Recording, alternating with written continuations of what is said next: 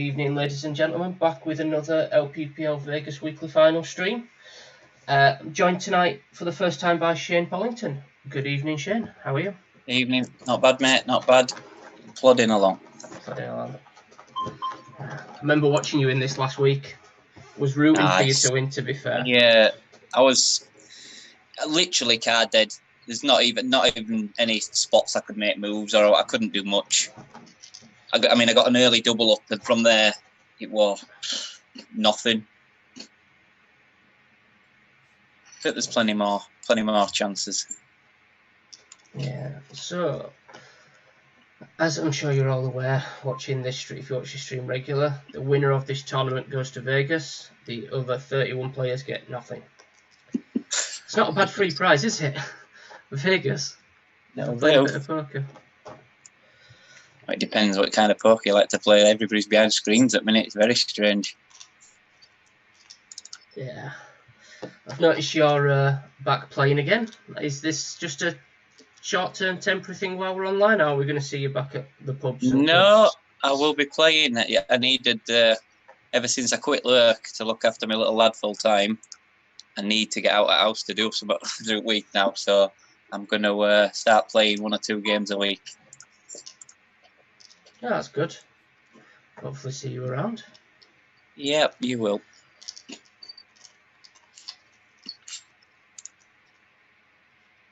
Right, got all 4 tables up now. Should be fun. So, people we've got showing here. There'll be some of these people you don't know, I think, from Yorkshire, and there'll be a few there'll be a lot I don't know. There'll be a few you do know. You know John Coy. Yeah, I know Coy, Shaggy. I know Shelley, I know Shaggy. Sean Heron? Oh, how do you not know Sean Heron? Everybody knows Sean Heron. Skaggs. Oh, yeah. Who else have we got tonight that's Yorkshire? Linda Franklin, I know. Oh, not there, that's Yorkshire, sorry. We've got Robbie Senior Watson as well. I don't know if you know that. No. Donko's there. Good old Donko. Can't get rid of Donko. No one can get rid of Donko. Oh, sorry, I've just accidentally loaded up another table. Oh, Donko's playing tonight. Maybe follow Donko a little bit later on. Who else we got? Yeah, no one else. No one else from Yorkshire here tonight. Sorry, Northwest. I've got to keep calling it Northwest. Yeah, Northwest. Calling it Yorkshire. So, how are you finding these games? Are you enjoying them? Yeah, to be honest, yeah. It's a different sort of. I say it's a different sort of poker. It's poker, but you've got to play it a little bit differently to what you'd normally play, I think. Yeah. Well, I do personally, but yeah, if you're sensible, you can get through a month free rolling quite easily if you get a bit of luck and you play well. Yeah, I think you need a good start, don't you? You need a good start. Get a couple of little cashes under your belt early doors, especially in the bigger games like the 9 and 10 PM games. They're the key ones. Yeah. So, just had Terry Evans join us.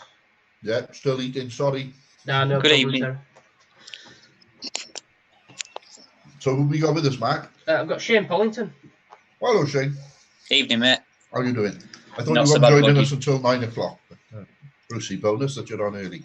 Yeah, that was the plan. Original plan was Shane wasn't going to be with us until about 9 o'clock, but some of his personal commitments he's managed to sort out earlier. Shove off onto the missus. Pass them on to the missus. So Shaggy has taken an early lead by the look of things. Yeah.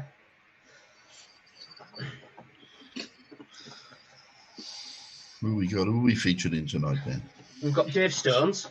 I tried to get Dave doing commentary tonight, but he's advised me he's got to be up really early for work, so as soon as he's out, He's gone. He's off to bed, so confidence for you there.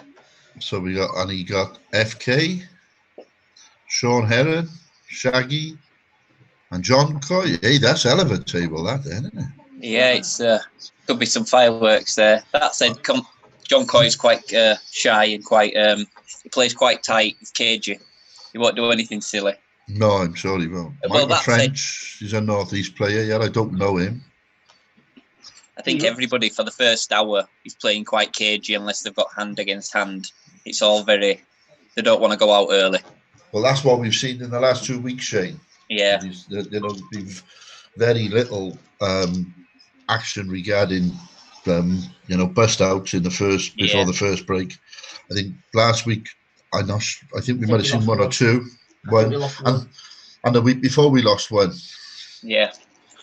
It's that the first 2 hours of this are very cagey, and then it goes mental for an hour and a half. Yeah, when the blinds start going up, then you've got to start making a few moves if you can.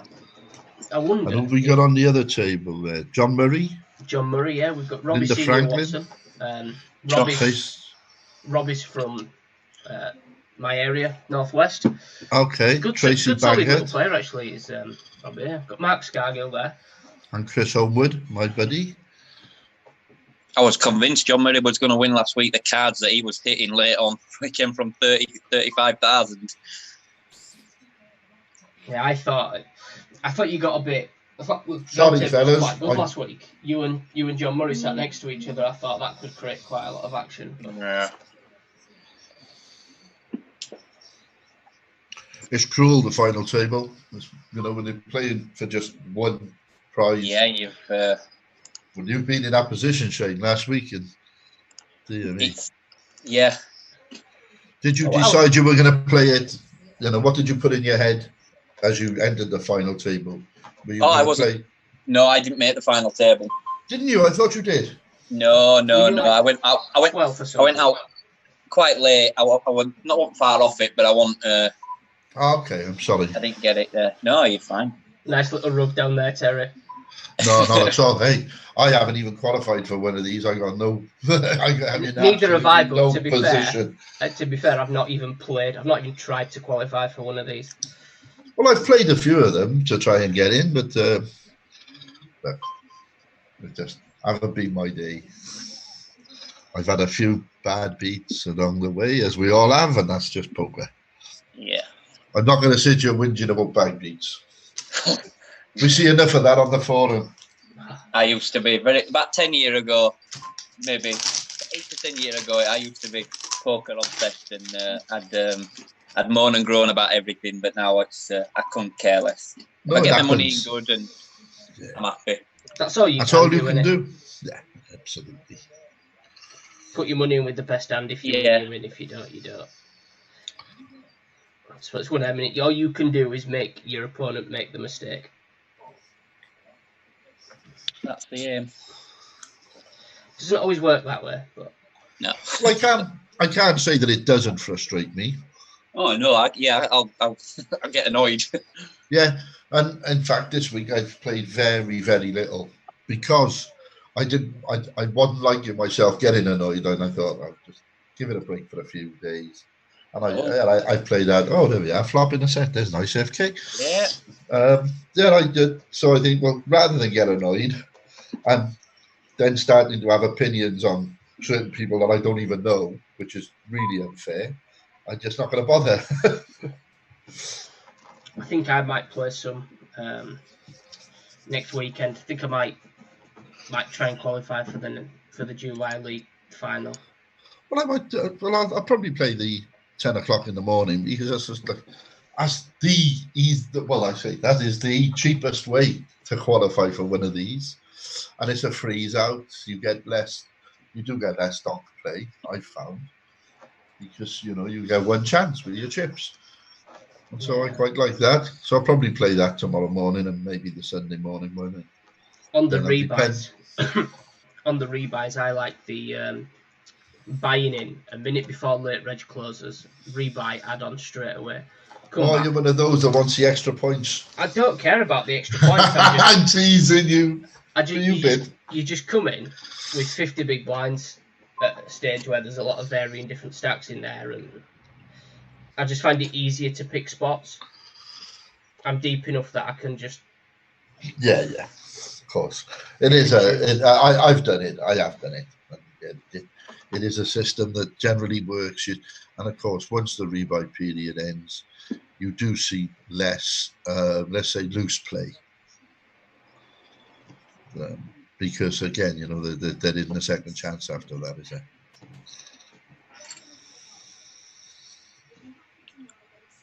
I suppose I'm the total opposite. I like to start early because I think there's that many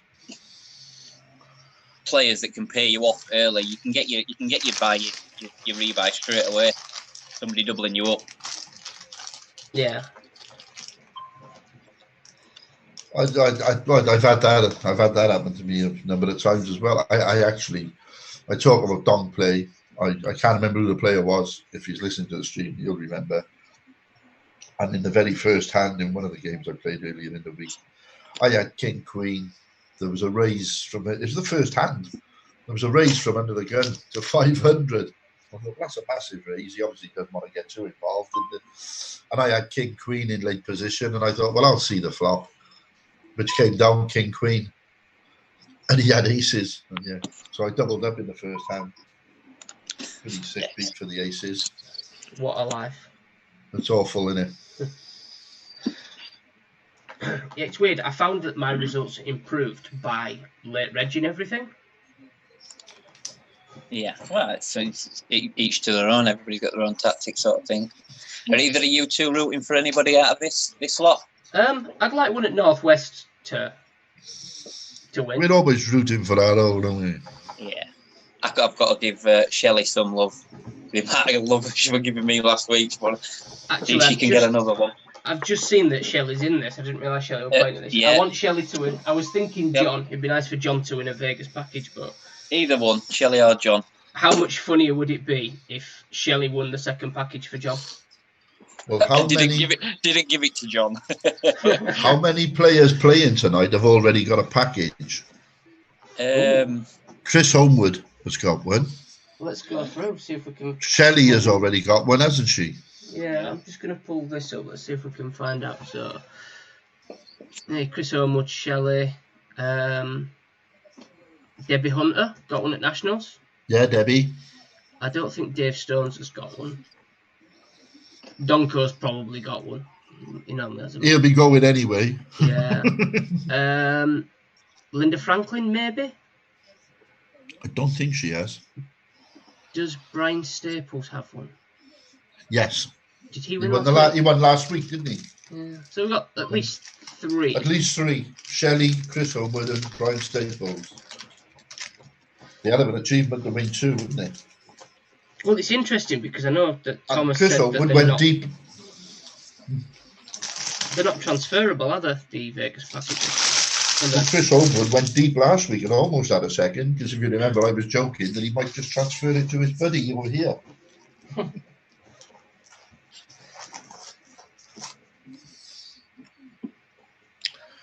Look at that, quad queens on the board. Yeah. We're all coming down to kicker here. And John's obviously did. It's unlikely the big blind sat with an ace. No.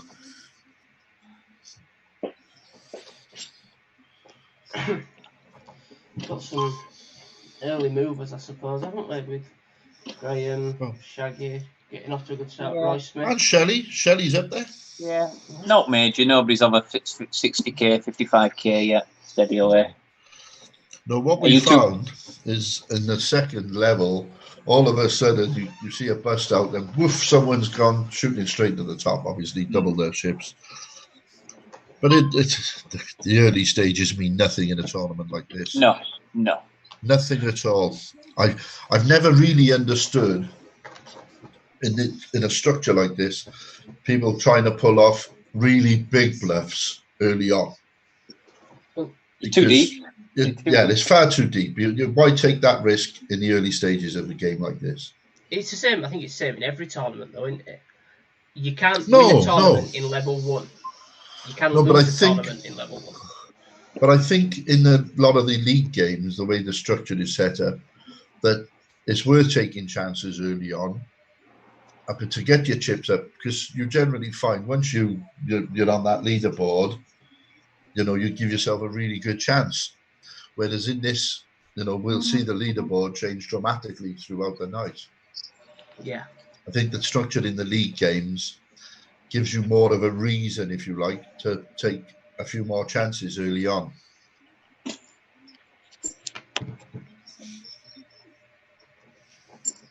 Are you two playing, or are you just watching this evening? I'm just watching.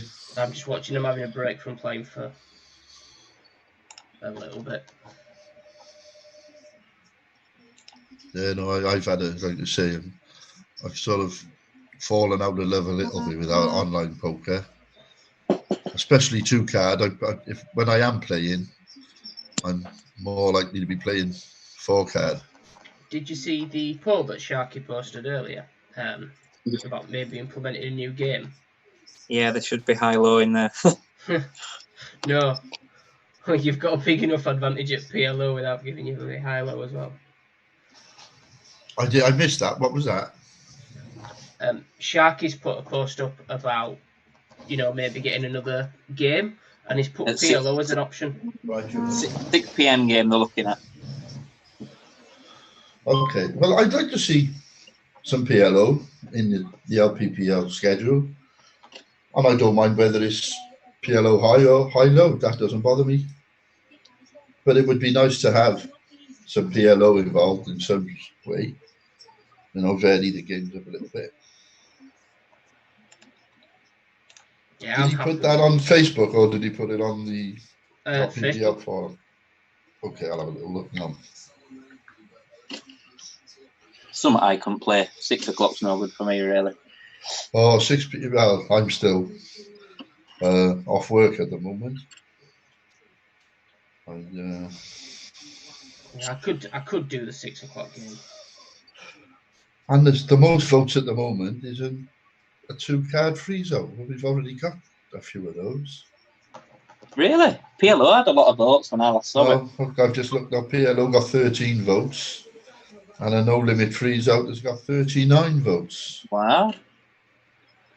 I don't see the point in doing another whole. So PLO has now got 14 votes because I just voted.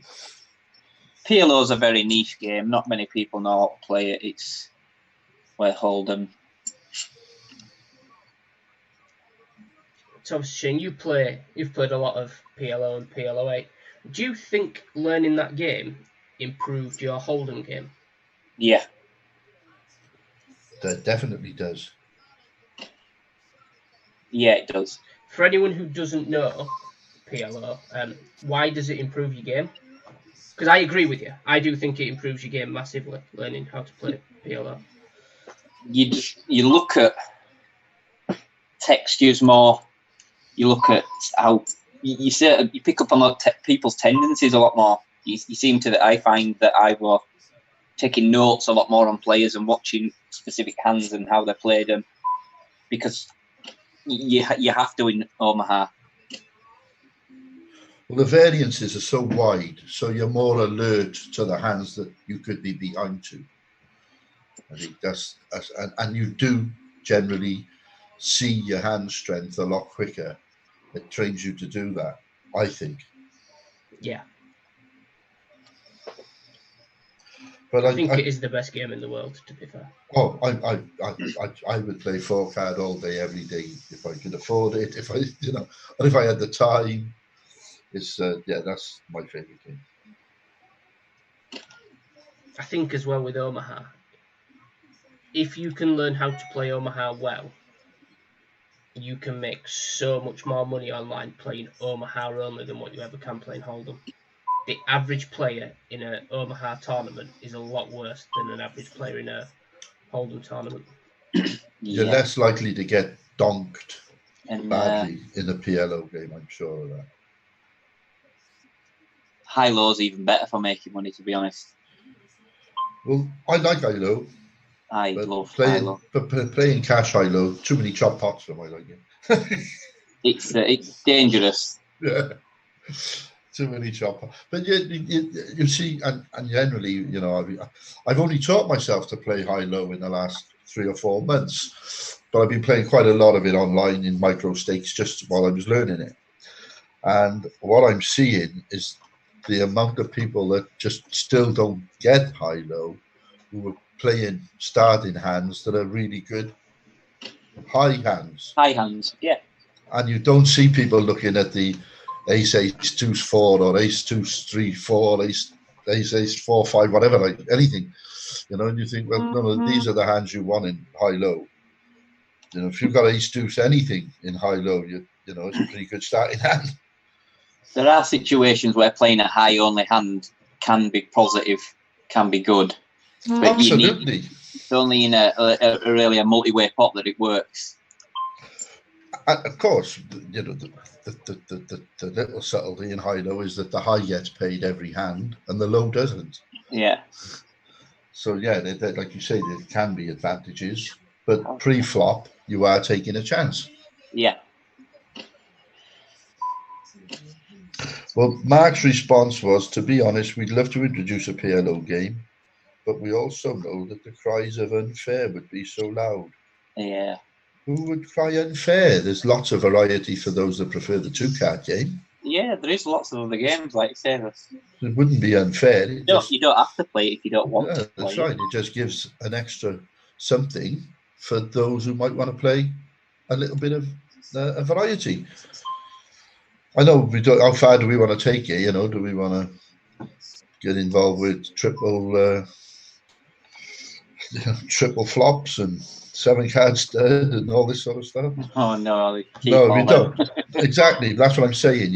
Yeah. How far do we want to go? Some of the other suggestions, I'm just looking at that post now. Some of the other suggestions are a round of each game. Yeah, I think that is too sort of nuanced, really, for an LPPL audience. Yeah. And horse also. Gavin horse is no chance. There's no chance. That would take 5 or 6 hours running a horse game. And again, very, very nuanced. And I should imagine I'm one of them. I can't play all the games in a horse game. And I can't play any. I'd still register. But round of each, I quite like that. But you've got to be switched on and remember what you are playing, what I'm doing. Horse is far too. Sam Hubie has also suggested that 6 o'clock might be a bit too early for those with kids. Maybe change it to an 8 o'clock game. But we've already got a 7 o'clock game and a 9 o'clock game and a 10 o'clock game. This is to fill the gap in the afternoon, isn't it? Because from 2 o'clock, there's nothing right through till 7 o'clock. See, and for those that want their day filled, I think an 8 o'clock game might be better because it evens it up for those people that can't play through the day because of work. Well, if you can have an 8 o'clock game, if you can have an 8 o'clock game, maybe get rid of the 7 o'clock game and have a 6 o'clock game. Yeah, maybe put a 6 o'clock game in and change the 7 to an 8. Yeah, maybe. And do it as a freeze out. I'm always up for the freeze out anyway. Well, we got some action there. Oh, John Coy just won a nice pot there. Yeah. And Lucy has got quite a decent stack there. I wonder if she took those off. Is she on one of these feature tables? No, she's not. But let's have a look who's short stack, see if we can guess. Darren Plenderly, one of Angie's players. You can't. It's a shame that you can't look back on hands from other tables. But if you look at it just above Darren, then the next two above are sort of Chris Homewood and Linda Franklin, Luke Pellish, Sean Heron, and yet none of them have really got anything to worry about at this stage at all. Apparently the latest Party Poker update has stopped it. When you go to look back at someone's previous hand? Yeah. Apparently you can no longer see what hand they had. You can't do it on other tables. You can do it on your own, but... Ah, right, okay. But not on... Go on, carry on. Sorry. Yeah, just watching all 4 tables, I tried to get it up then to see what Lucy won, what hand she won, but I can't get it up. Well, I actually played an Omaha game on Stars today on the phone. First time I've installed Stars onto my phone. Didn't like it on the phone. No, I don't particularly like playing. I do it most nights, playing these games on my phone. I can't concentrate as I can on my PC now. Well, I don't mind playing on Party Poker on the phone, but I think the Stars setup on the phone. There's too much going on for the start on the screen. Yeah, they've got a new little red button on your whatever it is. And I've looked through the settings and I can't find a way. I haven't played 2-card, only 4-card on it. But I can't find a way of seeing my hand after I folded. Whereas on Party Poker, that's standard. You fold and your hand still stays shaded in the background. On Stars, you fold, your hand's gone. You don't get a chance to see it at all. Or I didn't. Maybe, and I've looked through the settings and I couldn't find it. Not that it matters, because I probably won't use it again. I'll stick to playing on my laptop. And if I'm going to play on the phone, I'll play on Party Poker rather than Stars. So Bobby Law, Roy Smith have both just won decent pots by the look of things. So, do you two both take plenty of notes when you're playing? I don't take any. Not in these games, no. I don't take any at all. In a normal Omaha game and high-low game on Stars, which I used to play, then I'd have a lot of notes because you get the same characters through and through. You do. But not in these games, no. You pretty much gather after you've played more than 10 games. You know who can do what and who's capable of what and what the type of hands they play. I play on the cash tables, on the PLO cash tables on the Party Poker, and you do see the same people on them all the time. Yeah. And so, I don't keep notes. You just remember, just the same way as you do when you're playing in your local card room. You see the same players, and you sort of got mental notes. And I know when I'm playing on the cash tables who are the aggressive players, who are likely to fold to a repush. Just remember it in your head, really. I used to play a lot on Stars, through the day, just playing Omaha tournaments. And all I ever used to do was colour code, like the regulars. That's it. I didn't bother making notes on regulars. I just colour coded them, just so they stand out. I see that person on a table, he's a regular, right? I know that the guy knows what he's doing. To an extent. We've got early position calls here on this right-hand table, and then FK is raised. Yes. And that's been called. There's going to be a bit of action here, I'm sure. I hope we get an action board. Let's see, Jump in on it. Oh, there's action there. That's Sean. That sounds like Sean. He actually. It's horrible. Wow, that's a terrible bet. Horrible. That's more like it. It's saying I've got Queen 10 or something really bad. Or let's see where I am. It's a waste of time. Yeah, if you've just well checked there, the waste 300 chips. If you're gonna fold to the bet anyway, just get rid of it. Just check and make up your mind that you just didn't get enough of it. That's just hard luck. You think some people do it on draws? So like lead out there with like a 9-10, ace-10, ace-jack sort of hand. But do it with at least half pot bet, just to control the pot. That. And then a really weak top pair, like king 4, king 5, or hands like that, they'll just min bet them. I don't think I've got any circumstances at all where I've ever done it, and I can't ever see myself ever doing it, is min betting post flop. I have done it. I can't remember if I ever have. I have done it in these games against someone that I know is very, very aggressive. And if I min bet, they will raise. Yeah. Oh, that's a sick one. Dennis is the guy that usually partners Angie, I think, when there's the pairs games going on. I think he's an Angie's room player and generally pairs up with Angie. And I only remember that because she told us in commentary last week. Yeah. Well, that's me out of the 7 o'clock. Queens into aces. Oh, unlucky, Shane.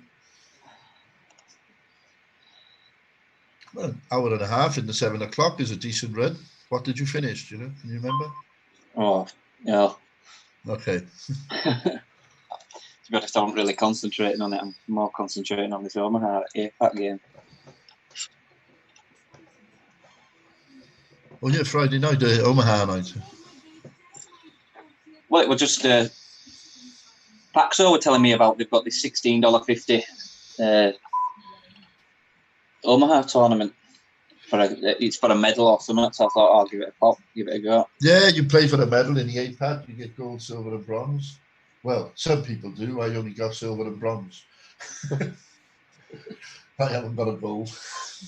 What I might do a little bit later on then, Shane, is if you're still in when we hit final table, Yeah. I might look at pulling that table up if you don't mind. Yep, fine. Oh, I could be out now. I've just flopped middle set. Oh. Well, you know the saying, don't never go bust with bottom set, but Yeah. middle set's pretty. It's a dodgy set.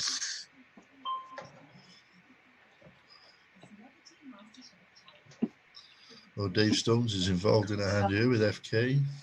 I took it down. Not much happening, yeah. Oh, FK in the big blind got a big blind special. No major moves yet, apart from Lucy having a decent start. Yeah. Steady away. I'll just pull up both. Give it 10 minutes and we'll have aces against kings, no doubt. Yeah, didn't Johnny Nixon lose early last week with queens against aces on an 8-high board or something? Can't just talk about it. It's horrible. You know, I always think in that position, no matter what, if a picture comes, you might get a chance to get away from it.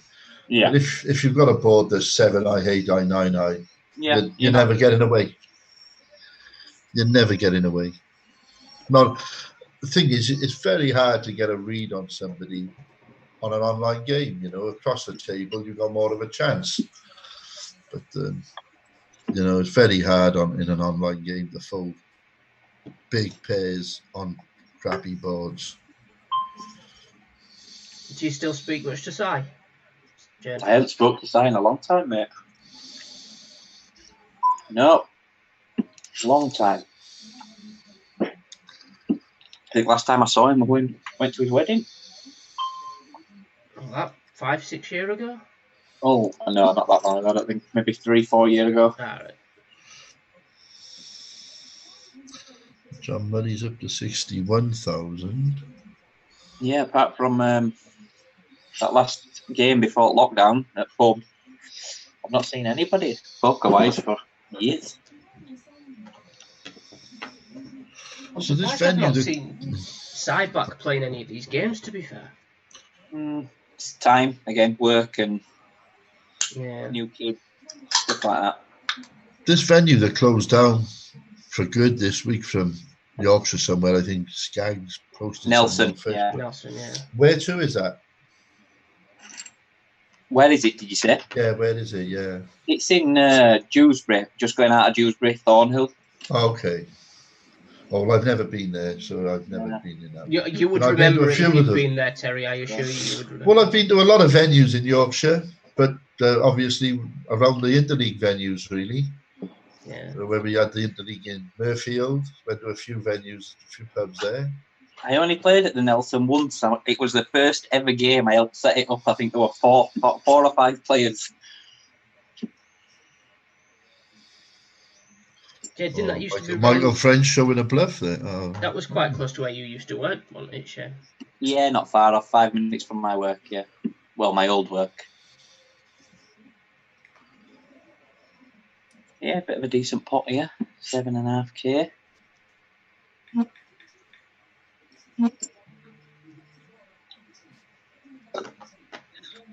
Which two feature tables do you have up to hand? Because I've got all four up, that's all. I have table 1 and table 3. So table 3 is on the left, table 1 yeah, on I've the got, right. yeah, they're on my left, yeah.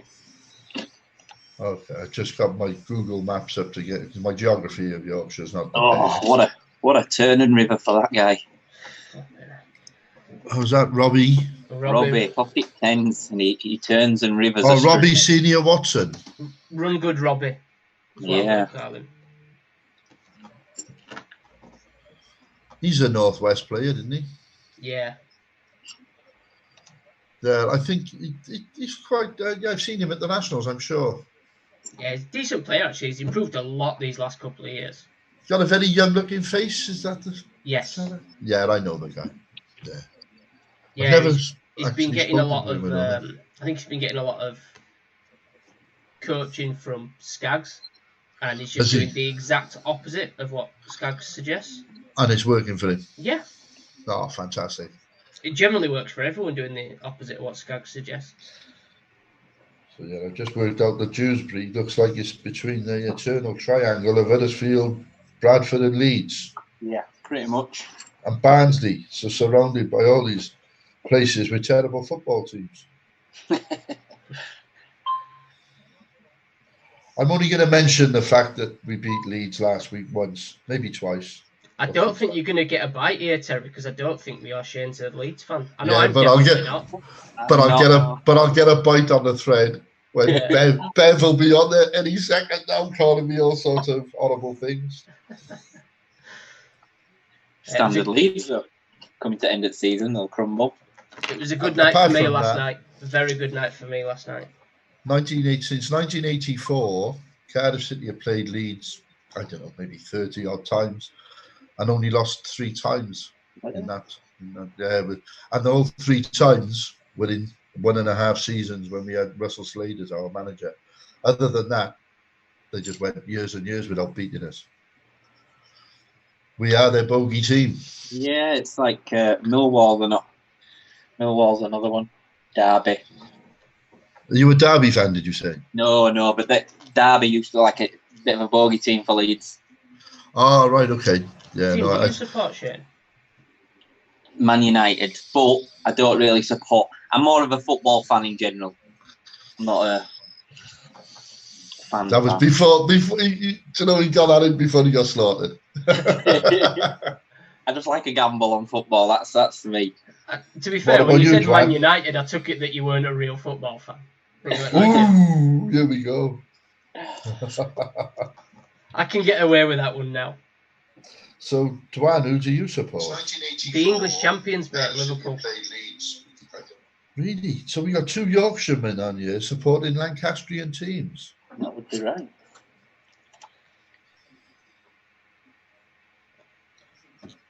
Wow. God, I were a bloody state last night of bloody crying after that when that penalty went in. I never thought that we'd actually win the league in my lifetime. The amount of near misses. On the chat so far, we've got FK saying evening all. And something I'm missing a bit maybe. Oh, 2 points in the league. Yeah, well, what happened is I did in the thread last week. I did say that Leeds absolutely had no chance of beating Cardiff City because of the record over the years. We are their bogey team. They never beat us. And FK took that and went and had a bet on Cardiff City, and I think he won £100. Well, what? Nice. Yeah, I had a message thanking me for the tip, and he said he'd buy me 2 points at the Interleague. I wonder how much FK put on to win £100 on that last week. £5 or something? You must have been a big price to win that game. No, 4 to 1. 4 to 1. Bloody hell. 4 to 1's a good price, man. It was, yeah, at home. You know, we don't get beat at home very often anyway. Especially for no teams coming back, and it's your first game back from playing for what? Yeah, 4 months. There's no form, is there? You know? No. 4 to 1's ridiculous. Mm. So, yeah, I think I'm pretty sure he told me he got 4 to 1. So, yeah, we're on TV again tomorrow morning or tomorrow lunchtime in a really big game. Really big game. Preston North End are in the bottom playoff place, and we're in the place just below them, equal on points, a goal behind in goal difference, and that's who we're playing tomorrow. So that's a big one, and it's on Sky lunchtime. So I'll be walking around my flat tomorrow, a bag of nerves until the game starts. I'm not overly bothered who gets promoted out of the Championship, as long as Leeds don't make it up.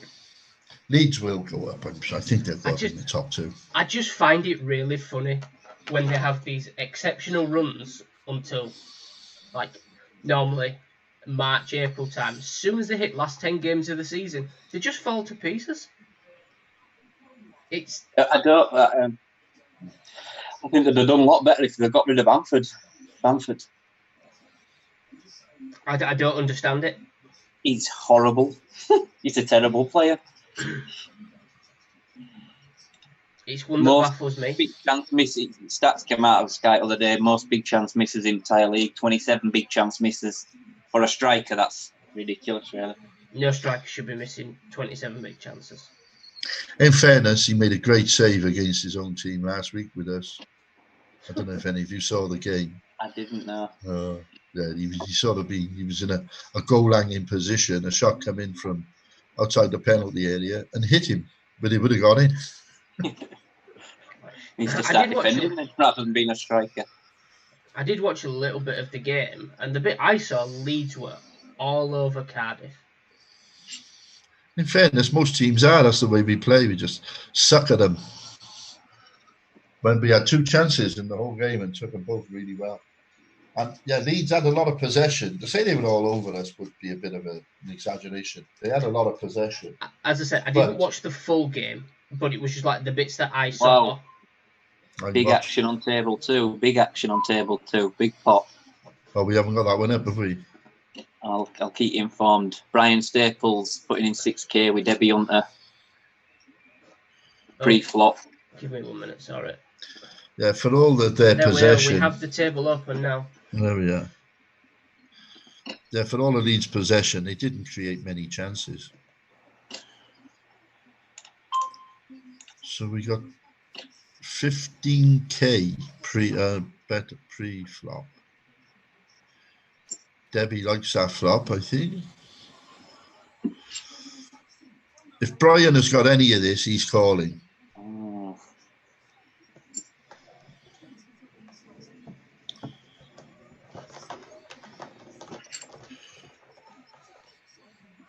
Well, I can't see how the 6 is going to change anything there.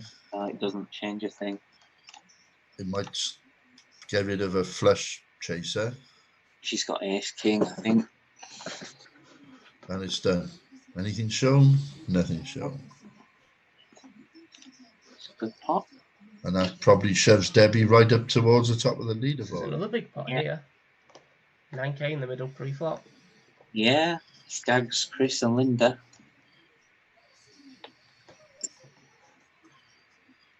I've noticed that Skags plays a lot different online than what he does live.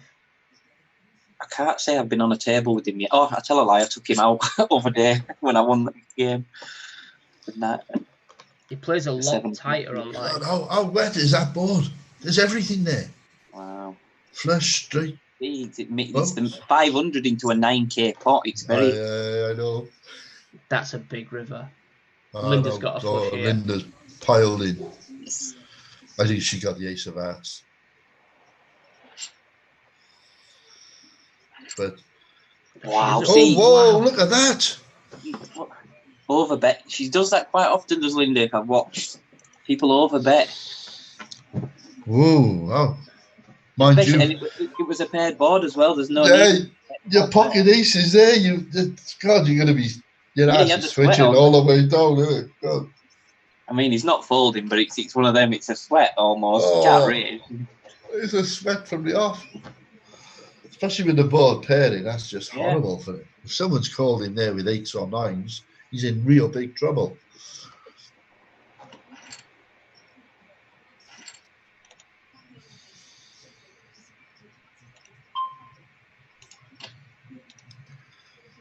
Still not lost a player yet tonight. No. Who is the short stack now? Linda. Oh, Linda, is she? I think she's still got plenty. 25K still. 50 big. Yeah. 50 big blinds is a load. Loads, I mean. I know she's been national champion. I can't recall ever being on a table with Linda. Is she a patient player? Would she sit with that? I don't know. I've only played her online. Like, you know that there are some players that when they're stacked go low, as in this case, they start to panic and think they got to start catching up, and then they start making mistakes. No, I think she just plays a game regardless of stack. To be honest. Oh, fair enough. I never understand that. Where if in this way you lose half your stack, why you would go so aggressive, like to try and get your chips, but you don't really need to. But then we see it all the time. People do that, and they do it when it's live games too. You know, when they've lost a big pot. Oh yeah. And I see it. You think to yourself, don't get me wrong. I'm glad you're playing like this. You're on my table. You might be easy to pick off, but I have to think to myself, you don't need to do that. You can just wait till you get your hands and wait till you get your spots. You've still got plenty of play in the chip stack that you've got.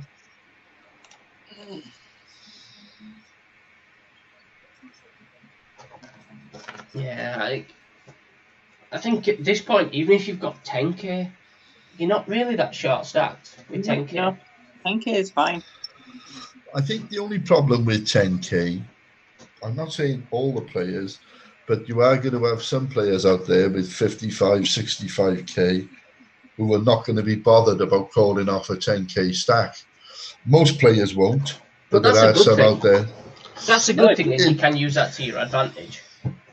Well, like every move in poker, there's always an heads and a tails, isn't there? In every move, there's always a good side and a bad side of it. But I'd rather, if I'm going to get them in, like you say, at that stage, you've still got play in it, so you're going to get them in with a pretty strong hand. I don't want to be called off light, and you're more likely to be called off light the shorter your stack. We all know that. You get them in good. I understand that, and the maths generally work, but we know that they don't. Otherwise, we wouldn't have all these bad beat complaints on the forum. I think a lot of the bad beats are over-exaggerated as well, though. What a lot of people aren't factoring in is that when you're playing online, you're playing 5, 6, 7 times more hands per hour than what you would live. Oh, yeah. So you are going to see more. Well, how many hands do you think we're seeing an hour online? That more. 100? Yeah, I would say on average about 80. That was my thought. But yeah, we're seeing a lot. It might take 3 games in the pub to get 80 hands. I know, like when I've been dealing some events, general numbers of hands per hour is about 25 to 30. That's obviously with professional dealers, but you can get a good rate of hands. I mean, I've linked in with aces and I've flopped the boat. Lovely. Is that in the Omaha? Yeah, 500 pot as well. It's lovely. Oh, and you don't even, you can just wait for somebody else to bet into you there. That's just fab. I won't get out of it. I've got one player.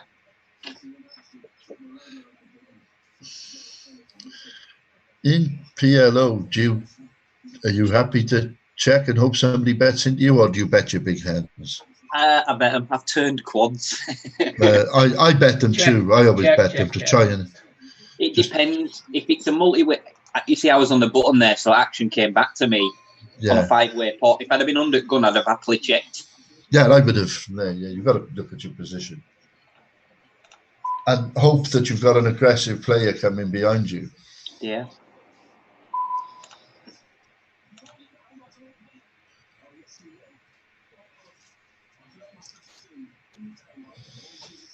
So we're 3-way on this left-hand board, but this hasn't been a great deal of action pre.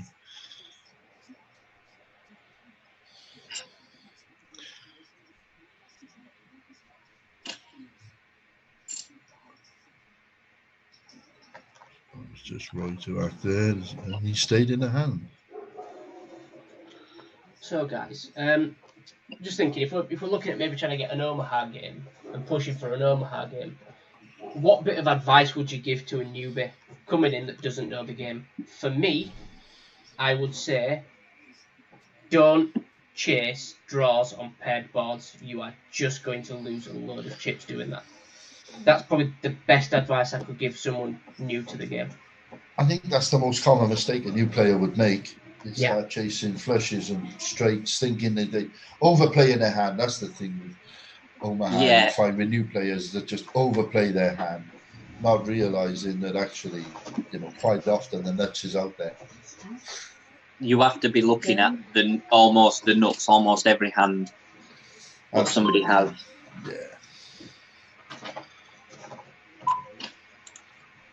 And my advice to them would be stick to the 2 card.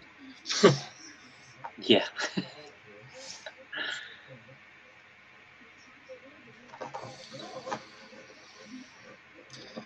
You are right. Overplaying a hand is the biggest mistake most newbies to Omaha do. Yeah, they'll think that they might flop the absolute stone cold, or they might flop a straight on a 2-heart board, and there might be 5 people in the pot. And the pot isn't that big, so you're not going to be able to bet people off. No. Even with a pot bet, it's just not going to get people off big draws. Somebody might have a redraw to a higher straight with the flush draw. Somebody might have a set. It's very difficult to get people off hand. And that's another mistake a lot of newbies will make, is that they might flop the absolute nuts, or they might turn the absolute nuts, but have no redraw on the river. Yeah, redraw on the big one. Get it all in, and if you've got the nut straight, there's a fair chance there that somebody else might already have the nut straight, but got the redraw to the nut flush as well. And you're an absolute dog in the hand for playing for half of it. You see that so often. And they say, "How did I lose that? I had the nuts on the turn." So easily. You've got the nuts flush on the turn, but then someone sat there with a set.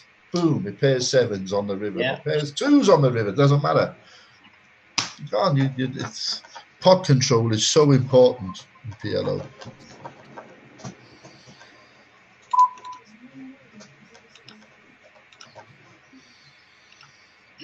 So we're still 32 players. Yeah, we've not lost one at this point, so I don't think it'll make too much difference to the finishing time, to be fair. Oh no, I'm sure last week's finishing time and the week before were very, very similar. I don't know if you made it. I think they were both around about 11:45 to 12 o'clock time, weren't they? Last week before. Yeah, they very similar times, and I would expect the same tonight. It's the same amount of chips in play. It's the same structure. Yeah. Unless somebody goes absolutely wild and has a run of luck like you never believed, then it'll probably be the same. You've got to think it's probably going to take a massive, massive cooler to lose 2 or 3 players in one hand. Yeah, is Linda still our shortest stack? 22k at minute. But look of it, she's still shortest. Nobody's really. There's Ian Keeney. Ian Keeney. His name wrong there. Ian Keeney. Yeah, he's on. 23k. I've got a feeling he's a northeast player. Not 100% sure of that. I'll just keep those. Angus Orr just hit a quad kings. Took a nice pot up to 73k. Who did? Angus Orr. All right. Okay. Yeah. Do you know the Orr brothers are involved an awful lot in these games? They're playing a lot of games and they're getting some really good results. I think there's 3 of them. There's Angus Orr, Jonathan, Christopher. And I think they might have a sister or a mother or a female relative that plays as well. And I was in the Cardiff poker group today, and I come across another Orr, spelt exactly the same way, whether she's related. But I know the Orr family that are playing in the LPPL are all from Glasgow. I only noticed how many games some people actually play through the month. Oh, madness. Well, I say it's madness. It's not madness. It's whatever suits everybody. But I couldn't play anywhere near that many games. I saw Lucy Amos, 125 games. I thought, blimey. Wow. Thankfully, she's won an awful lot of games. And so she's probably not in the hole for too much, if any at all. Yeah, she might be free rolling, but yeah. But there are obviously some players that have played a lot of games and maybe digging deep into their pockets. Yeah, it can be an expensive do if you, like you say, if you're rebuying and then adding on 15 quid a time. That'll add up. You don't cash. Soon adds up. Right, break time. What have we got? I'm going to go and get myself a drink, fellas. I only just finished my dinner as we started, and now my mouth's a bit dry. So drink, be back shortly.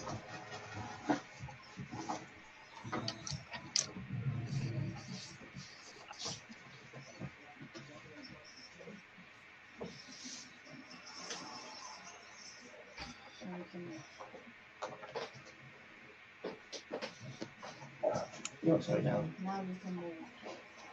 Okay.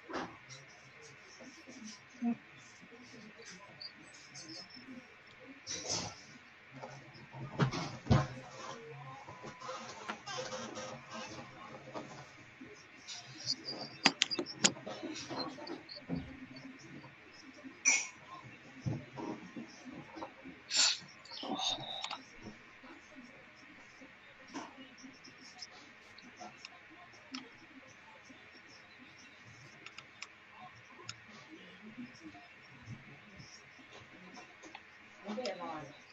Why? Because of this.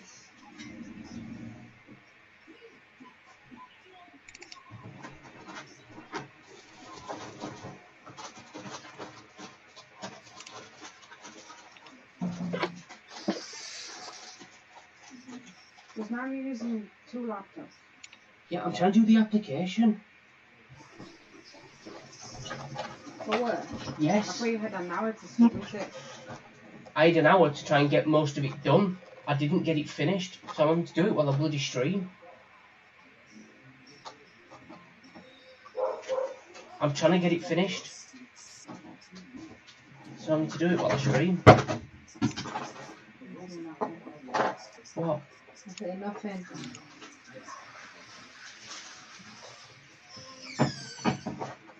I need to get this set up so I can do stream as well.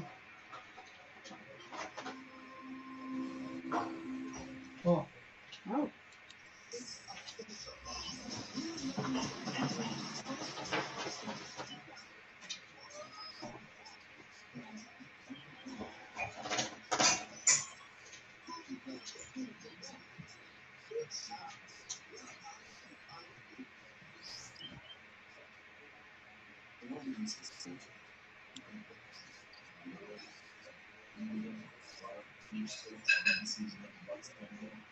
You alright?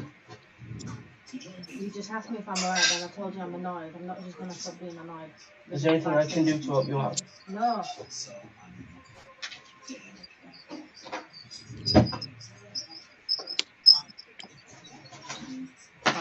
Try to keep stuff tidy. I tried to keep such a... Tilly, this table was a fucking mess. You asked me if, you know, something to do. So I told you Yeah. to keep stuff tidy. Yeah, and I'm trying to keep it tidy. The table was a mess. Yeah, it was a mess. Because I can't get it tidied up. I can't get anything tidied up. Because I can't move your stuff. What can't you move?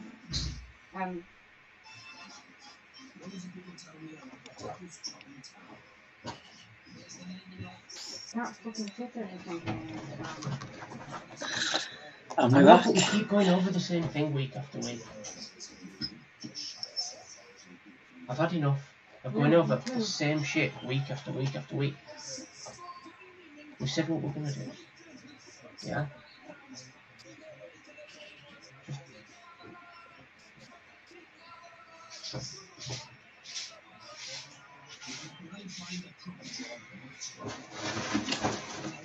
I will sort them out when I finish. No, I don't want them in the middle because they're in the fucking way. They were in the middle of the floor when I got up here. I left them for you to sort them out. Yeah, and I had to sort this out. And Tilly, I'm trying to do this. I'm trying to do a lot of fucking stuff as well. Yeah, just fucking leave it till later. It doesn't need doing instantly right now. It's really annoying. I'm trying to stream. I'm trying to do something. I'm trying to relax. Yeah? I've had a long week at work. Yeah. I want fucking fires.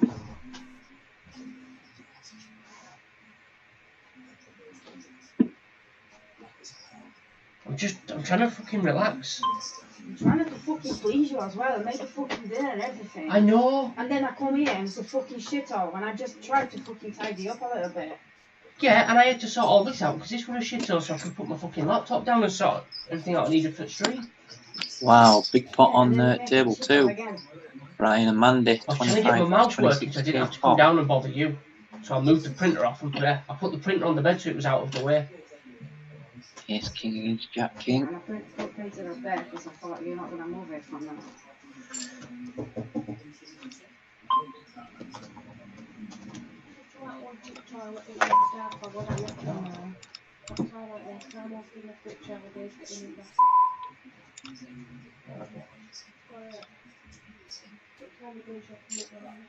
I've told you.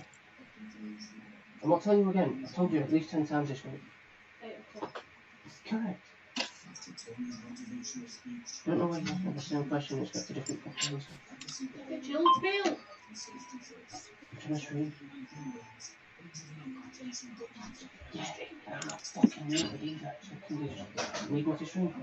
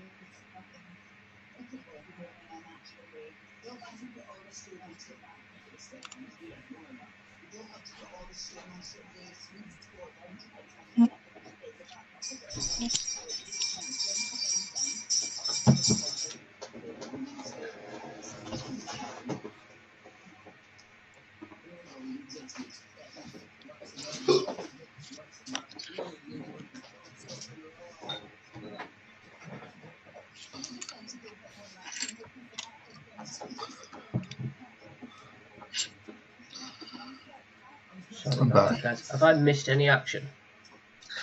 There was one hand between Brian and Mandy, about 25k pot.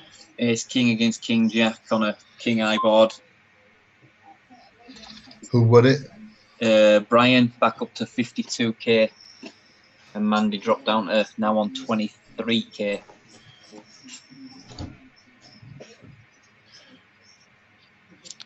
Very productive break levels for me now. Managed to have a piece of cake and a cup of tea, do my dishes. Not bad at all. I managed to have a bit of a domestic. A bit of a domestic. Yeah. Oh, that's lovely. I muted myself on this chat and I've had a message off someone going, "You're not muted, do you know?" Well, there's not. I'm talking in chat. We haven't got much going on in the chat room. If we ought to mind missing it.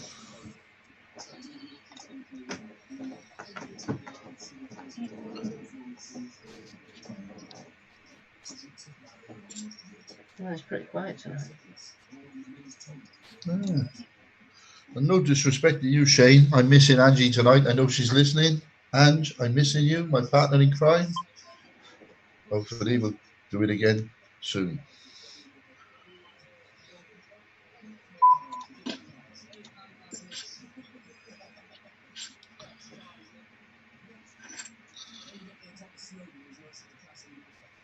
So we got Linda Franklin, Ian Keeney, Mandy Coulthard, and I can't see the bottom but one.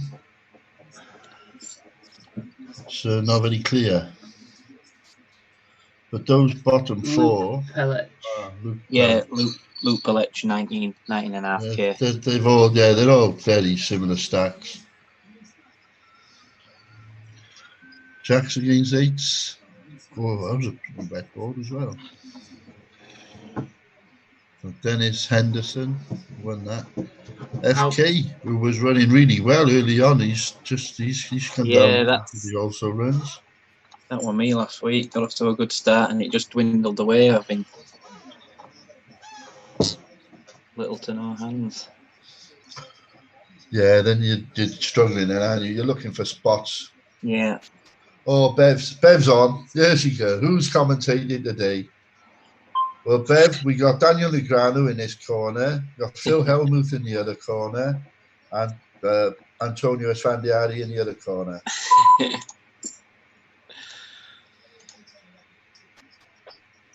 And obviously, they're all Cardiff City supporters, Bev. Winner. Wait for it. Wait for it.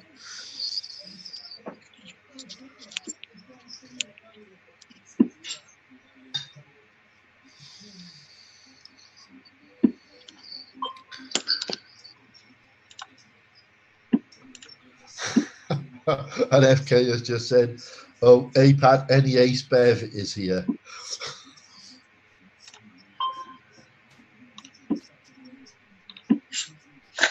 In this Omaha tournament, APAT, I've got John Murray sat to my left. Yeah, he plays a lot of APAT. Yeah. Be careful about announcing what hands you've got, and I think John's sometimes listening. Oh, I don't mind. I won't announce now that he's on what I've got. Yeah, be careful. I'll be back in a minute, guys. I'm just have to go get a drink. No, Sort out your domestic. Yeah. If I have a domestic, it's with myself. It's great. Oh, wow. Straight on the board, and they both got a jack. Look at that. Wow. That's mad. Wow. Poor Dennis had two jacks. Yeah. Chances. I like Graham. He's not a bad player, but he limps in far too often for my liking.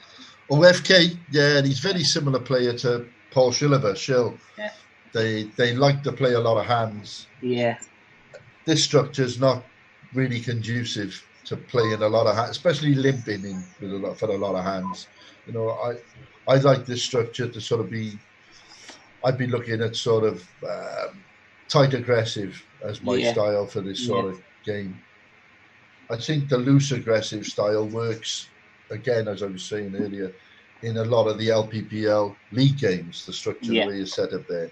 But I think this sort of structure is more conducive to a tight aggressive game. He's a solid player as well. Solid player. Oh, he knows the game. He understands the game very well, yeah.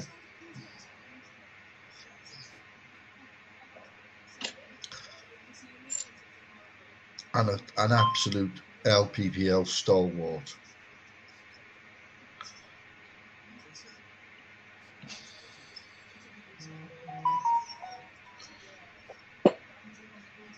Well, we haven't had a response from Bev yet in the chat room, but I'm expecting it to be very soon and very explosive and unrepeatable, probably.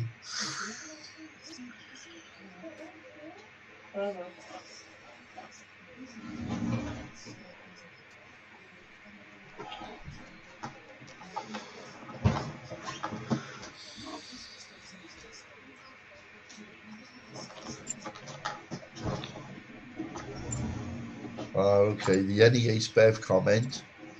Andy Hall put in there that was a bit harsh. And Bev has said, yeah, but true.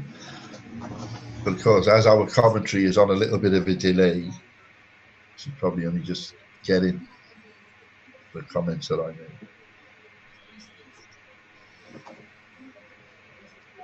Oh, I think we've lost Shane. Oh, Graham has just replied. He's listening to the stream, and he's just replied to. We were discussing Graham's style of play, and how he likes to be involved, and he's very active.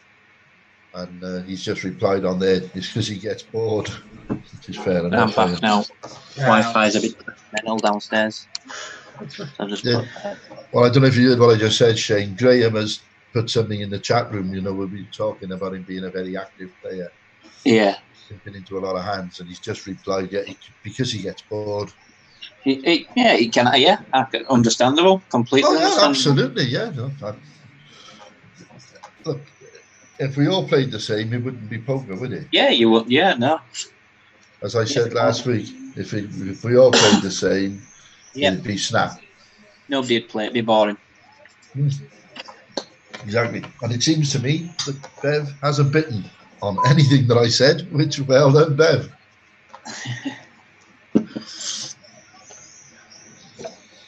Oh, look at that. She actually says, good evening, Terry, my lovely. Now you know you're in bad books. I know. I just can't wait till she smashes me one at the Nationals or the Interleague. I'll have to watch my back, I think. Good evening, Bev, lovely girl.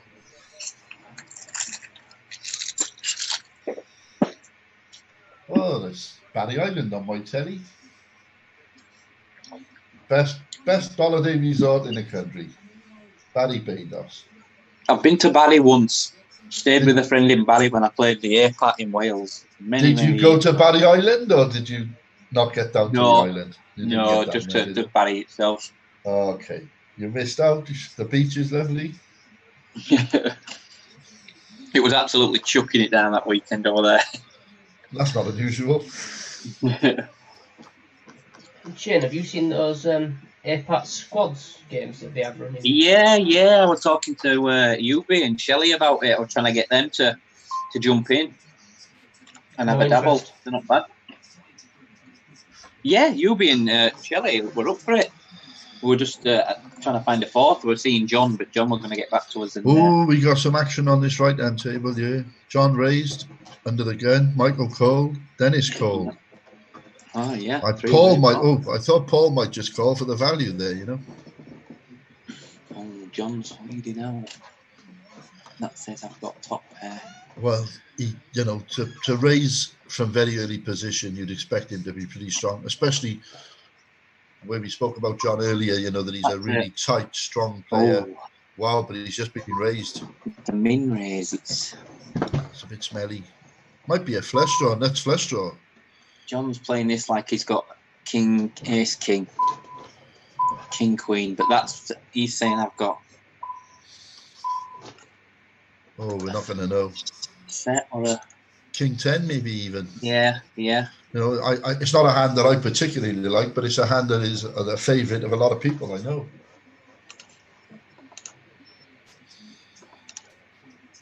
I mean, king 10, king jack, king queen, they're the hands that get you into a lot of trouble. Yeah, he's nearly his first 100k, man. Good.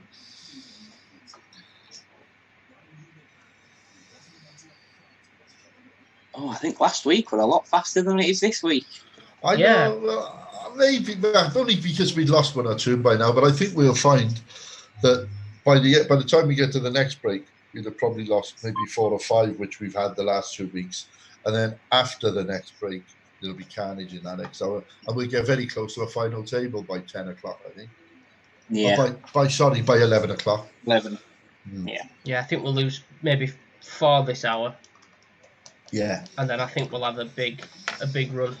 Oh, if the last couple of weeks and anything go by, we're down to like 12, 13. I'm going to say we're going to lose 6 players by 10 o'clock. I'll take that. Let me think. Well, the bottom 6 takes us to 30k. The blinds at the moment are 4 and 8. So that's still, for 30, nearly 40 big blinds. Even Luke with just short of 20k. I mean, it's 25 big blinds. It's loads of chips Well, at this stage. Actually, the break, it's just gone up. So he's got 20 bigs now. That's still plenty. Oh, it is. But then the chip leader has now got something like 100 bigs or 95 bigs. I think with 20 bigs, I will be starting to look to make a move now. You know, I know a lot of people got this thing in their head that they don't like going below 10 bigs, Yeah. and that's fine. What But in was it? these Just long gonna structured pull up games, the- I'd rather 20 bigs.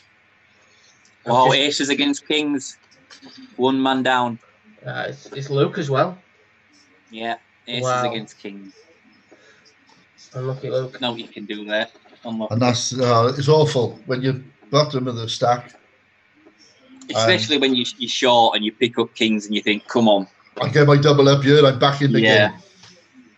Right, I've Yeah, got it's a all sick- 4 tables loaded up now. I've got 2 of them hidden, so Cool.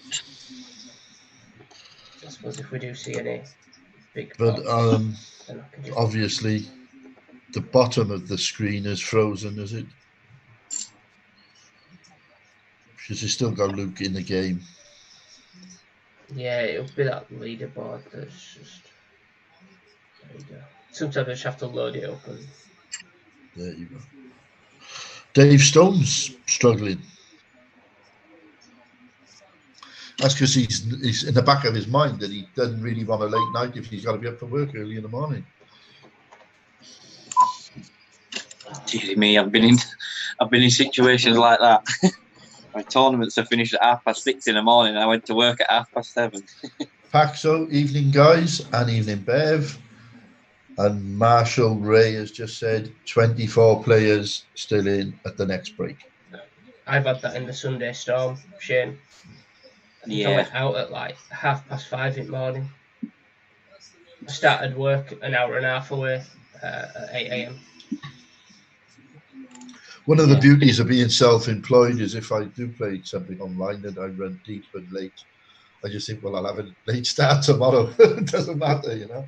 Well, that was my exact thought. I won the tournament just short of $1,000, and I thought I'll have a day off. And Missy says I don't think so. I'll get to work.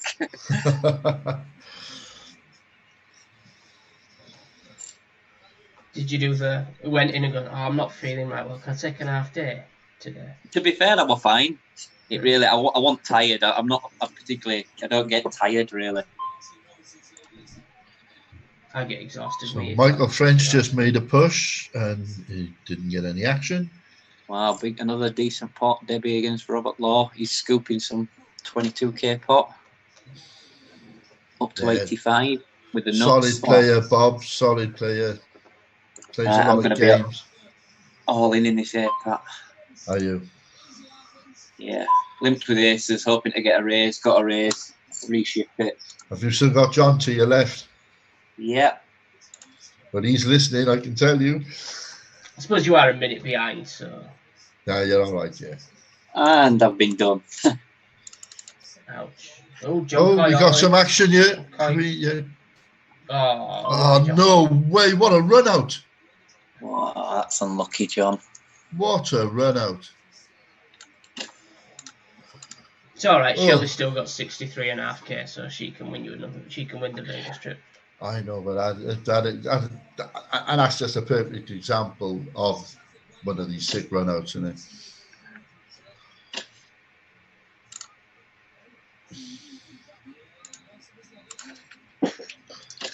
On our left-hand table there, Roy Smith flopped a set of eights with a turn card, put 8, 9, 10 of spades out there. Pretty sick. But he did win the hand. He managed to. Didn't get to the river.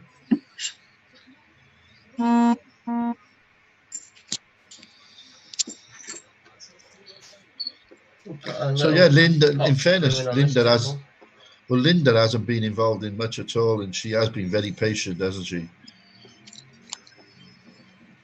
Since she lost that big pot early on. Yeah, she's just got to kind of wait for Yeah, both to grab a hand and there's a couple of limpers or something to try and scoop some chips and then maybe get a call. You can't make any moves with 19k. You've almost got to no. You've got one move, really. Yeah. Although on a board like this, you know, if you flop the world here, you know, I'm all for just, oh, she's just up and shoved. I think I'm all for sort of value bet in there to try and get a few more out of Tracy, you know. Now she's only getting called. If Tracy It depends. banging That screams just I've got one heart sort of thing, and maybe or a pair of sixes. yeah, get lost. I don't want you in Yeah. the end anymore. Yeah.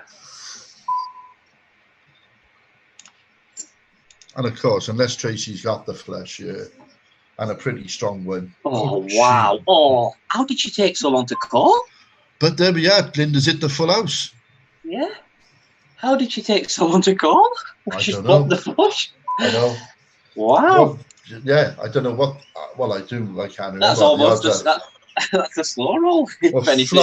flopping the flush in 2 card is just, you know, the odds are pretty huge anyway. Oh yeah. 140 to 1 or something. I'm surprised that Linda just didn't move in pre-flop with a limp with ace-6 there and just. Pretty good run out for her. Yeah, very good. Wow. Did I see that right? The button linked with 9-5 suited. Yeah. You did. I didn't want to say anything that was critical. I'm not trying to be critical. I was just trying to make sure I wasn't. But actually, I'm watching the hand. The hand is coming up on the feed now. It's on again. So I've got the feed running alongside what we're watching. Oh yeah, sorry, I'm in front of you, right? Well, no, I'm with you watching the. I'm with you watching the feed. I'm watching the live feed, and then I'm watching the YouTube feed, which is the delayed feed. So I got both. So if I'm not quite sure what's happened in the hand, I can watch it in replay. Back. Yeah. Okay, we got a bit of action here on the right-hand table. FK is Gary's raise. Oh, Michelle's just got picked off. Wow, bold call with ace king there. I missed that. I was on a table. Like, oh, right, John's put it all in. Gary has got a call from Shaq. Come on, ace king against sevens. Old. Get in there. Nice double there, John. Yeah, he got his double. That's a little bit of luck he deserved from the earlier bad luck. Yeah, right back in it. And it hasn't affected Shaggy too much with his chip stack. I know he'd be sick to have lost 16K. Yeah, he'll be punching himself right now. Yeah, but, you know, he's still in pretty good shape. Tracy's now put all the chips in.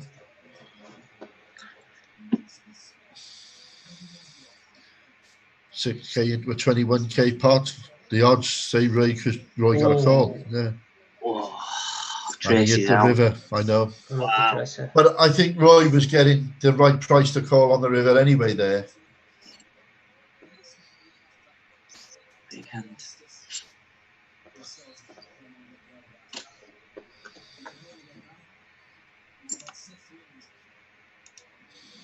Okay, Linda's made a little raise. So Yeah, we've now lost 2. Big pots now, some bigger pots. Yeah.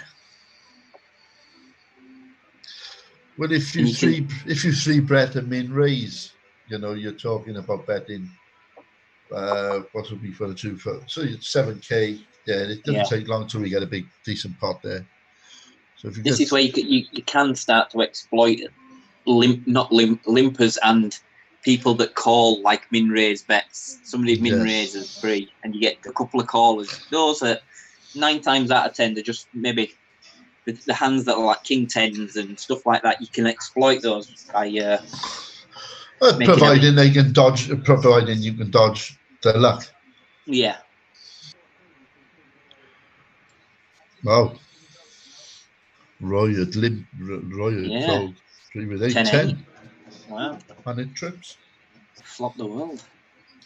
But he's got a decent stack, and I suppose he's thinking, well, I can afford to look at a few flops now, and if it works for me. I don't know the fella. I don't know how he plays. I don't know him either, but I think with a stack like that, it's not the way I would play, but it's with a stack like that, he can afford for a little while. If he likes playing quite a lot of hands, he's a dangerous man to have a big stack with. Absolutely. Well, but calling from mid position with 10-8 there, you know, tells you that he probably is somebody that likes to play a lot of hands. Yeah, and very difficult to then put on the hand.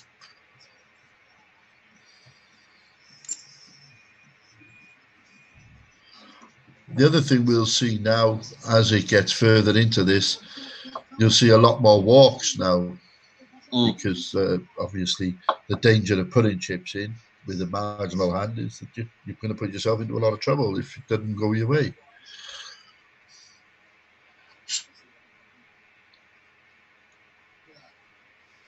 So this hand over here now, Chris Homewood, Roy limped in under the gun, I think. Chris raised from the small blind and Roy called the raise, and now we got a bag of spanners on the board. Yeah, And I think it's probably more likely to favour Roy than it is Chris.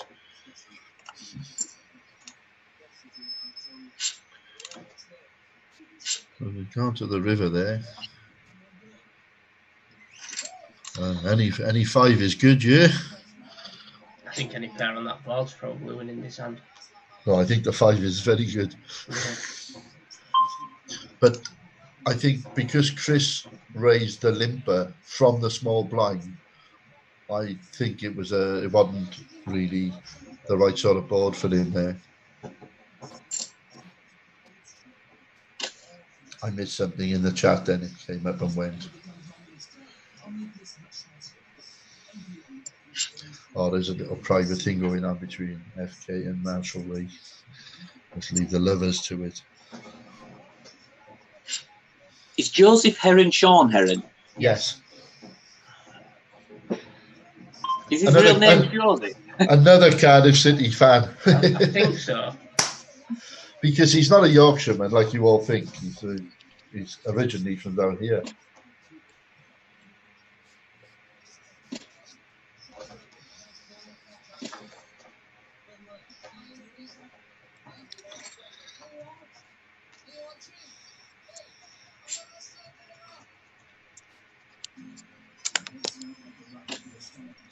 So Dave Stones. Oh no, Dave Stones is on this table on the right. Right, Sean's in a pot now. Double paired board.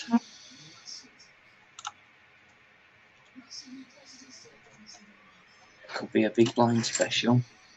Ace 9. We're going to see. Yeah, it is 9. Yes, I'm sure. Nice hand.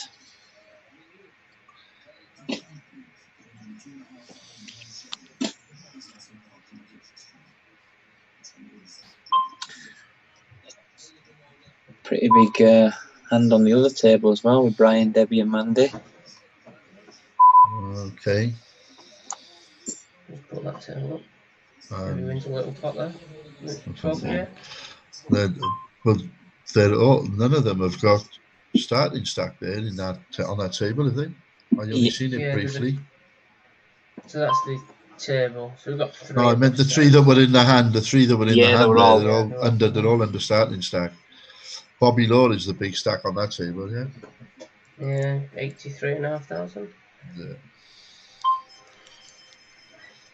Yeah, well, I'm relying on you two for the information on the other 2 tables because I'm literally just watching the live feed with the 2 tables up.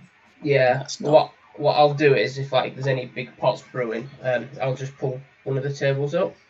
Okay. So like that one now, that looks like a decent sized pot. We've got Debbie and Brian again. Yeah. They're both pretty aggressive players too. It's a really small bet. Well, he bet almost minimum on the flop with Brian, she called, and then another small bet on the turn with a call.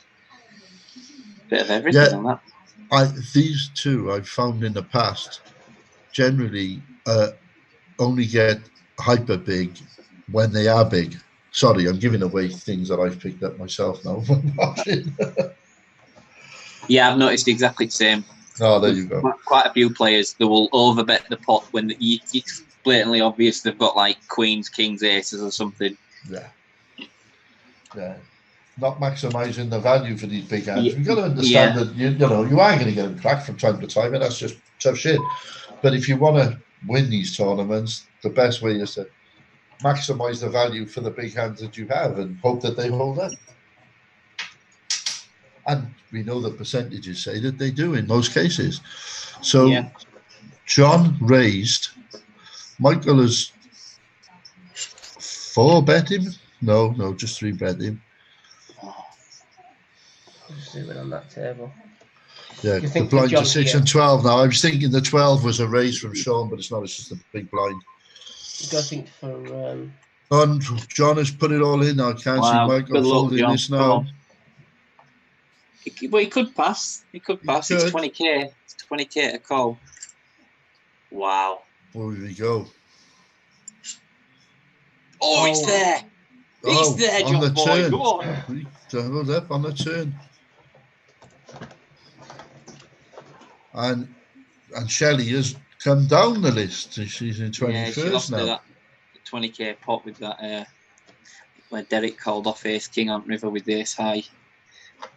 Well, that was what did Sean just say in the chat room? I knew that was coming or something along. I can't read it. So yeah, knew that ace was coming.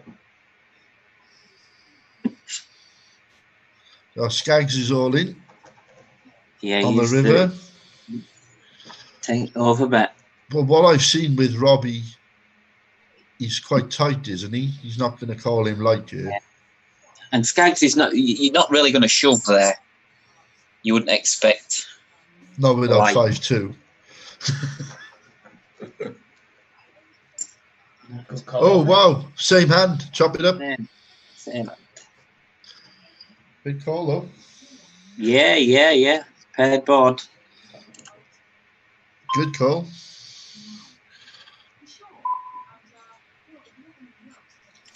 Okay, a bit of action here with Dave Stones and Paul Lomax, with Dave being pretty short stacked. He's getting that way.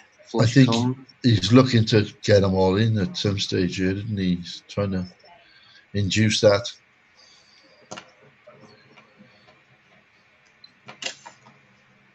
I think Dave has probably got an ace here and a big ace, maybe even ace king. I think if he had ace king, he'd have got it in pre-flop, would Dave? Wow. Good call. Start with his stack size. He had what, 20k. I thought he might have just got that in pre. That's why I'm sat here. Expert analysis. Oh, what a load of bollocks. Michael French all in. There's a big shove under the gun. 25 bigs or so. Yeah, I'd be looking to not let myself go under 20 bigs in this, really. Okay, I know sometimes you have just got to sit and be patient. If you don't get the spot, you don't get the spot. But I don't think I'd feel comfortable with less than 20 bigs playing this tournament. Although I could do it if I had to. Shoved again. Angus Orr's all in. Ace queen against ace queen. Chop it up. Other table. Well, Michael just pushed again on the last hand as well. I'm wondering if you can have a go again that Graham is limped in. Yeah, you see, I'm not going to say out because it's live at the minute, but... You know, we got a minute delay, so you're okay.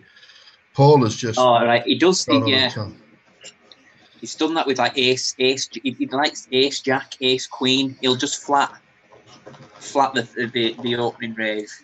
I don't think he had ace jack or ace queen there because I got a feeling he'd have called the all in if he had ace jack, ace queen there. I think he's probably limped in there with ace 8 or a raggy ace or maybe a mid connectors or something like that. King queen, queen jack, king jack sort of hand maybe.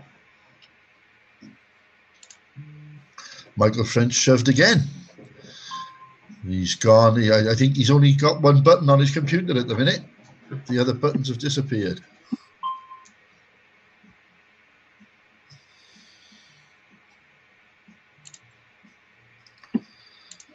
Dave has raised in early position. Now, and Dave would have spotted that Michael has shoved all in 3 or 4 times lately. So Dave, I think they would have been looking for that and I think he would be calling him off there. Big blind special there from Gary Roberts. Okay, so we're going to raise from Chris Homewood under the gun. Roy Smith as insta call. Now we've seen earlier on that Roy likes a call with his chips. His range could be quite wide here. I wouldn't want to be in Chris Homewood's spot here, and because I don't know what you can put Roy on, to be honest. Cold call. And Rob has just called on a button. All in here. All in the call for Michael French. Oh, he's been called this time. Okay. Sean's tanking. He's same hand. Oh, club sweat. Oh dear. Dennis is free rolling. Right, there's a bit of action on that. Oh, right. That one's the. Yeah, I see. As I said, Chris was the initial raiser there, but the board was awful for him.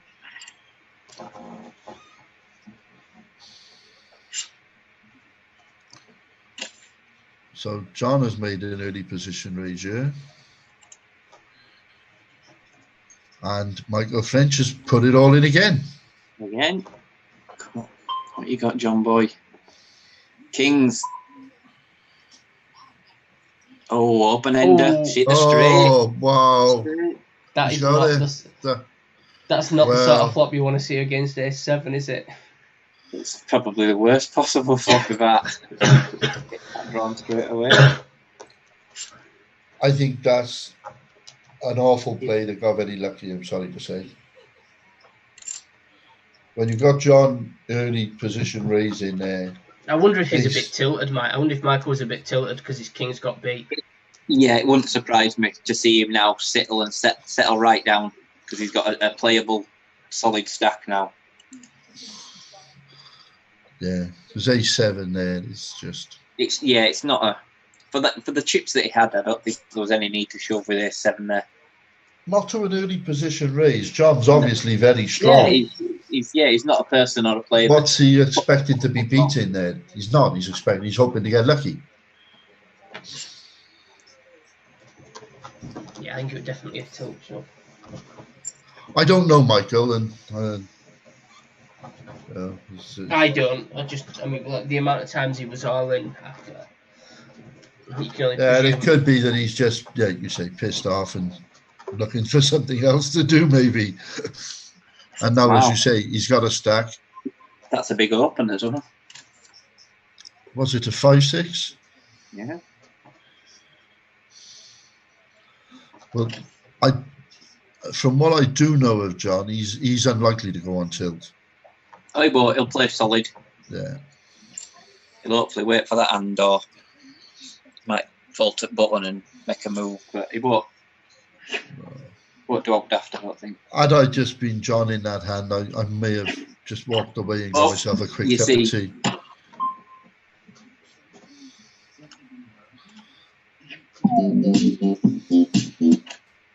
These little icons that you can send to players do my absolute nothing.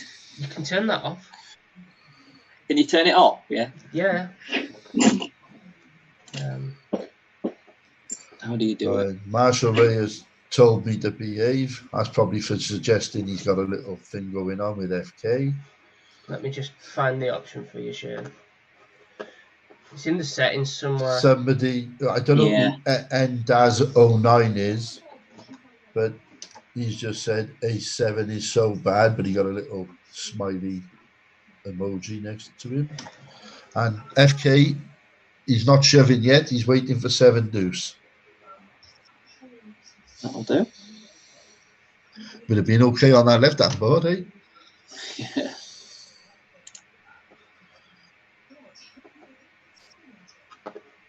Let me see if I can find the option for you, Shane. So what's happening? There you go. Shane, quickly, if you just go to your lobby and then settings, there's all these here. So you can hide all animated emojis. Yeah. And it stops them off. And then there's a turn off all features up in the top. Yeah. You turn those off, it gets rid of everything. Yeah, sorted it.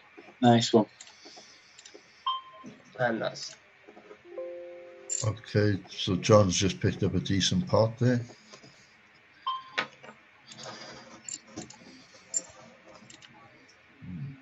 piss on Oh, with his- come on, Bold. Get in, Quads. That's back in the game. What are you playing now? I'm still in the... well, I lost all my staff.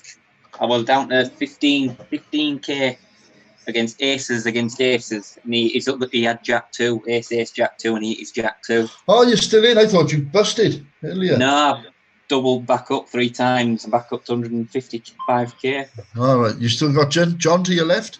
Yeah, he's doing all right. He's just on $250,000. Doing Okay. Well, I'm going to say this about John. He can play all the different styles of poker. Yeah, he's a decent, good player. Played all him a the few mixed times. games, he can play them all. Yeah.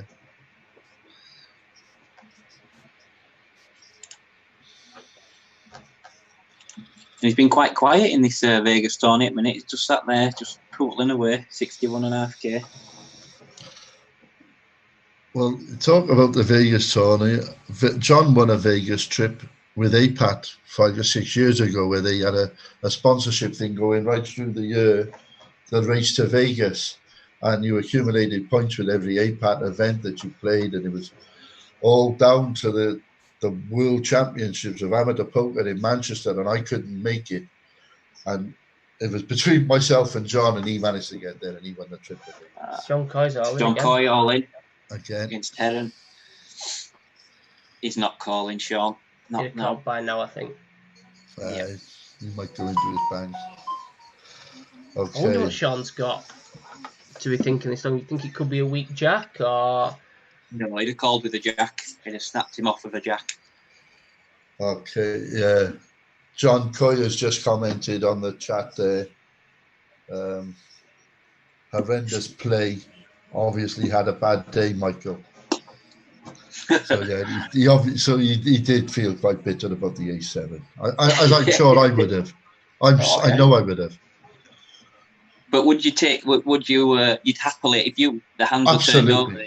Absolutely, you would. You see A7, you say, "Go on, then. I'm happy for you to shoot at that point." Of course you are.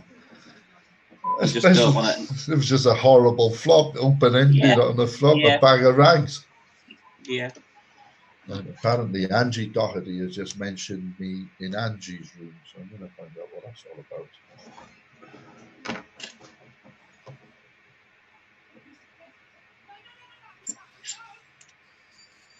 Oh, okay. Somebody in Angie's room wants the live stream feed. So, right, where would I find the link for that? I can get you it if you need it, Terry. Could you send it to me in Messenger, and I can then copy and paste that into Angie's room? Just out of curiosity, because I have no idea what is wait there, Angie? I've already got it in Messenger. I think you've already sent it to me in Messenger. Let me just send you. That's the cloud. No, that's the cloud. That's different. Yeah. Oh, that's the Zoom. Sorry. There you go, Terry. I've just sent you the link. Thank you, Mark.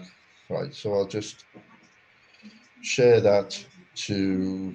I'll send that to Angie directly, and then she can sort it out from there.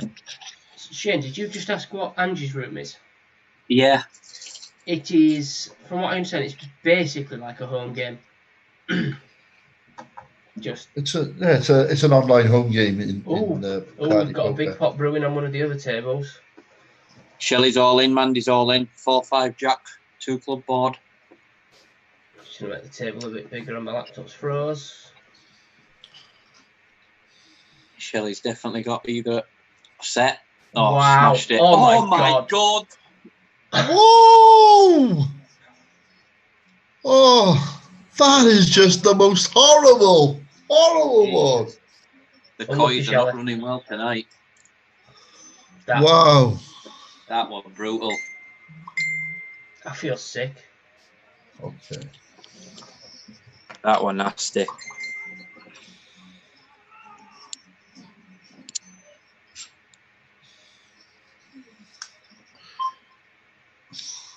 Who is chip leader? Is Dennis Henderson chip leader at the moment? Yes.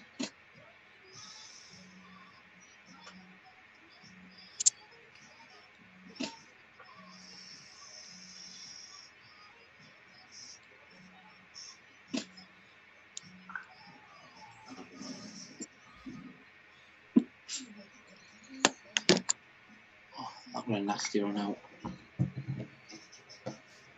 Wow, Shelley's just taken that. So I've just sent Shelley a message going, ouch, that was brutal. And that I feel sick. And she's put, it is what it is. Oh, well done on it. Yeah. Ah, she's very good. That mentality though, just to take it on the chin. Aces against Queens, Dave Stones, Sean Aaron. Aces. Double up. Unlucky Dave. Oh, taking Dave out. Nice hand there, Sean. Right, I'm useless now. Dwan, I'm going to need your help. Yep. That message you just sent me, Yeah. how do I copy and paste that into a post on Facebook? So the link, Yeah. all you do is right click on that and copy. And then go onto Facebook and just Let me paste. try. I got things going on my phone. Everything's going on. Unless do you want me to do it on Angie's room? Yeah, could you just put the link into Angie's room? Are you a member of Angie's room on Facebook? Yes. Oh, very good. Okay, yeah, just put it in there. That'd be great. There we are. Thank you. I've just seen you do that. Magic.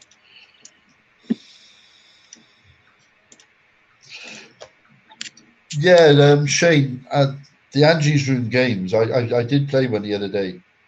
Really good fun. Nice structure. Very friendly in the chat room. Just nice. I enjoyed it. Oh, I think has Shelley gone out? Michael French is out by the look of it. We missed that. I thought see Shelley. I think oh no, she's moved. Oh my lord, John and Shelley are sat next to each other. Yeah, but how did who's had all Michael French's chips? I'm guessing Dennis. Must have been Dennis. We missed that. Yeah.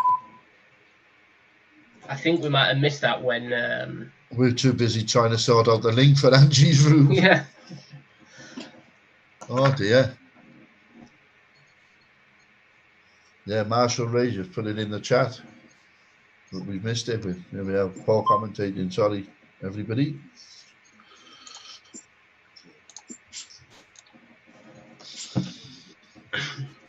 I'm sure John Coy was quite happy when Michael went out.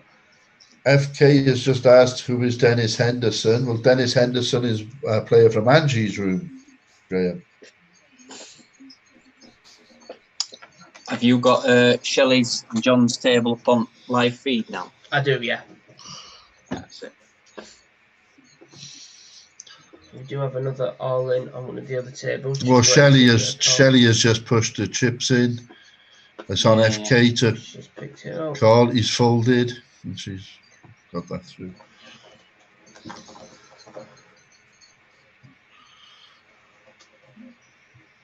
So we're down to 28 at the moment. Another 5 or 6 minutes before the break.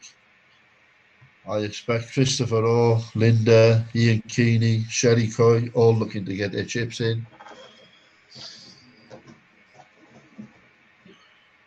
Well, Skaggs is also, under a bit of pressure here. Less than 10 bigs.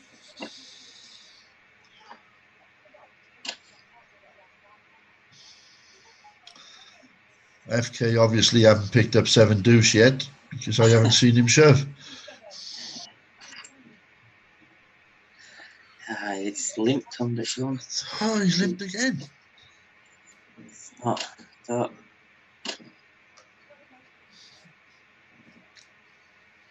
Unless you're doing that with aces or kings to risk getting a double up, I don't like it. No, it's speculative play, isn't it? There's no,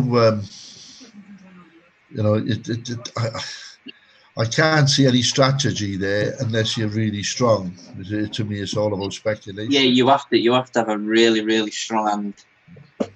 Well, he may well have had a strong hand. Then he may have had ace king. It was a bag of spanners came down, wasn't it? If it's ace, even anything like ace king, I'd just shift there. I do too, but possibly Graham's looking for more than just the blinds. Yeah. See, in these games, where I will limp aces and kings there, I'll also limp in with 6-7 suited, small suited connectors that I don't really want to see But there we are. He's put them all in now, post flop. Must have a queen. No, it's not calling. He'd have called by now, I think. He'd have called with a queen. Bad nine. There's not much of a draw there unless he's got He'd 10 have called jack. with a flush. He'd have called with a flush draw. I think he might have called with 10 jack even, you know.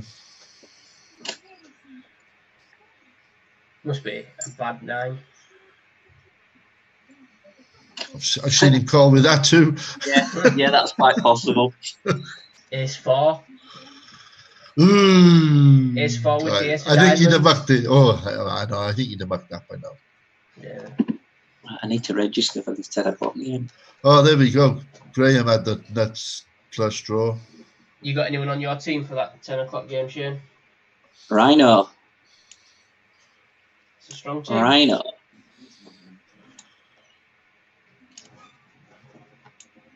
I'll have a dabble. See what we can do. So I see Donko has just moved on to that bottom of the leaderboard. Oh, he's gone off that page again now. And he just sneaked in there for a second or two. Do we have an all-in and a call on this table? Jacks against ace queen. Perfect race. Oh, and there's the jack. I was going to say a club on the turn might make it interesting. Gets his double up. So FK's back in again. Chris Hall's all in on the table. Okay, can't see that. Well, he's pretty short stacked. I'd be amazed if he doesn't get any action. No, he got it through. Sure. Yeah, he did. Picked it up. Okay, I just seen that Michael French went on an ace king. It was John ace Coy all in. Min raised. John Coy shipped it. king queen versus king jack on a king queen jack flop. Ooh. Oh, dear. Oh, Nice pot to take. 9k.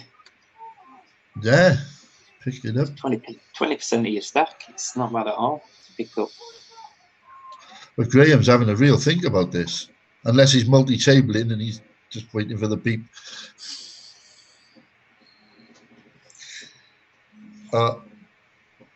He's just put in the chat. I am. Well, I think he he said, said I'll give ace, you that one as well. I think he just folded ace king. No. Well, that's what he's just put in the chat. I don't fold ace king there. I don't fold ace king there. I'm folding ace king to John Coy here. That's exactly what he's put in the chat. I think John does that with a lot worse than ace king. There's a lot of hands he does it with there. Any. The thing is, he's just won a decent pot, Graham, and he's now back in the game. And if he's behind he's behind to 8s, 7s, 5s, any pocket pair he needs to hit. He's putting his game virtually back on the line again when he doesn't need to. Now he's just got himself a stack. I can understand the logic of folding that there. I think if it's final table, he makes the call. Oh, definitely. And if he's back down to 18 or 19k, he makes the call. But I think now he's got a playable stack. Why risk it all in one little go? I'd rather be the aggressor there with ace king than the person making the call.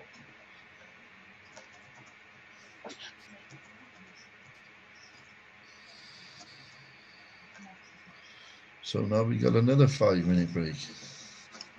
And we're down to 27. We've lost 5 so far. That's about what it's been both weeks, I think, hasn't it? Yeah. We'll probably lose 15 players now in the next hour, I should think.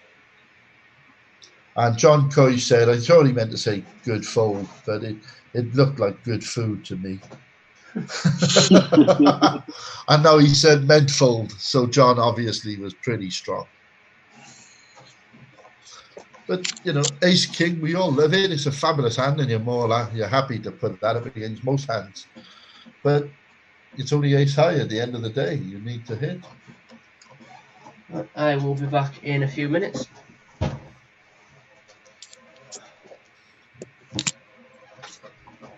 Yeah, comfort break.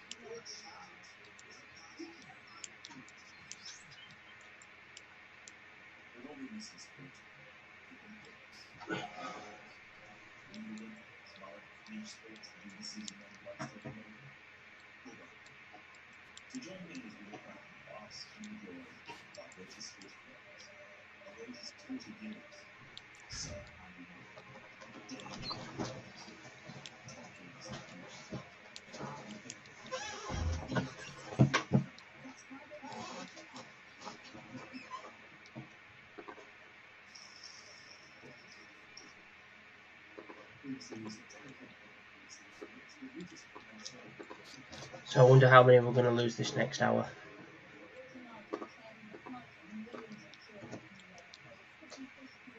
A lot. Yeah.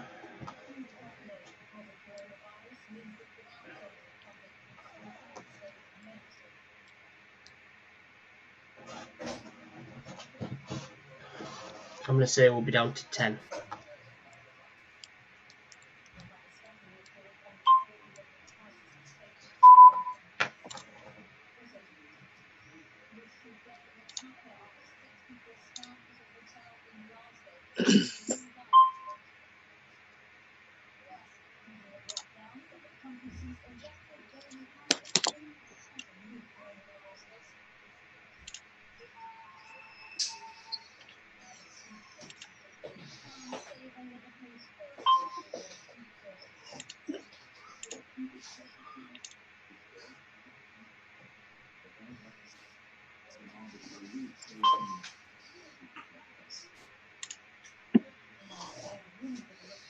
Ooh, all in the call first and back. Yeah, quite. No, Gary's not caught. Oh, race. Queen. Needs a 3. No good. Unlucky Shelley. Unlucky Shell.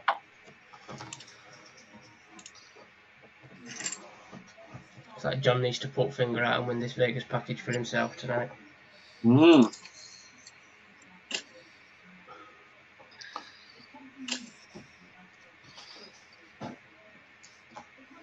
Got a lot of short stacks tonight, haven't we? There is. It's been a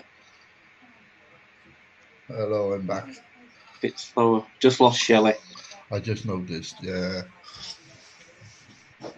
And yeah, we'll see a lot of action now in this next hour. We'll see a lot of movement.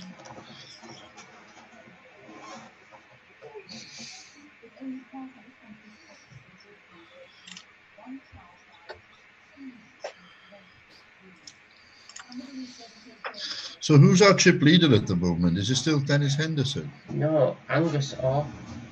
Okay. Angus Orr, 167k. Ah, okay. Also likes to pay quite a lot of fans. Yeah, Angus does. Yeah, very aggressive player.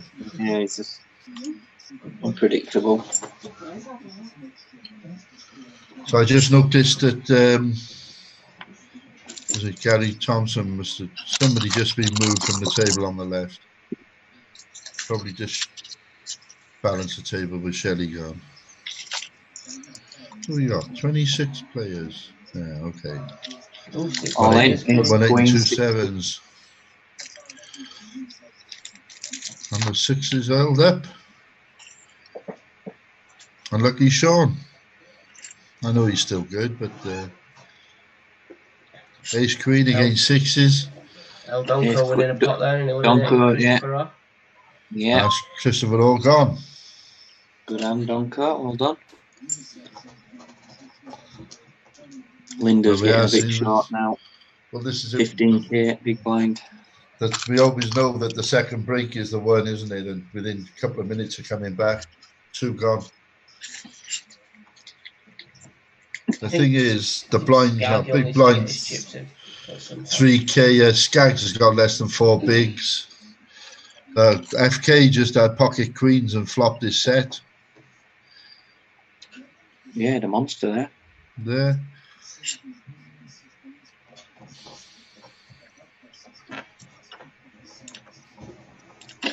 So with the next player we lose, we'll go to 3 tables.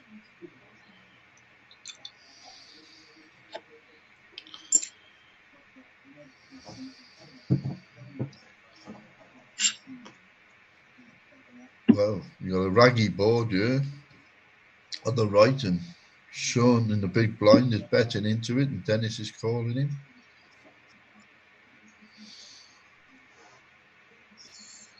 And Dennis folds on the river. I'm guessing with a board like that, Sean did have a big blind special. Yeah, quite possibly. Oh, my friend Christopher has just put all his chips in. Yeah.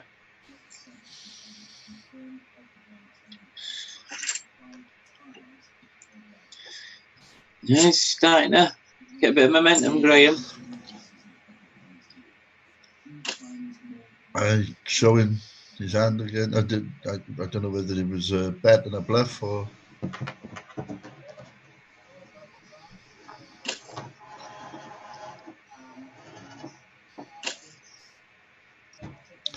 Oh yeah, Graham is very capable of winning this tonight. Very capable. Once you give him chips, he's pretty dangerous.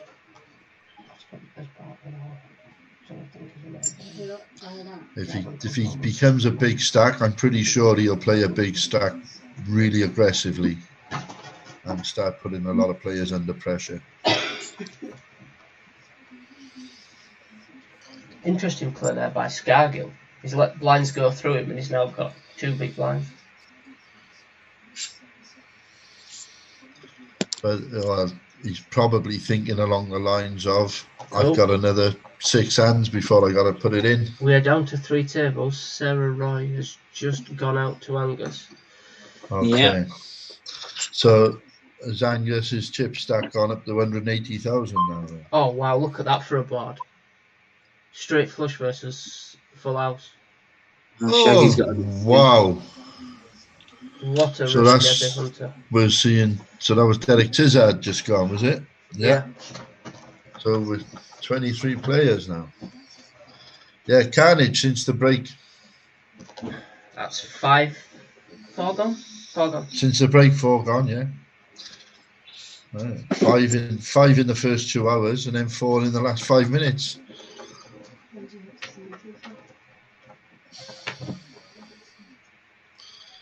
Yeah, I think Skaggs has got 3 hands. 3 hands to play. Yeah. And on the right-hand table, there's nobody in desperate straits there, is there? Daniel, all in. And Lucy's on our left-hand table now. And very healthy stack there. Well done, Lucy. Again, fabulously consistent. Okay, Linda Franklin's just put all her chips in.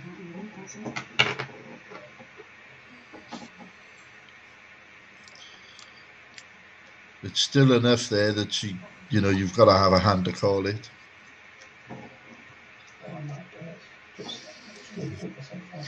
Right, with Skaggs, it's the next hand. Yeah. I can't see him folding the next hand. He might, but I can't see it. You can't. Not if you want to win it, and let's be fair, there's no laddering in this game at all, is there? No, it's pointless. Yeah. There's no laddering. You're playing to win it. Skaggs should be getting his chips in here every single time. Well, it's unless it's folded to him. If it's folded to him, there you go. Yeah, it's good shape. Oh, he's in really good shape. There you go. No jack. There we are. He's got a good round in him now. Yeah, can go with that. He got another orbit. He'll double through again now in next orbit. You watch. Yeah, I'd love to see that. Okay, so Donko is raised from early position, yeah. Sean on a button has re-raised him. So, Skaggs against Chris Homewood. It's all gone in again, and Skaggs has hit his queen. There it is. That's what we were waiting for. Yeah, he got it in badly, but why, aces against aces.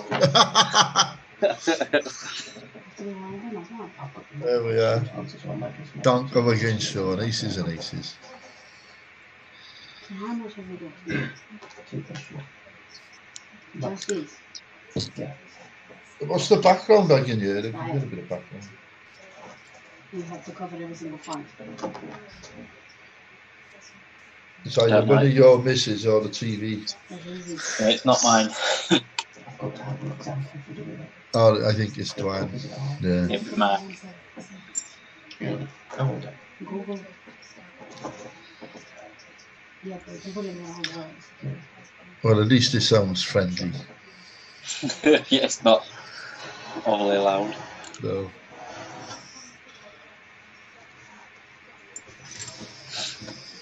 Bit of a pop.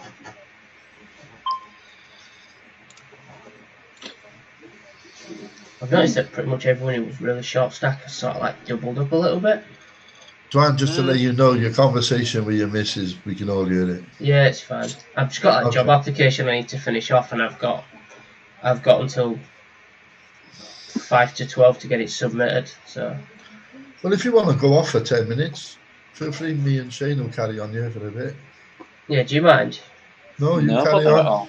Cool, right. I'll just mute myself. I'll be about probably 15-20 minutes. I'll keep an eye on for when tables Fine. go out and stuff. Cheers, Okay. guys. No problem. You carry on.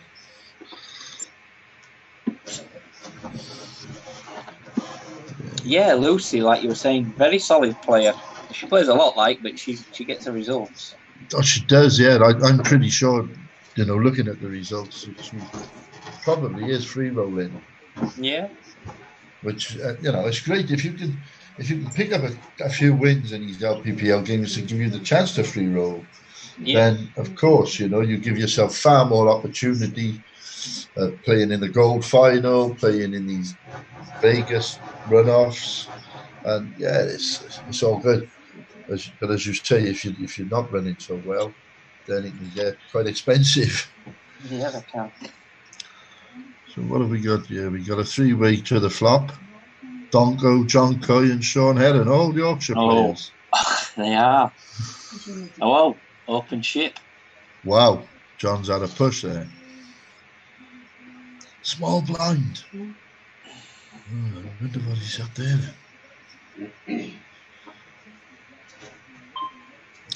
Did Sean raise pre? Yeah, he must have done. 20. Yeah, he must have done. Oh, he's tanking again. Thing is, it's for more than half his stack, isn't it? You know, it's a big call. Don't want to fold. He doesn't, but sometimes you just got to say, you know. Yeah. You can't win every hand, can you? You know, as much as we'd like to, you know. Sometimes you got to let them go.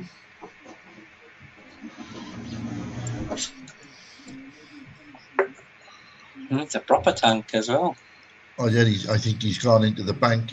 But I always feel that, you know, it's very rare you see a call when somebody's hung out that long to make the decision. Yeah. Generally, if they're gonna call, they've made their mind up before it's got to them.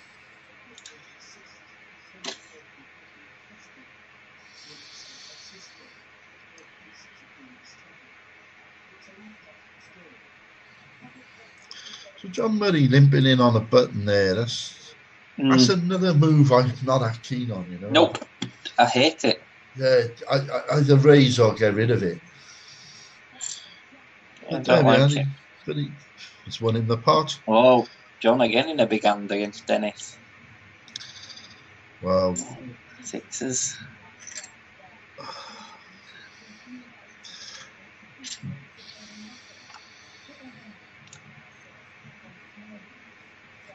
The only problem is sometimes, and it happened to me the other day, and the only explanation I can give for the way I lost the hand is that the guy just didn't believe me. Because I wasn't on a button, I was on a small blind, and I made a raise from the small blind into the big blind. And I had queens, and he called me, and the board comes down 8 high. So I bet again, and he re-raises me, so I just ship all my chips in. Oh, and Sean wow. Just dumped all his money all in on the flop. Wow. Yeah, and anyway, as I was saying, I bet the flop on an 8 high flop. The guy has re-raised me, and I've put it all in, and he's called me with the 8, and I got pocket queens, and as it happens, he hits his second pair on the turn. He had king 8. Yeah. And that's the danger of raising from the button or the small blind into the big blind. They think you're at it a lot more. Quite often they'll think you're at it when you're not. And I think that's what happened in my case last week. And then you get donked out just because, you know, I don't think the player actually calls me at all, really, unless he doesn't believe me. Yeah, true. And on the, you know, with an 8, when he's at top pair on the flop, and I'm betting into him, he still ain't folding because he thinks I'm still at it. Yeah. He's well, if you call in the hand with that sort of thing and you flop top pair, well. Yeah. So yeah, I got, you know, it was a very unlucky beat. He didn't believe me and got lucky. Yeah. But that's the danger we go when we do raise in from the button or the small blind into the big blind. You're more often than not going to think you're at it and not believe you. And I don't know what happened to Chris Homewood, but he's down to life support. He's just, Linda's just doubled up. Oh, Linda okay. had, Oh, that's right. It was kings against 8s, wasn't it? And yeah, something like that. And she flopped the king as well, I think. Yeah, she got the full house. Wow, another action. Robbie Senior Watson. Oh dear. I'm not sure I re-raised with 7s there, you know. I'll be honest, there's many times I've folded 6s, 7s, 8s, even 9s and stuff on like that. I think I am there, you know. Yeah, I play them a lot differently this sort of game. Oh, Shaggy's just put them all in on the other table, yeah. Yeah, no, I think Robbie doesn't have to get involved there. No. You're at best, you're flipping. But I tell you, at the very best, yeah. Yeah. Okay, Chris, come on. I hope you got a hand, mate. Well, he has. He's put it all in. Needs the ace. Hey, He's got it. way. He's got it. Sorry for supporting against you, John, but he is my friend.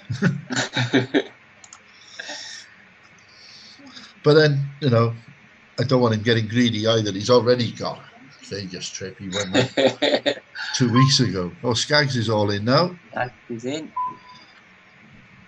Again, it's not a huge amount, but it's enough to make Lucy think about it. It's a good blind to ship on because she's not going to call with anything. No, not at all. She's got solid. to have a hand. Yeah. Yeah. And apart from that, you know, 87,000, it sounds nice. But 67,000 now, when the blinds are 2 and 4. That's it, yeah, 20k blinds. Yeah. It's a hit, yeah. It's a big hit. So Sean is on life support after losing that big hand to Darren Penderleith. Yeah.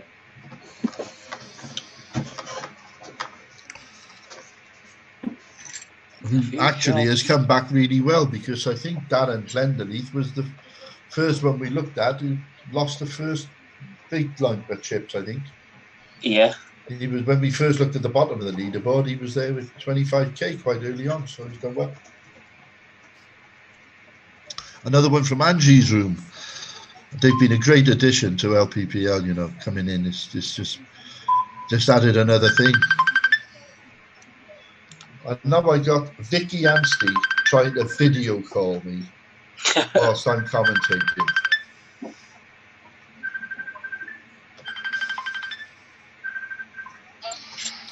What do you want? I'm commentating. I'm commentating on the poker, so get lost.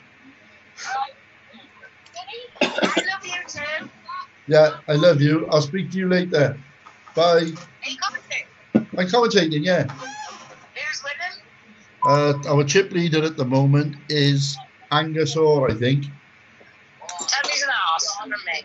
Pardon? Is Graham still in? FK is still in, yeah. Tell him I'm sorry I'd never ring him back, but I love him really. I will do. I'll get lost. I'll speak to you later. Love you. Love you too. Bye.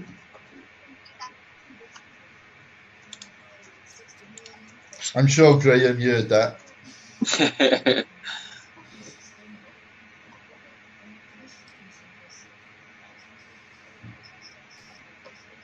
John Kyle in, scoops it.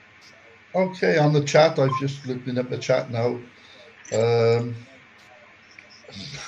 Bev says Lucy must be a millionaire. She playing every game. Rigger, evening peeps. Good luck all, especially Linda and Roy. Okay, that's Linda Franklin and I don't know, Roy Smith, I think it might be. They must be Midlands players.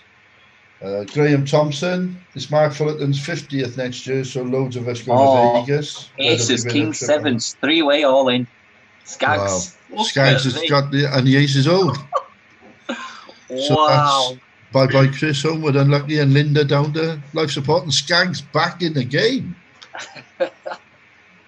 FK says it's time to make a move, but I'm sure he just heard the video call I just had with Vicky. And she sends love and says she will get back to you. She's sorry she hasn't yet. Paxo, now he wants to go to Vegas even more, knowing it's Mark Fullerton's 50th next year. I don't think I want to go to Vegas for Mark Fullerton's 50th. There'd be too much drinking going on, and me being a teetotaler. Linda's just gone. Yeah, I noticed.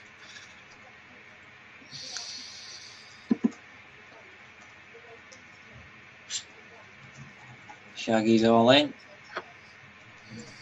Good blind to shove on, to be fair. Well, Paul's only calling with a random. Paul's pretty low stack, but now Lucy's just shoved into a huge stack too. That's two big stacks. Open shoving 95k there. Wow. What?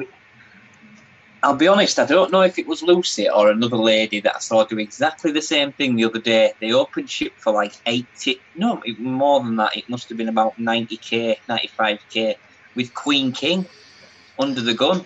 Well, And we'll got never snapped know off. what Lucy had there, but wow, that is one hell of a shove, isn't it? Oh, yeah. The thing is, the bit again, this is only my thinking. I hate to think that somebody might feel that I'm criticising them. I'm not, because we all play differently. But I think Lucy finds out where she is there just by betting maybe 15k, 16k. She could quite easily just make it 10k every hand. Just make it 10k. Sean has just lost to Donko, aces versus ace queen. Oh. But yeah, no, you know, with the 95k, with the blinds at 2 and 2.5, 5. The thing is, to open shove into no, not unless they're hoping to trap. Yeah. Trapping is not my game. I you know, I always get stuffed with it. If I do decide I'm going to trap, it gets me. Yeah. I get caught. Yeah. Well, we got a bit of action here between Skaggs and Lucy.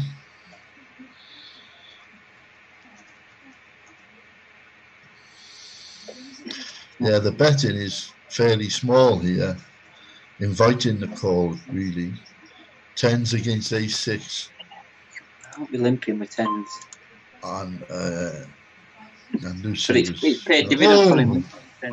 Ace-king against king-queen. Oh, Sure. he's free rolling here, Graham. He's hit his ace, and he had the flush draw. There, Sean was in bad shape there. It was queen only on the river for him. So FK moving up the leaderboard. We're down to 18. Another 2, and we'll have to be 2 tables. And we still Angus. have 7-2, yeah. Oh, he's got a call. Oh, he's got kings. Wow. Oh, he's flopped it. He's good. Oh, and he's hit his ace as well, Shaggy. Look at that, full house. Wow. God. Back to back. And now he's up to fifth. Angus or nearly 250,000 chips. Yeah, I said earlier to somebody text me who do you think's going to win. I said he'll be hard to beat because when he's got a stack, he plays a lot of hands and he's very aggressive. And you can't put him on anything. He's very difficult to put on. See, last week when we got to the final table, and I don't know if you listened to another 3 hands in a row. Graham, 140. Who did he bust out then? I don't know if he bust. Did he bust somebody out? I think he did. Yeah, I think whoever was sat to his left. I think. Yeah, there's 10. Wow. Yeah, when we got the final table last week, Brian had a huge stack, and even though it moved around a bit, I did say when they got the final 8, it's Brian's to lose because he had such a big stack. Yeah, I was watching last week. Yeah, so he did have a monster stack. Yeah. He didn't keep the chip lead for the entire time we were on the final table, mind, but you know. Yeah. You do see that the chips will move around a little bit more, don't they, when the blinds are so huge and the stacks are so huge.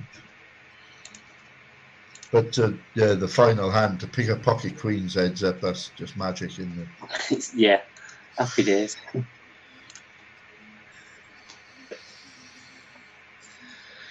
Come on, John. He's all in. Donko. Well, Steve's only going to cut. Well, what the hell? He gambled on his flush draw. Nice hand. Took a gamble. Well, did they go in after the flop today? I thought they went in pre. No, on the flop. Flush draw against top 2. Oh, that's fair enough. I'm going to say Queen 4 was a bit of a loose one for Steve. Yeah. Sometimes you've got to take those risks and gamble. Oh, yeah, when they got the flush, and now he's just shoved. Well, we are getting down to what we got 2,500, 5,000 as the blinds.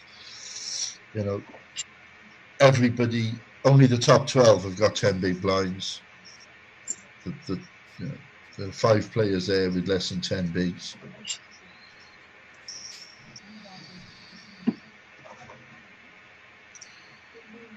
No. I'm Wow, seeing. Skags. All in again, Skags. I'm not sure. Okay. We got. Oh. Ace, king, ace, queen. I'm not sure if we got 2 Graham Thompsons playing in this tourney, but we certainly got 2 Graham Thompsons on the leaderboard. It's been having a glitch as Party Poker because a few people have posted screenshots of the same name on the screen. It's two people on the screen at the same time. Oh, I've seen that. Yeah, I've seen that. I think I seen Shelley put in one on the other day where she had her hand open and she was betting into herself. Ace 5 against 3s. Oh, flush, no. Doubles through. I know he's got a huge stack, Dennis. I don't think I'd call him with 3s any big there at all.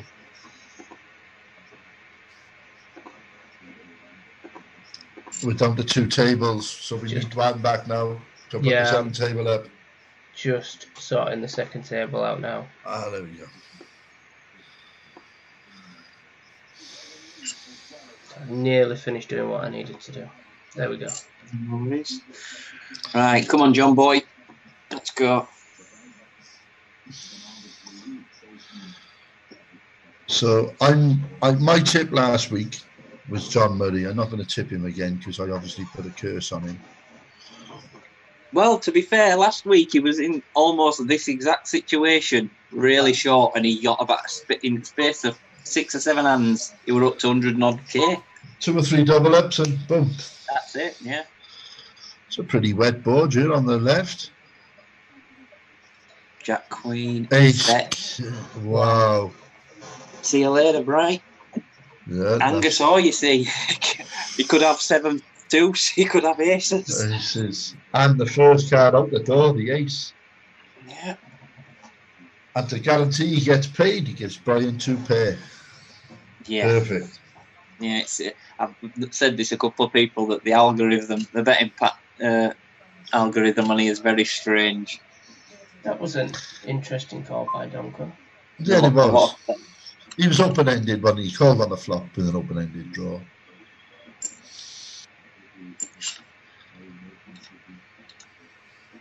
So Mandy Coulthard is now down to 2 blinds, 2 big blinds, less than 2 big blinds. Annette short, John short, and Paul Lomax. Paul Lomax is pretty short. And then it's a few. Annette. Yeah. I think we might want to refresh that leaderboard. Is Annette the lady that was on talking last week? No, that's Angie. Ah. Angie from Angie's room. Oh, ace king, ace jack. John Murray needs a queen, not a club. He's gone. Only John.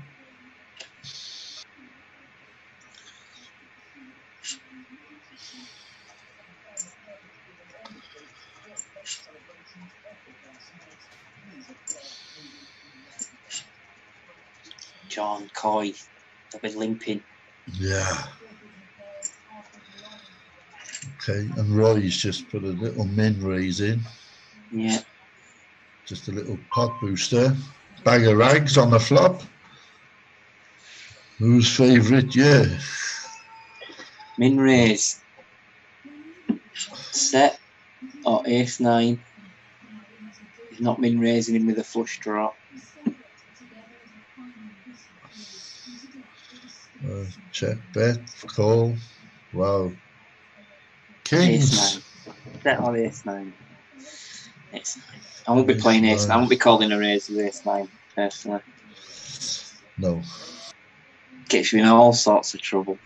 It's one of those when you pick it up in the big blind, you're thinking, I hope there's some action so I can just get rid of it. Because you know it's a hand that is likely to get you into trouble. Yeah. Okay, so we got a new chip leader, have we? Gary Roberts. Gary Roberts and Angus are almost not far off identical. Yeah.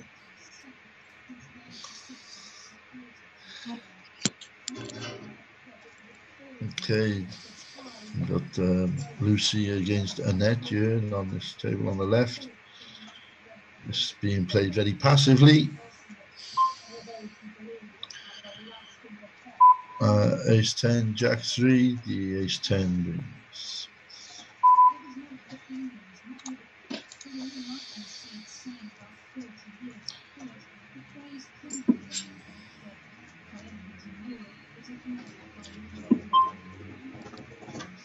Yeah, that leaderboard is a load of tosh, isn't it? It hasn't updated since John's gone out. We've got 2 Graham Thompsons on there.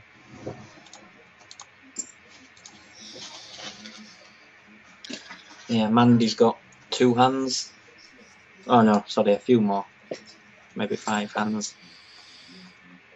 Angus, yeah, when you're running well, Yeah. pocket queens. Okay, Gary has just raised into Paul Lomax's big blind. And Paul shoved it back at him. I don't think I'd have shown that. I think I'd have left Gary thinking. No, yeah. I don't show anything. Not this late. Especially, Gary is now thinking to himself, oh, I've made a really good fold there. If Paul doesn't show him, Gary's still thinking, should I have called? Should I have called? Yeah. Should I? Especially as he'd raised into him anyway. Yeah, he has that niggle then at the back of his head. Well, the thing is, when you're raising into the short stack there, you've got to be thinking, I'm prepared to call him off. Almost, yeah. Roy, he's limped under gun. Well, a nice pick up there for FK. Lucy's falling into the 10 big blind sort of zone now. Yeah, she's in that ship off old mode now. Same as John. John got a similar stack. Paulo Max, they're all around about the 60k. Oh. How Mandy's doubled up, I don't know. Wow. Still only less than 3 big blinds. Oh, yeah, it's going to be almost. Go on, Lucy. Lucy's just put all her chips in. Darren, good, solid player. He got some fabulous results. An Angie's Room player, but he's won a lot of LPPL games in the short time he's been playing. Yeah. So I presume he's solid with the results that he's got. I haven't played against him. I've played a few hands, seen a few hands that he's played. He's results-wise pretty solid. Exactly. So he's not calling there unless he's got something really strong.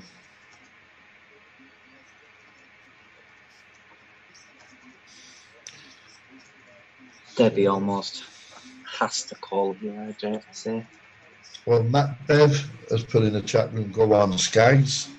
And I think he did go on, didn't he? He went, he lost against he went on, yeah. Right. Paxo, FK is favourite now. Paxo, I'm glad I know your bookmaker. Or I wish I was. Yeah. Graham Thompson has put something he misread. What has he misread, or what has somebody misread? I think maybe on that ace-9 board, I don't know. Maybe he thinks he had the flush draw as well. Oh yeah, Paxo has just updated, scrap my previous comment.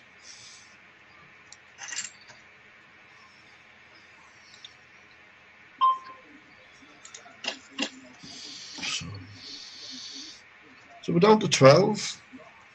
Yeah.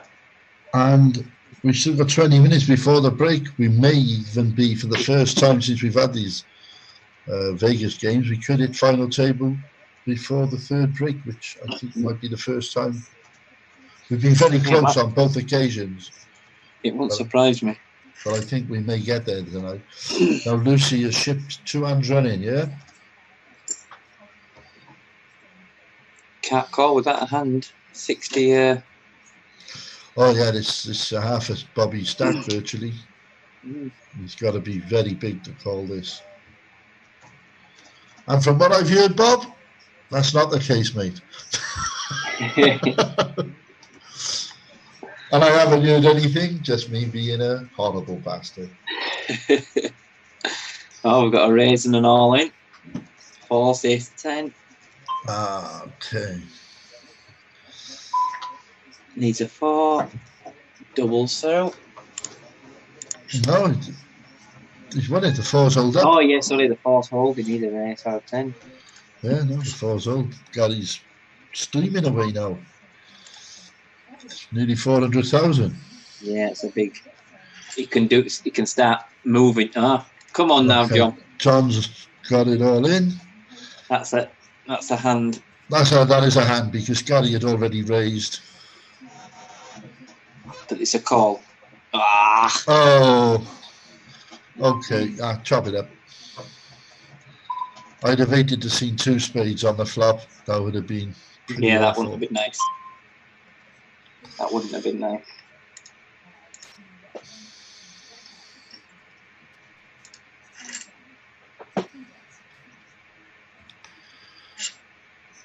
He's in again. Got a call. Got a caller. Dennis Henderson. Roy's tanking too. No, fold. Oh, we got a flip. And he's hit his ace. Oh, it's one of them 7s. I'm passing 7s there. Yeah, because there's still a lot of chips. It is. I'm passing 7s. Well, yeah, because 94k now is only 15 bigs.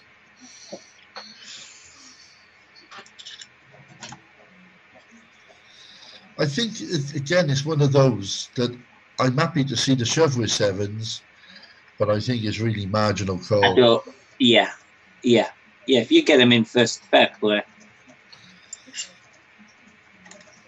Because calling it off, you know you are a flipper, but you'd be lucky if anything got worse than 7s. And again, knowing the player at the table. Yeah. I know, players have got a reputation as a rock. Can sometimes use that. I think we're seeing them all. Wow! Roy bet the pot, trying to take it away. He's flopped top 2. Small blind. Caught with his pants down. Yeah. Dennis is now shoved.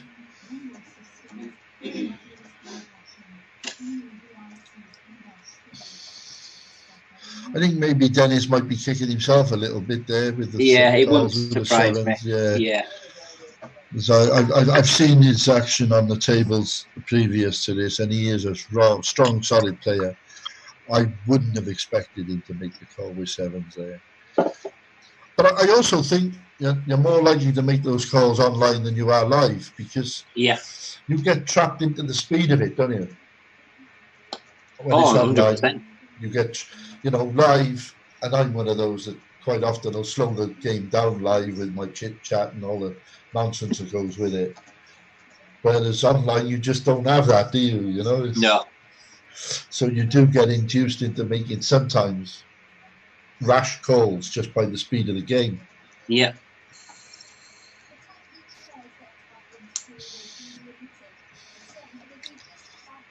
But that's all right, Dennis. Still got plenty of chips. Still a danger to this game.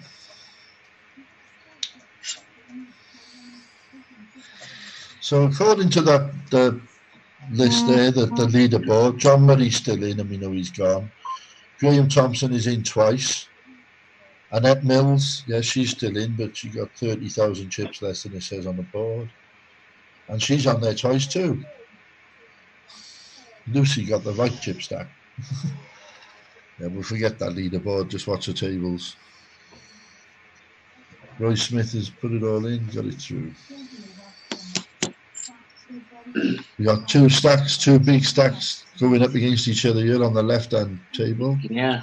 Well, Shelley was just saying if John doesn't win it, she wants Darren. I think Shelley called for Darren when she was on the commentary. Yeah. I don't know. Does she know Darren? John, I'd be worried about it. Marshall's asking for an update on the leaderboard. Marshall, we'd love to give you an update on the leaderboard, but unfortunately, mate, it's a party poker error. Nothing much we can do about it. I'm back now, guys. Thank you very much for covering. All right, mate. No problem. I don't know if you can refresh that leaderboard, Dwan. Yeah, I just got on and heard that part of the conversation, so it should be updated now. I'm just hoping, yeah, because there was a lot of duplicates on there too, so they obviously still got that duplicate That's it, glitch. John. But That's it. that looks pretty good now. So there we are, Marshall. I hope you're happy with that. In fact, has Marshall Ray done any commentating? He hasn't, no. Well, he's always involved on the streams, and he's very active in the chat room. Maybe he's somebody to invite. If you fancy a bit of commentary, Marshall, let Dwan know. He's always following it. He watches more hands than we do. 9s against 5s. Wow. I really thought that diamond was coming on the river. Oh, God, you're a witch. I can't believe we're down to 11 players already. We're going to make final table before the break, I'm sure. Annette is virtually pot committed in the next couple of hands, I think. Yeah, Dennis is all in for his couple of thousand that he had left. Tell you what, this pairs game is going to go on for a while. 83 players. Is that the 9 PM or the 10? 10. How many players? There's 83, and we've just had add-on now. Okay. Wow. Oh, what day is it tomorrow? Saturday. Kim's turned to put the scores on tomorrow. I got to lie in. I don't have to do it. I don't care how many players are in there. Sorry, Kim. FK saying he's playing better now because he's getting pissed. Oh, well, Angus, this could be. Gary's quite aggressive, and Angus is quite aggressive. So Angus has been moved over here. Okay. Yeah. So we got the 2 chip leaders on the same table. You got the 3, 170k, and Graham. You've got all the big stack. Yeah, that left-hand table, Darren's dominating it with not a massive stack in terms of the game. But 5 of the top 6 on one table. Yeah. And obviously, as you said, no one on table 1 on the left-hand side has got above average stack. No, nobody.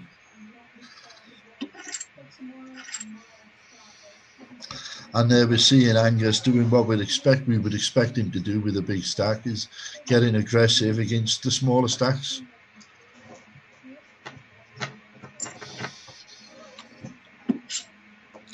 Well, Annette is now virtually, but she is committed on this hand, I'm sure of it.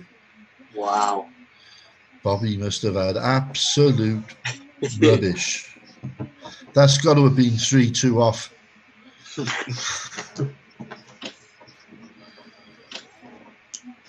I think I might have been tempted to just put it in for. Well, Angus is. That stack. This is an interesting one. Angus has limped in. Of course, Gary is the big blind, and he's got a much bigger stack than Angus. But he's limped and now raised the flop. I was suspicious of his limp because that's not like him. No, but Graham's flopped monster twice. And wow. Flopped the flush draw. I read Angus well though, didn't I? He had aces again. I was suspicious of that limp. Like you say, that's the risk you take. You can win a big pot, but you could lose it at the same time. Well, yeah, and lucky Graham, but yeah, he's walked into a nuts flush draw. Yeah. And, like you say, it's winner takes all. If he wins that hand, he's in a very good position. Well, he is now. He's chip leader. Yeah. Lucy's just gone all in. Debbie had made the raise, and she's mixed the call. Hit the king. Oh, wow. So that's final table. That's unlucky, Lucy, because King Jack is a horrible hand. I'm just going to wait to see which table shows up, and then I'll just... Well, Deb's got lucky there. Well done, Deb. All right, then. It's closed, both tables. Yeah, as on mine as well. There they are. That's weird. Okay, where's the button then? I don't know, that's weird. I've never seen it do that before. Well, but it'll be interesting to see where the button goes. Well, there's action still going on, but we can't see it. I've got to try and find running game. Just double click on one of the players. That should open it up. Just broke. I wonder if I just restart the table if it makes a difference.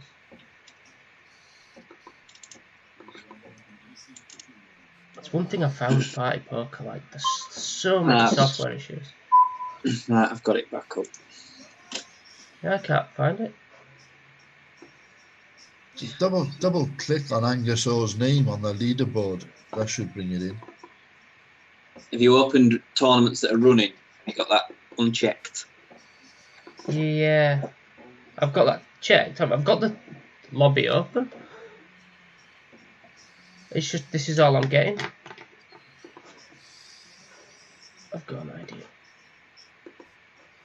Just give me 1 minute. I wonder if I reopen the tournament if that'll make a difference.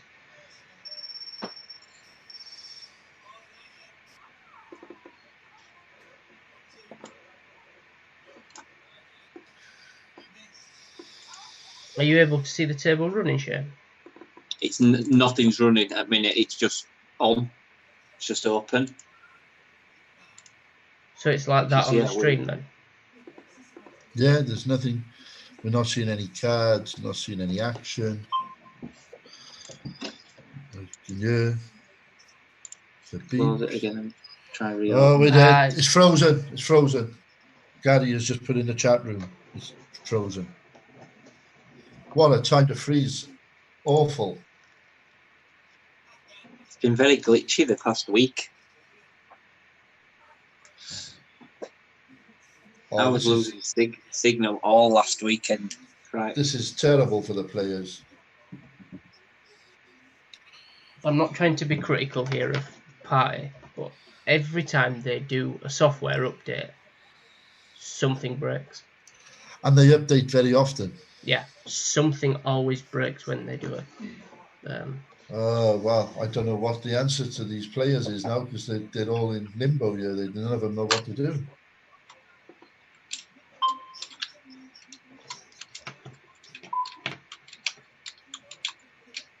Well, on the 7 p.m, Gary's saying they closed the table and then reopened another one.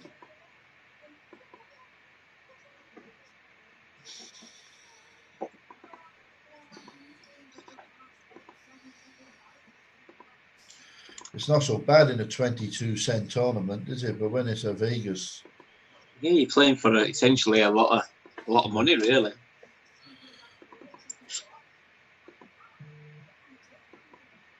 And of course, you've got Darren asking what's going to happen, and nobody knows. And I don't know if Tom's listening to the stream, but it might be worth noting. Tom can give us some advice to give to the players. It might be worth just taking a screenshot and noting all chip stacks in case it just does crash. There might be a sort of. Yeah, I've just had a message from Shelley Coy saying that this happened in the 7 o'clock game and it froze for about 10 minutes. Yeah, Gary just put that in the chat. I've just made a note of the chip stacks.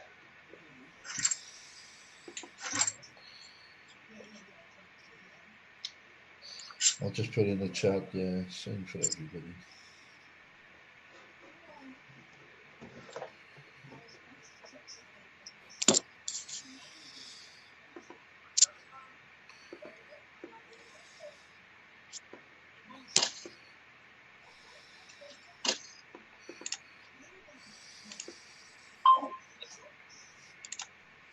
I'm at a table a little bit bigger.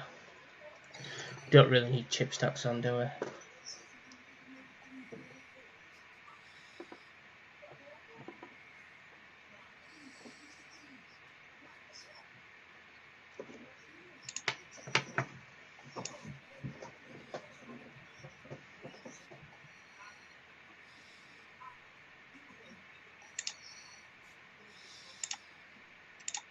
Party Poker's having a meltdown because my connection's lost now on PC.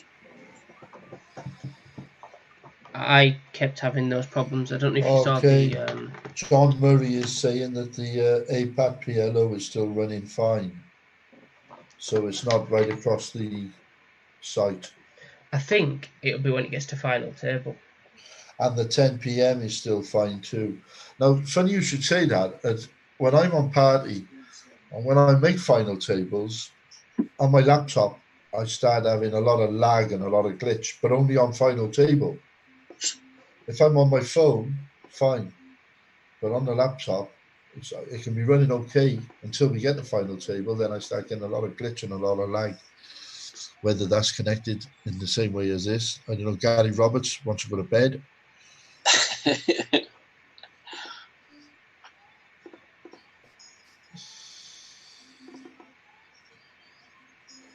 Right, I'll tell you what I'll do, guys, is I'll pull up one of the APAT games. Okay. Oh, the commentary said. There we go. So we've made a note of the chip stack. Yeah, that's okay. Yeah, I did. I put that in there. Yeah, I've got a note of the chip stacks, but Yeah. So we're watching John Murray play an APAT. Oh, and Steve Redfern, he's a friend of mine. Yeah, I'll just thought I'll load up the APAT. It gives us something to. Yeah. No, I just having a look at the play. I know two of the players here. I know Steve, and I know John. I'm just going to keep that there. And they're in the money here already on the APAT. They've broken the bubble. 2 away. No, on the they're in. There's 12 players and they're paying 12. Is that? I thought there were 14. Shows 14 for me. Does it? Oh, right, okay. I've lost it now. I can't see it now. Just give me 1 minute. I'm just.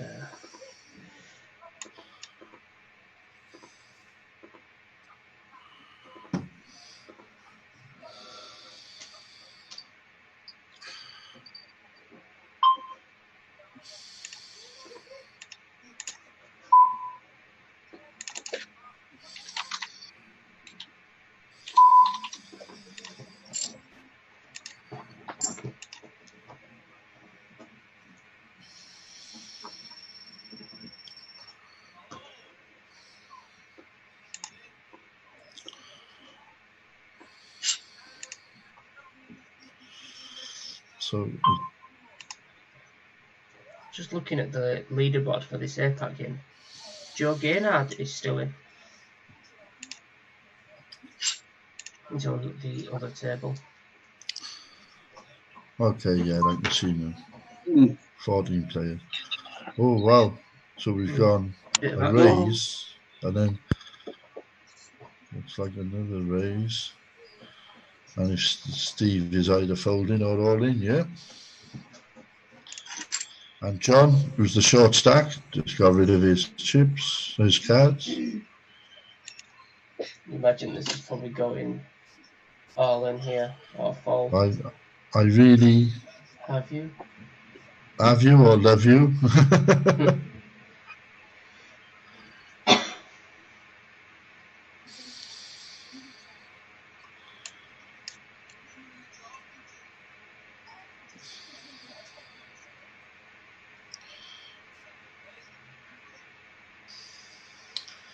So if any of the LPPL management with connections to party are listening, then please try and get this final table sorted out for these players.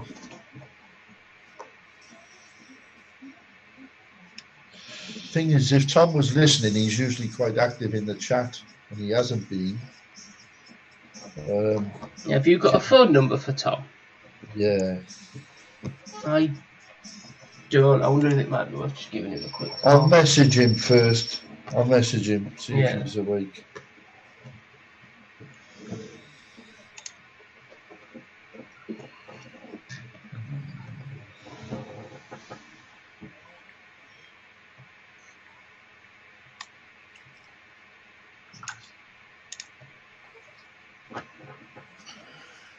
Yeah, he was last active just under an hour ago, so he might have gone to bed by now. Especially if it's not his turn to be monitoring the LPPL league games.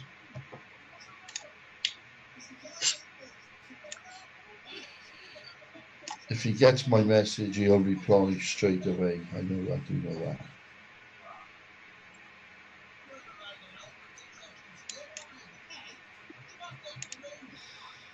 Still in any tournaments, Shane?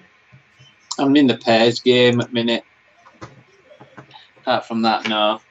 Were you paired up with Shane? Ryan Pearson. Oh, you did say Rhino, yeah. Yeah. I haven't seen Rhino for a long time.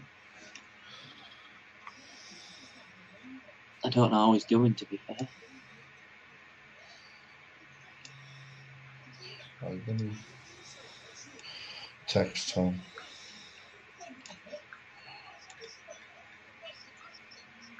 He's still in.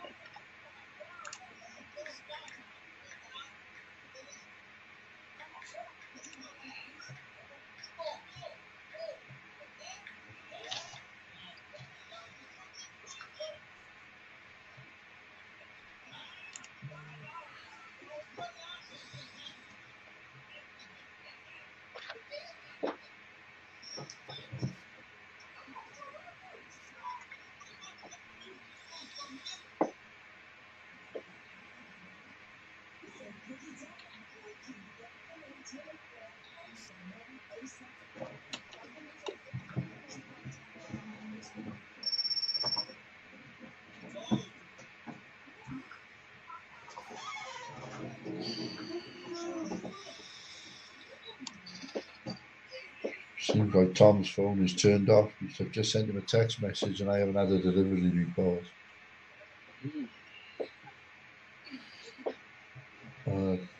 Kim is probably not listening. I don't know what they're going to do here if it don't start up. Don't know about Sharky. I can message Sharky and see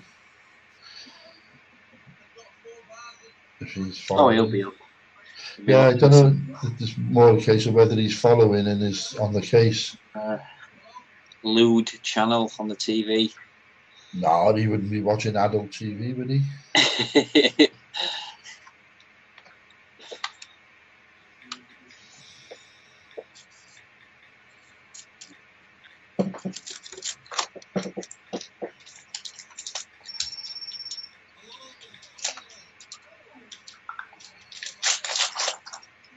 Well, I just sent a message to Sharky as well.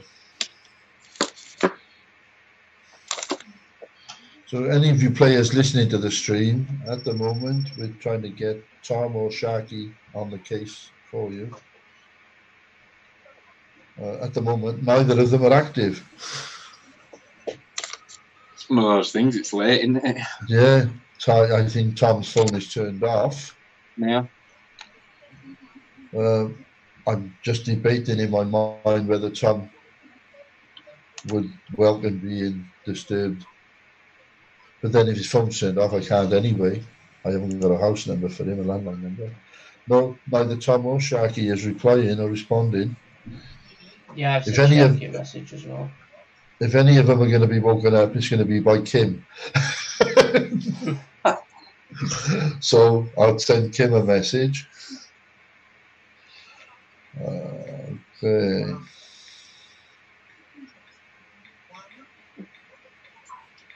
Oh, just seen a message in that chat saying this table is being closed.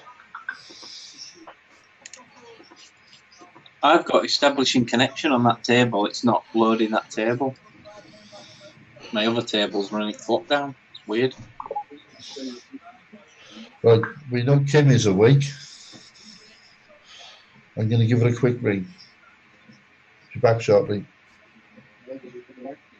Yeah, I just got establishing connection as well.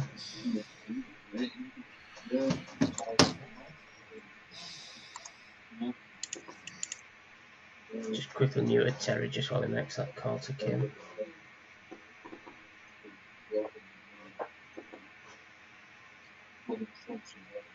Ooh.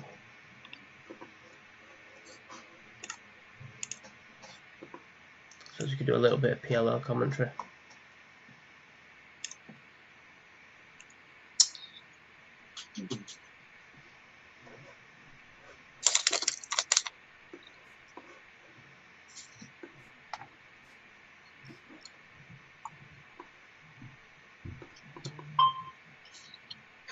Yeah, something definitely wrong with that table. My other table's running.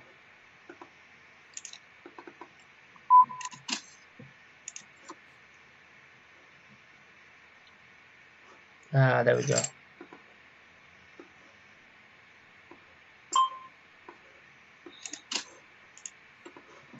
So that's it now, saying that it's open.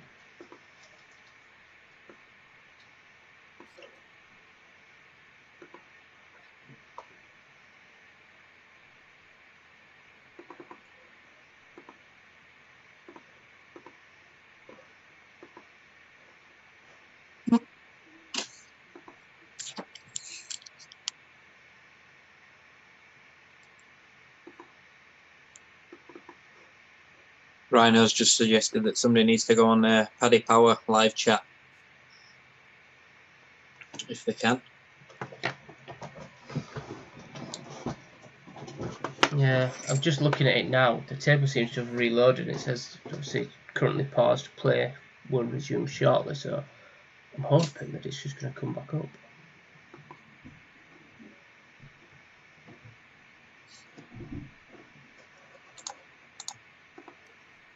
There you go, Terry. Right, I've just spoken with Kim. She is going to get hold of Tom straight away.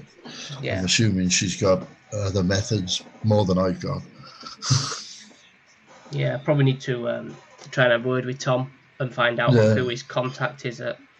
Well, Kim is now going to give Tom get hold of him in some way. I think she thought there was an emergency. Oh, we've started. Oh, by the way. Hey, there you go. And it's all in.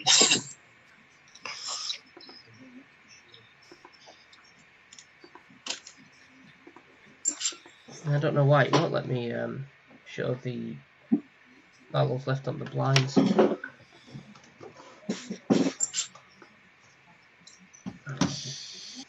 Pop it. So that was, how long was that frozen for? That was frozen for good 10 minutes. At least. Well, here we go. Jack 5 against Queens. Oh, no way. Wow. Unlucky Annette. Unfortunately, she had so few chips, she was always going to be called with very much. And okay, Angus is going to start digging into these chip stacks. I can just knowing the way he plays.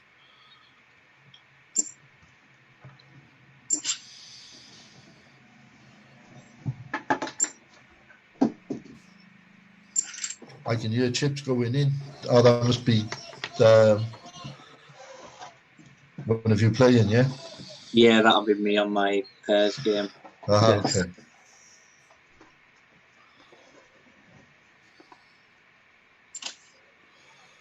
So there we go. Angus raising again, picking up. That's some hands. And he's showing, and I think it's good to show that hand there because it's. And I'm always suspicious of his limp. I'm always suspicious of his limp. You see, now he could quite easily limp with a lot less hand. But yeah, well, it doesn't matter now. Bobby's just pushed. I suppose for him to limp with lesser hands, the other players need to have seen him limp with aces. Yeah. And notice it. Yeah, well, only some of them would have because they weren't all on the same table as him when he did it.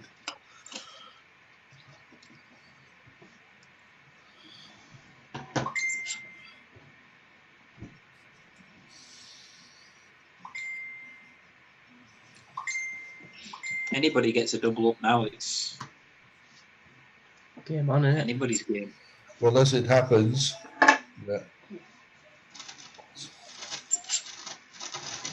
Are we going to try and call the winner from this point? I will do. I've just had a message from Tom now.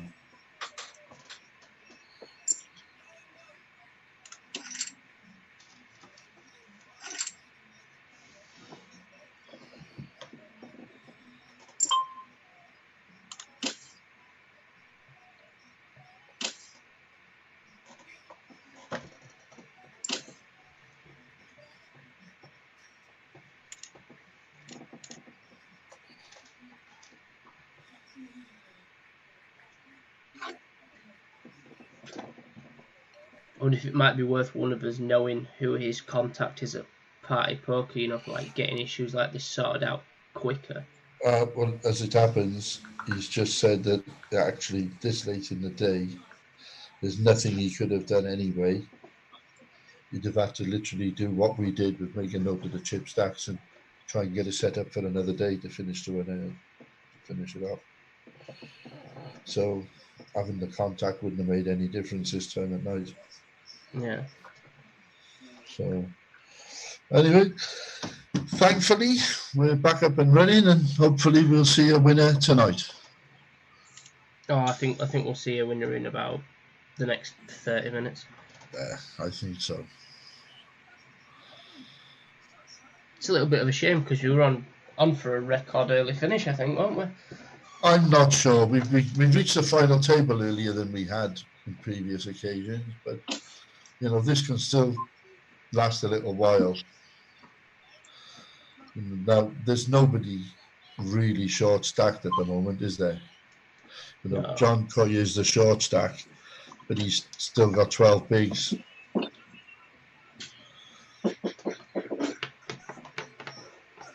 So I think there's still plenty of play in this.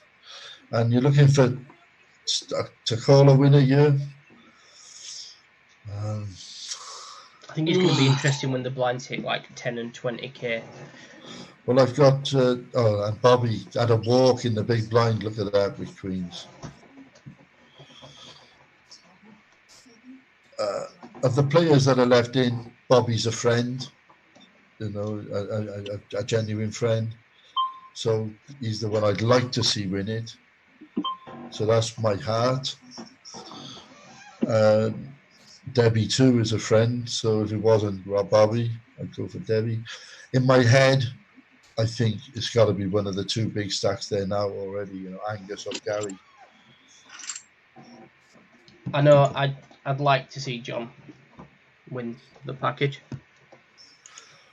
Oh yeah, I've got nothing against any of the other players on there. I'm just speaking from a personal level. You know, Bobby, been a friend. I've been a good friend of Bobby's for a few years now.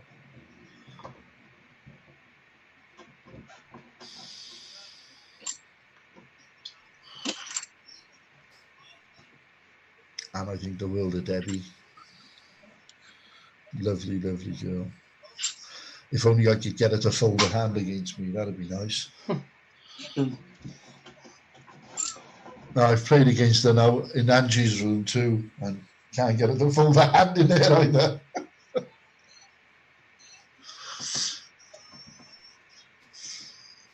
So Bobby's made a little raise here. Darren's contemplating the value and decides discretion is the better part of valor and puts them down.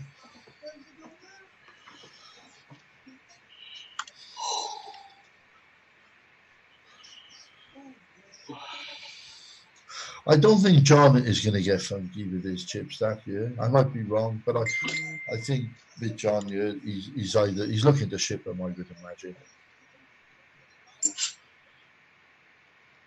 Am I commentating on my own? No, we're here. I'm just nodding off. That's okay. No, I thought maybe I was muted again. No.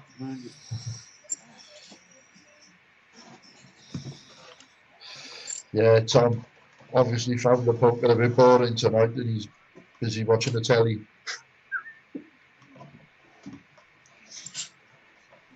Mind you, watching these screens night in, day out, it's got to give you headaches. Need a decent supply of paracetamol, I think, or Anadine. Oh yeah, it can do your head right in. Oh, totally. How do you think I'm feeling? I've not missed one yet, I don't think. No, I mean, the likes of Sharky and Tom are watching every game every day. Oh, yeah, the regular games, yeah. Every day. And yeah, I did for a little while, for a week or two, and it just sends your mind scatty in the end. You've got to get away from the laptop, you know, find something else. So yeah, Angus and Gary, nothing in it. And Do they try and push the others out, or do they wait for them to pick each other off and have another one catch them up? I think they'll just sit and wait for hands now. Well, I think the fact that they're both sat together is quite good, because if Angus got a hand and decides to put one of the shots under pressure, Gary can sort of sit aside and let it go. And vice versa, if Angus haven't got a hand, then it gives Gary a free rein. I think it's, it suits both of them that they're sat next to each other rather than on opposite sides of the table. I think Gary being to Angus's left as well is going to tighten him up a little bit. Yeah, definitely. Don't think he's going to play. There's John. John has made his move. Aggressive. Well, he's under 10 bigs. Darren has raised 2.5 times a big blind. He's obviously got a big decision here. Because if he lets it go, he puts himself into less than 10 bigs. He obviously has had a hand that he was happy to raise with, but it's probably quite marginal. It could be one of those hands like pocket sixes, pocket sevens, that he knows that if he's calling, he's at best in a flip. And let it go. Ace king. There we are. Nice. I would say he was probably beat. Well, he may not have been. He could have had sixes or sevens, but I think it's one of them that, you're never sure you get it in. No. Little raise from Debbie. And in fairness to Debbie, her consistency online is fantastic.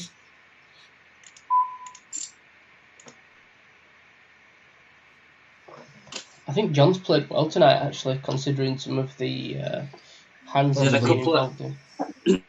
The one awful beat he had early on, to come back from that, yeah. When he lost to the ace-7. There was that, and then he had queens. He lost to queens to runner, I think, as well.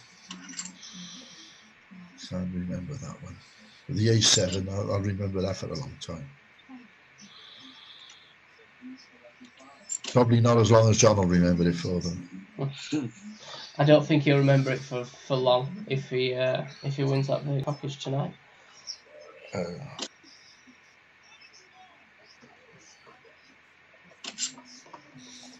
John Murray, in his sadistic way, said, wouldn't it be funny if he came back and the big blind had gone up to 100k? John, you're just a bad man. To even think in that way, I think you're a pervert.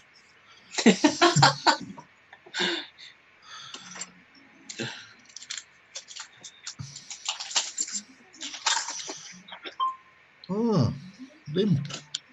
I'm not sure I like that. In fact, I am sure I don't like it. I'll tell you what, I've not seen in any of these games back either. Is it Stuart Grantham from Humber? Vault? Nah.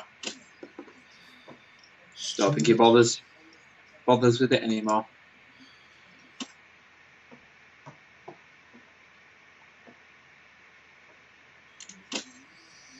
I think they started their own home game a while ago. They get a few players, but I don't think he bothers with online.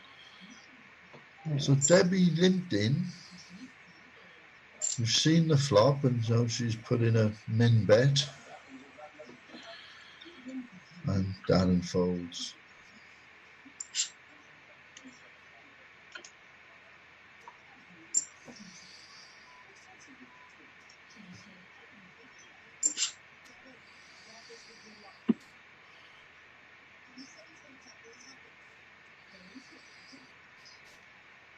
So yeah, for three of these players, it's all in or fold now, really, I think.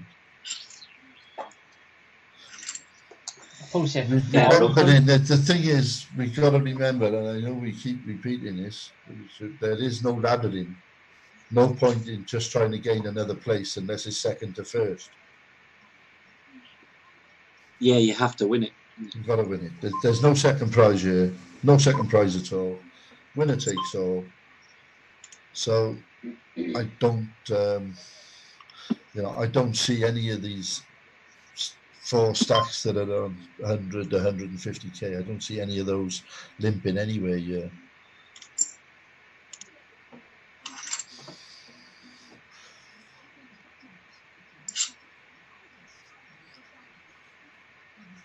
I don't know if Darren's having a connection problem, but he seems to be taking quite a long time making his decisions, unless he really is just analysing it out. It could be He's on my multi-table. table he's on my table in the pairs game as well. Oh, so he's still okay. So he's multi-tabling. Okay, well, that explains the slow decisions. Yeah. I think he multi-tables quite a bit.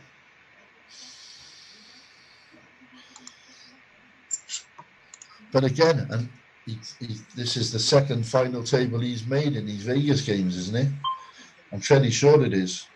Yeah, I think he made final table last week, didn't he? I think he did. Because Angie backed him, didn't she? And so did Shelley Coy. And I think Shelley called him again tonight. Mind you, she called him if John didn't win it. So, okay. Joe Gaynard is on the final table in the PLO. Well, that's good luck, Joe.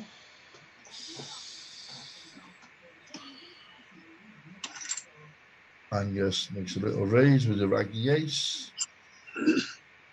I quite like that move there against the blinds. If you've got an ace in your hand, a little raise, nothing wrong with that. So these John and Bobby are not getting involved unless they got a monster, and Angus can afford to lose a small raise there. I like the bet sizing. If he gets pushed back on, he can fold, and it hasn't cost him a great deal.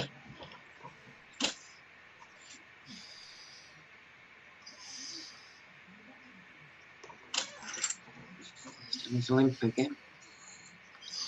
And Gary has raised him.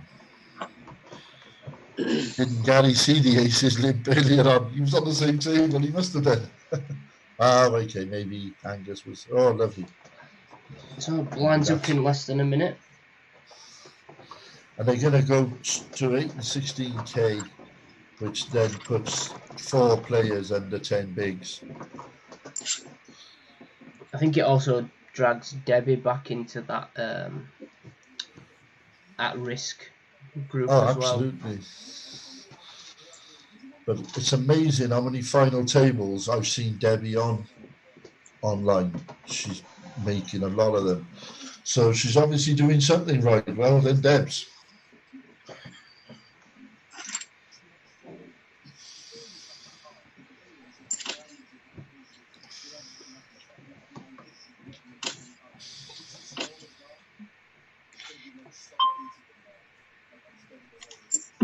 Yeah, I think with Darren stacked there, Deb, that's the right move. You're either putting him under pressure or getting rid of it altogether. I don't think you limp against a short stack here. No. She did a couple of orbits ago. She did do it a couple of orbits ago, and she did win the hand. But I think I would do it to trap. Only to trap, yeah. Only to trap. Not all. Like, there's a few hands I would probably limp. So probably limp like top end of my range and probably bottom end. Well, Ian Hare has just messaged, come on, Gary Roberts, scoop it up for the Hetton Mom. I think it's Hetton Mob. It is a Hetton Mob, definitely.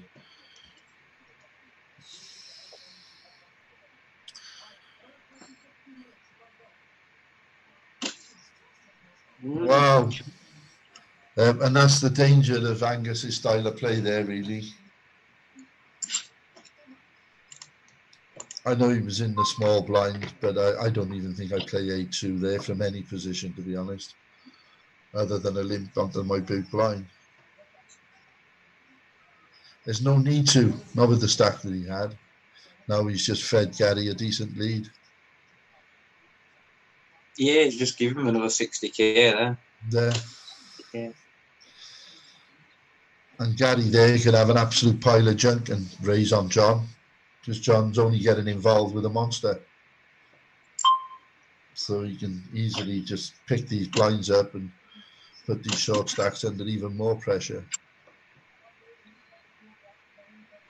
So Debbie's made a raise.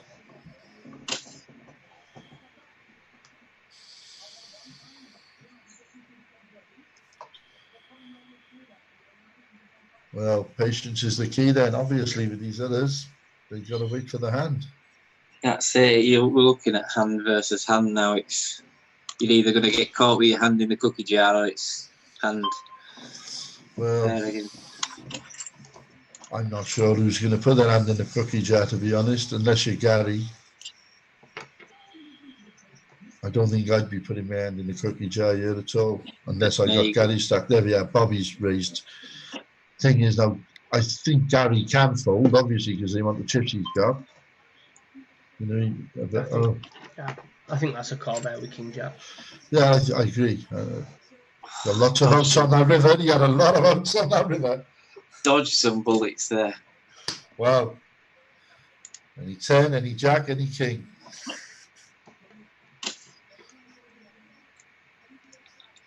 It was the right call to make, though. Yeah. If he wants to win that hand, he's in prime position to just start steamrolling. Well, apart from that, because he'd already committed 40k to it, it wasn't a lot. It wasn't a lot more out of his stack. But of course, he's given Bobby. Now Bobby's got 250,000 chips. That can cause a lot of damage. And we've seen it every week, really, that the chip stacks at one stage last week, even though we went into the final table with Brian as a massive chip leader, I think at one stage when there were 5 left, they all had about the same size stack. It was really weird the way it went. So Ray's put it all in here. Angus limped in under the gun. He's been doing a lot of that. Yeah, and I think maybe he's listening to the stream and he thinks they all believe us, that when you're limping in, you've got a monster.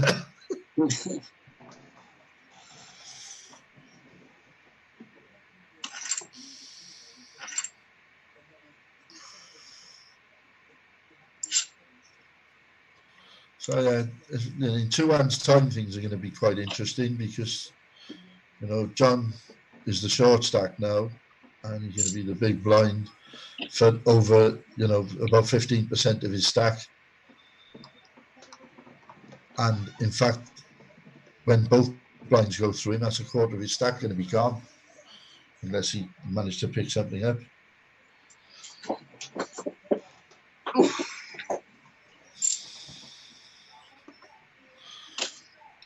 She's got Debbie just showed her aces. I'm not sure I'm showing anything at this stage. No. But that was nice of her to show him. Get the big ones out, Deb.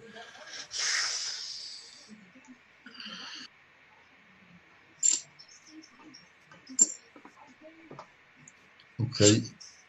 It was hitting Mob. Ian saying he's got a fat thumb. Oh, Darren's just rivered somebody in the pairs game on my table. Knock him out. Has he? Look.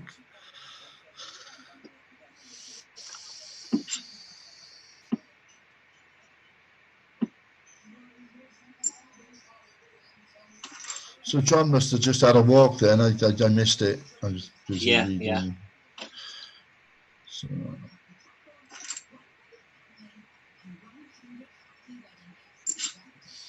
a walk at this stage is huge, isn't it, for your chip stack?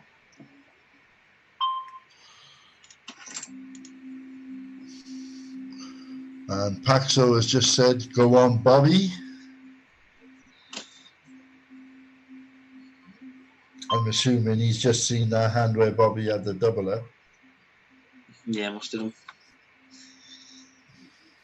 That's someone I need to get on commentary. I need to get Paxo on commentary. I don't want Paxo on anything, do we? It'd be comedy value.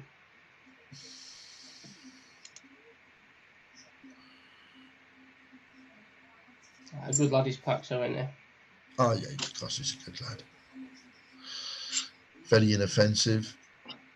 I wouldn't understand if anybody didn't like him. I wouldn't understand it. Top man. And everybody's friend. Apart from the fact that he likes Liverpool.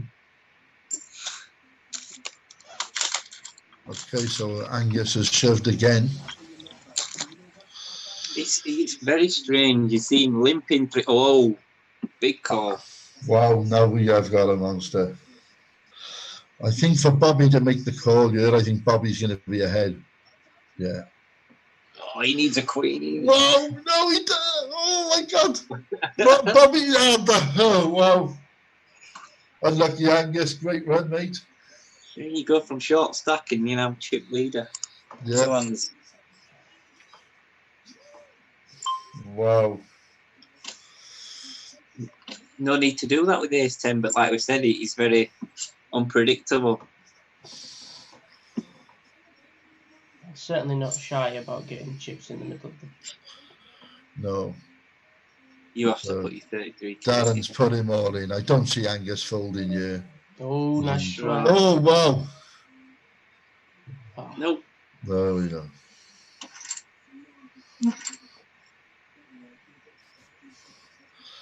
So, unlucky Angus. Great run.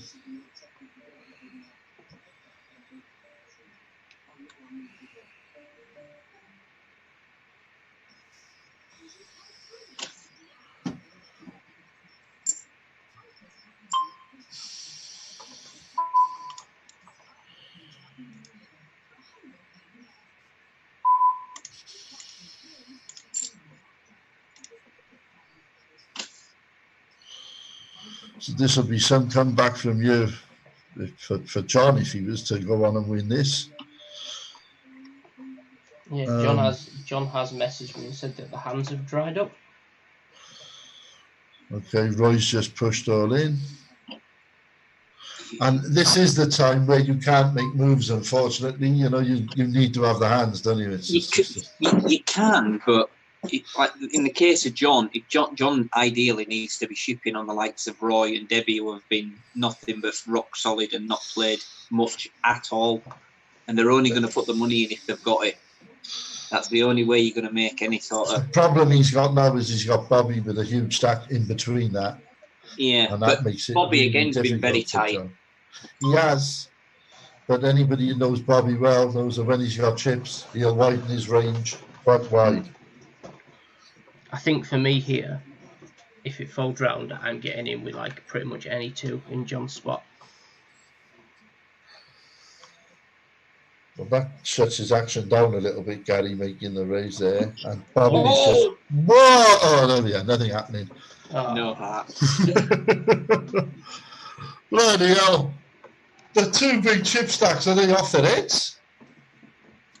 And they both made the Broadway there.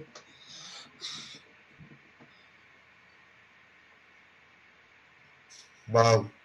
I think if I'm Gary there, I fold. Almost, yeah. No, I think I do. I don't even think it's an almost. I think I raise, I get re-raised. Because of the stacks of everybody else on the table, I know it's all about winning, but I don't think that's a great spot for him there. It worked out okay in the end, thankfully. I think it's very, very close.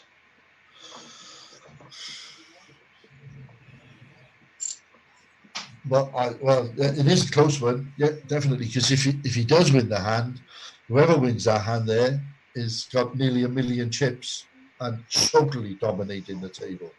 I think I'd like to. I think I'd be interested in seeing that hand, put through like one of these ICM solvers you can get to find out whether it's a call or not. Just out of curiosity, I think I'd want to know. I haven't got that technology. If anybody has run it, let us know. Yeah, you can get them online. The problem is I can't get it and have it working while Party Poker's open. Okay. Because of their fair play thing that they don't like people using solvers and stuff. So Roy has picked up a few chips now in the in recent hands. Debbie seems to have lost a few. John needs 2 or 3 double ups. John's getting to the point where he needs help. We got our fingers crossed for you, John. We know you're listening. I think just need John to pick up a hand. I think he's going to be all in next hand though, or the next 2 hands. I would have thought. Well, Debbie's all in now.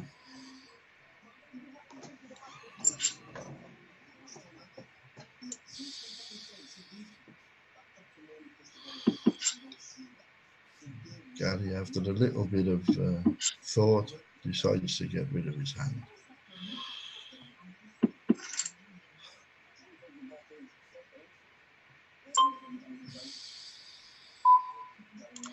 And John gets a walk.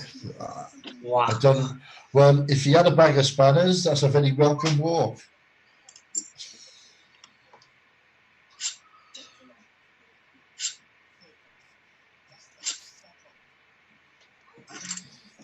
But the blinds now 10 and 20,000. They're big.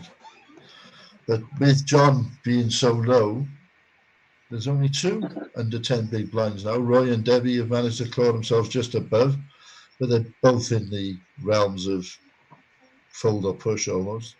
Okay, we're seeing a flop. Probably favours the razor, which it did.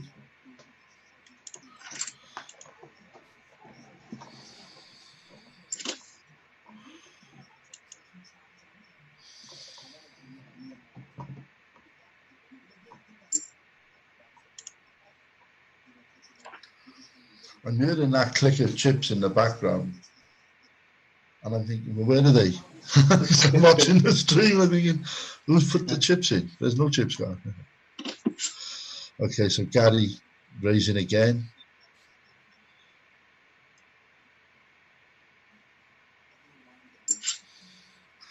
He's getting to the point here, Gary, that if he picks up a few more blinds in the next few hands, that he has really got a dominant stack. Well, yeah, he's the only against John, Roy, Debbie, and Darren, who are all pretty short and tight at the minute. He can just keep going and going and going. He just doesn't want to walk into Bobby having a big hand, as he did a couple of hands back with the Ace King against Ace King.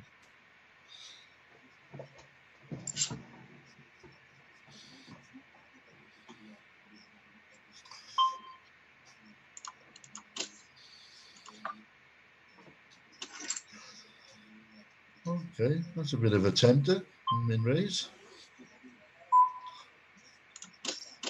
The clever thing with the min raise there is, okay, Debbie has folded, but with the min raise, if you've got a marginal hand, sometimes you get sucked into making the call, and if you end up in a draw, then that's when you get yourself into trouble.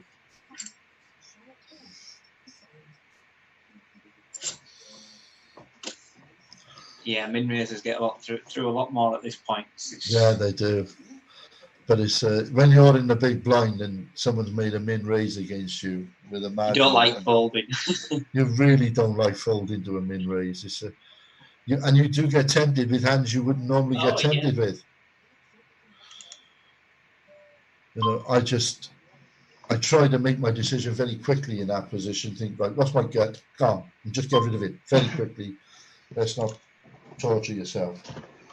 I do the the check fold option quite a lot. Yeah. When I'm on big blind, I'll do the check fold option. So you don't have chance to even think about it. So if it folds around to small blind, who then like min raises, I'm just gonna fold it. I'm not gonna...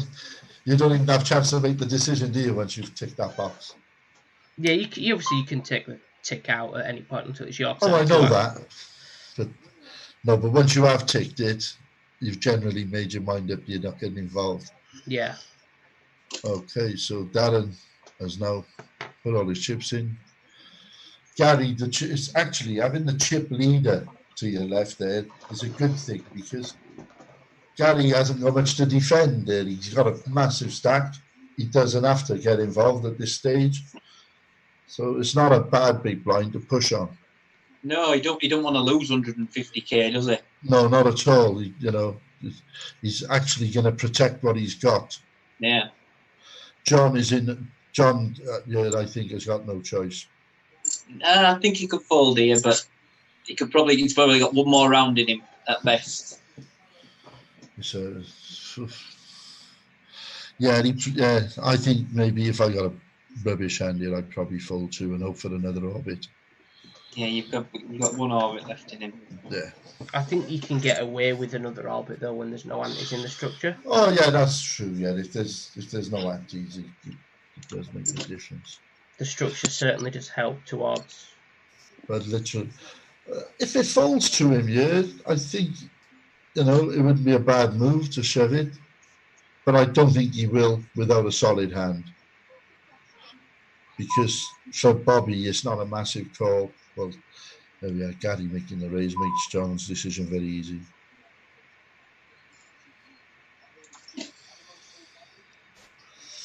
Yeah, I like that. It's a nice hand on the button if he gets folded to you, ace 10. Oh, yeah, in this. Especially 6 left, yeah, massive. But I think if there's a raise prior to that, I'm quite happy to muck ace 10 there, even at this stage. So I think the way that this played out, these short stacks have been very patient. They're not going to put it in light. No. So I think ace 10 is more likely to be behind the shove here at this stage. I think this would be a good spot for John to put it in. You're going to get a call. I think he's got a hand. I think he's going to be called anyway. But I'm pretty sure he's probably got a hand. I think he's more likely to be called by Roy than Debbie. Yeah, Debbie can fold this. I know if it was me, she's not folding.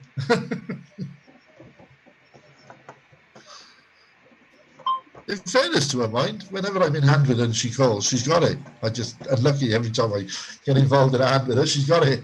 And she makes the call.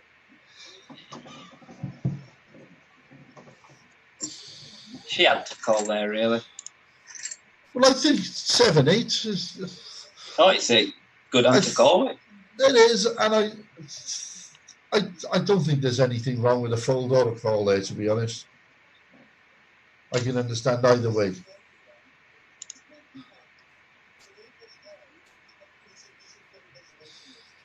Now Roy has pushed it all in.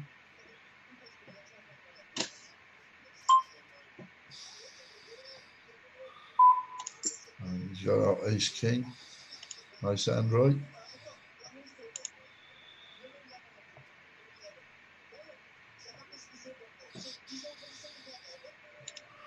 But, there's a limp. We may see a flop, yeah?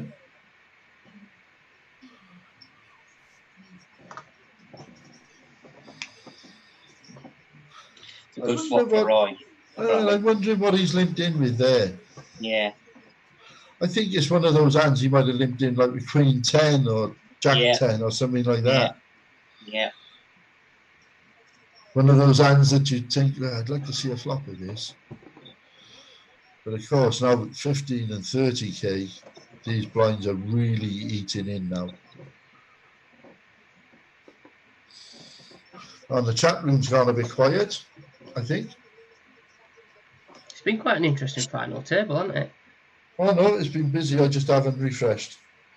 So we got go on Bob, and then a Flad saying shush Paxo. Paxo to Flad, who let you in past your bedtime? Flad, laugh my ass off, my little bald friend. John Murray's with Paxo, win it Bob.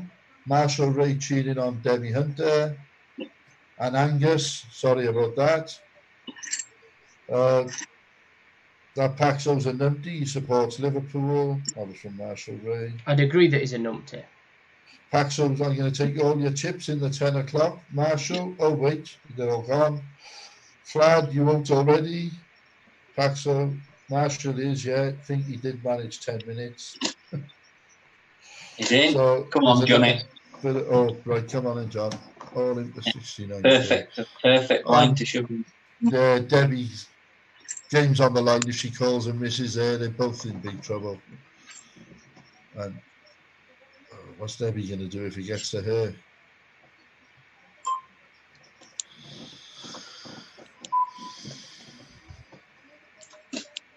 Good luck, Deb.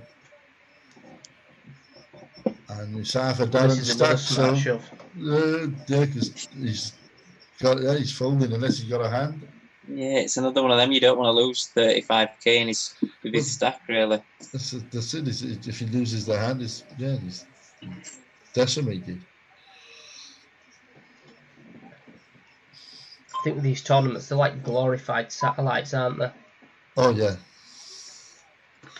It's weird, like the different dynamic, because normally in a satellite it's just fold until you know.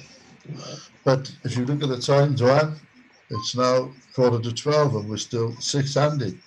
So the fact that we got to the final table earlier, I know we lost 10 minutes when it froze, but I think that we're still going to end up with a finish, a game, the length time being very similar to what it's been the previous 2 weeks.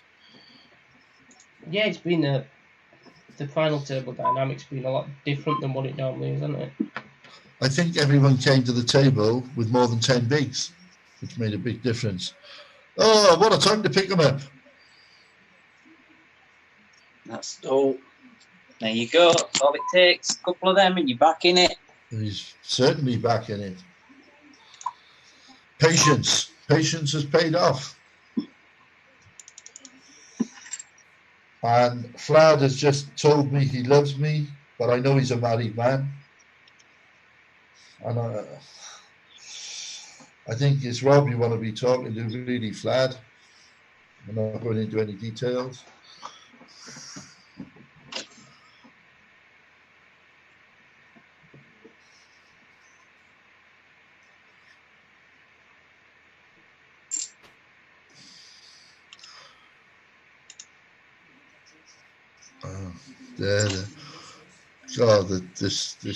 The chips are moving around here. It's anybody's game. Anybody's game. Well, that's it. Anybody doubles up now, it's the chip leader, pretty much, apart from Debbie. And as far as I can see, I don't think anybody has won who's on this table has got a Vegas trip in the bag yet. Debbie, No. Did Debbie not get one at Nationals? Oh, sorry. Yeah, I'm just thinking of these gold games that we've been playing online, these golden ticket games. Yeah, Debbie got one at Nationals. Yeah, she was second in the main event, wasn't she? And she lost to, was it Dave Kingswell? Yes. You'd love Dave Kingswell, Shane. I'd love what? You'd love Dave Kingswell. Why is really that? loud. Really loud. Not actually a bad player, to be fair. Oh, he's a good player. Very good player. Got a lot of respect for this game, and his results show it. Okay, so Gary's raised under the gun.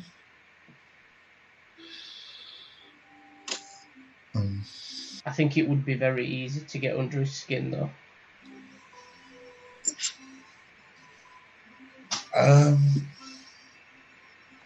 I'm not sure. I'm not sure at the table. I don't think he allows it to affect him too much when he's playing. I think you can get under his skin. It's easy to get under his skin away from the table.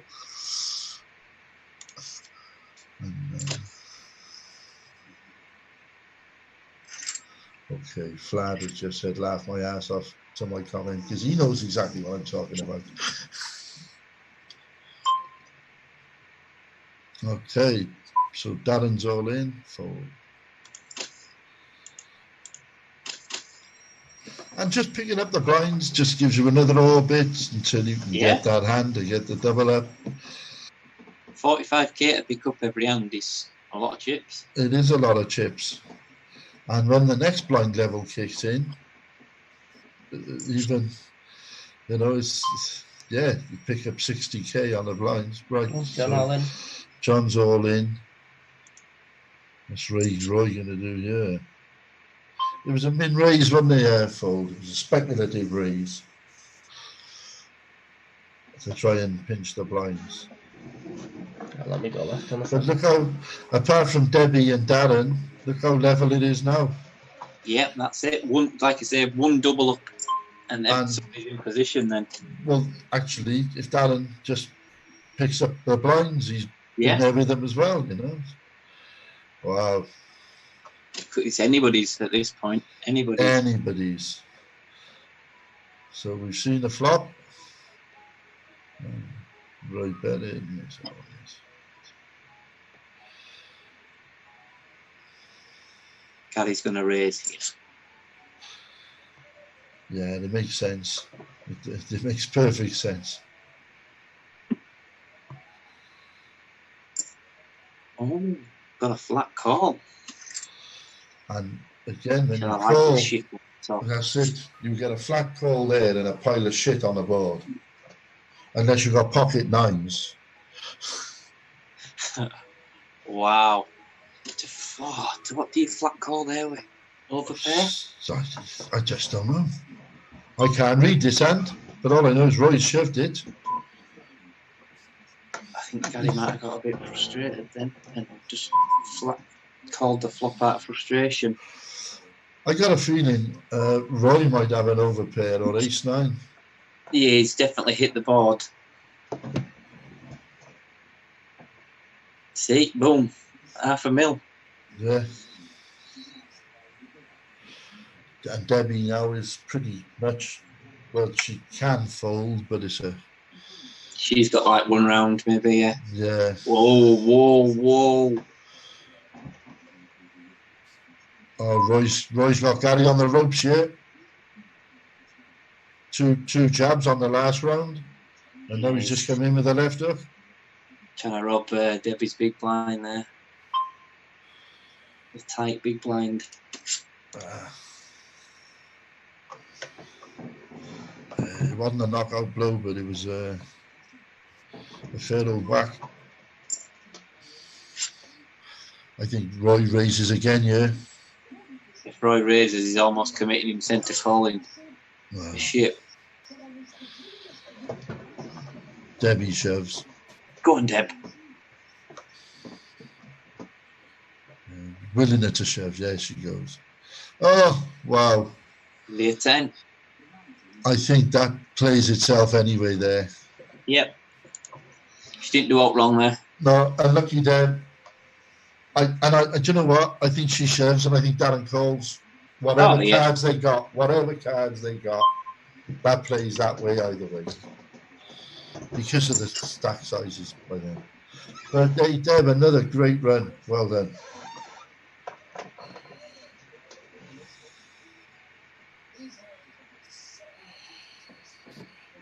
FK and Paxo have turned this into a private message board. Aces. Go and get yourselves a room, which they're trying to do to play Omaha Cash. If I wasn't so tired, I'd be tempted to join you boys. But as soon as this is finished, I'm going to bed. Up early tomorrow, cook breakfast, Cardiff City on the telly. What more could a man ask for? 3 points. Yeah. Well, it'll all start at 6 o'clock, as it does every Saturday morning. Me and a friend of mine who's the chairman of the Cardiff City Supporters Club, we have a good chat at 6 o'clock in the morning on Messenger, whilst we're listening to the Tony Blackburn songs of the 60s. And that's how my Saturdays always start. And then at 8 o'clock, an ex-girlfriend of mine is a DJ on Radio Cardiff. I listen to her for a couple of hours.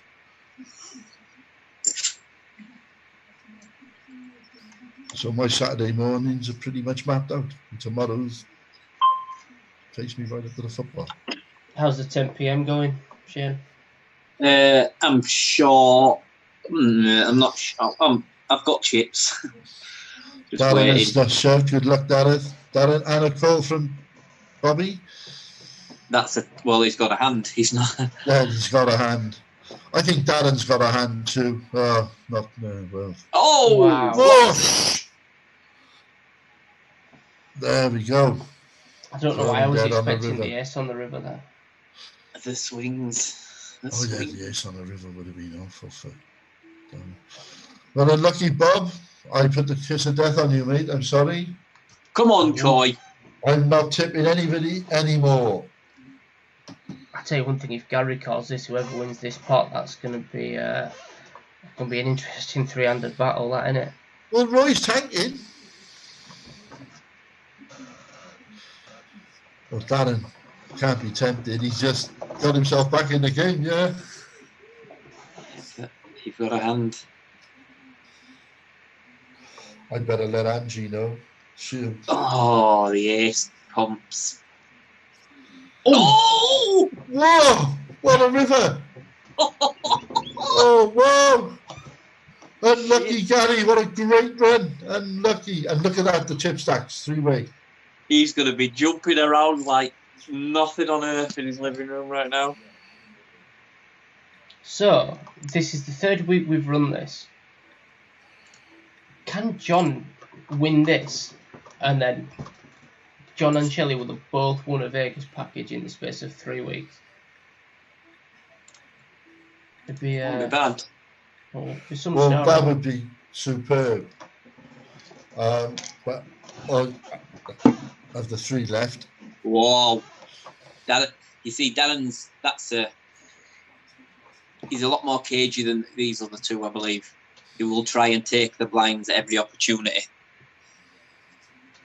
Well, in fairness, Darren he deserves a trip for the consistency that he's done.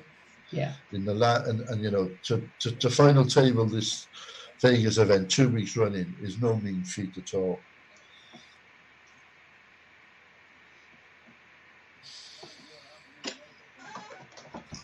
But I've only ever spoken to John in commentary a couple of times, and I found him to be just a very nice man, and you know, and obviously he's a solid poker player.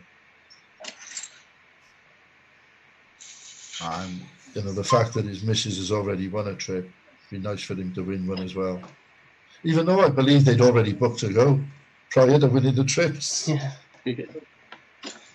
Didn't John win a few quid in the Sunday Millions the other week? Yeah, he won one of the heads-up games and got the 215 seat. I think he cashed for like $750, $800.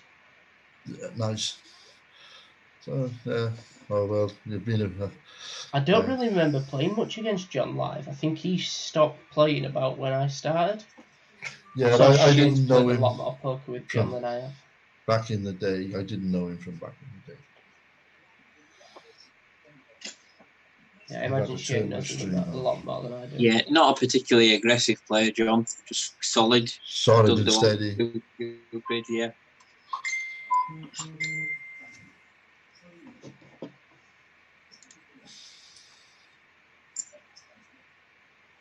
So at this stage, you've got to start opening up a little bit, and you can't afford to wait for hands.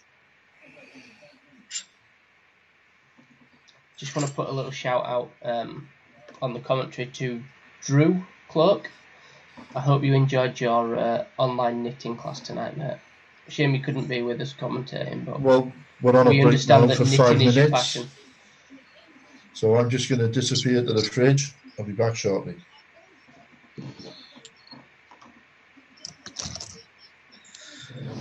Well, my pairs partner's out, so I can go a bit mad now. How many players left? It's 44. So you've pretty much got to win it to have any chance, haven't you?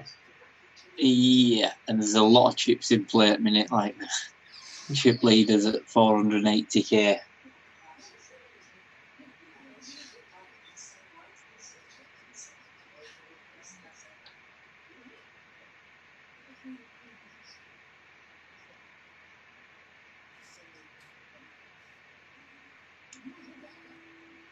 Even if I won it, we won't be getting in. No way.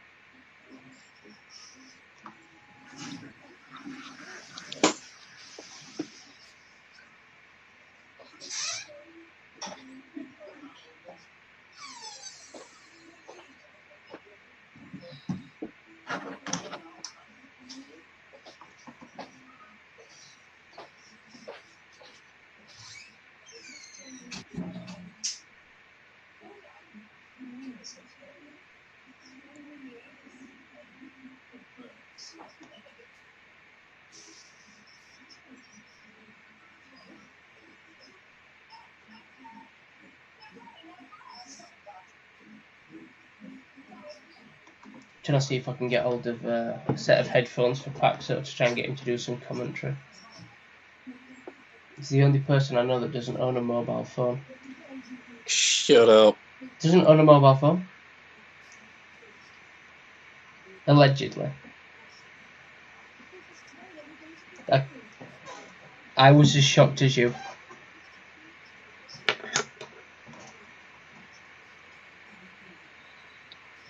Probably because of his club hands, his big fingers can't touch any buttons. I do give Paxo some stick on here.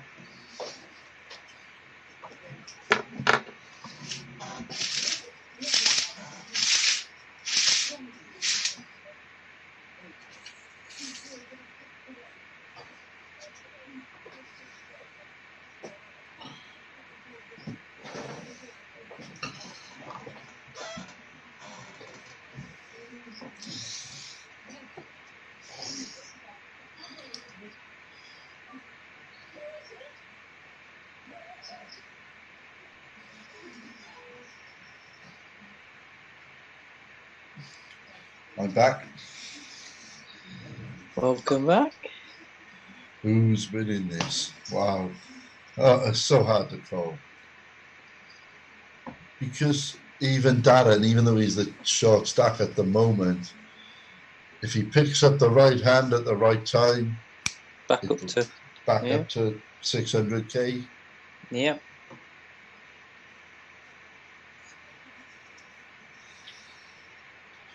The blinds were coming back to a 20 and 40k, now.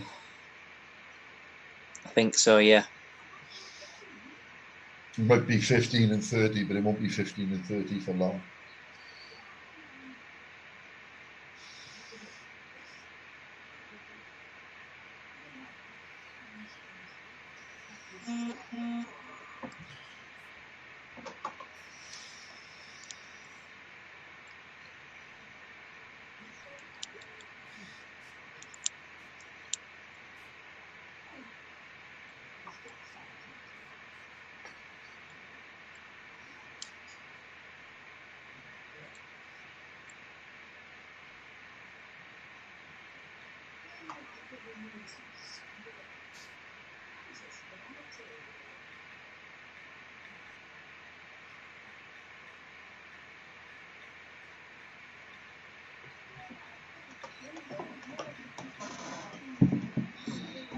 Yeah, 2040.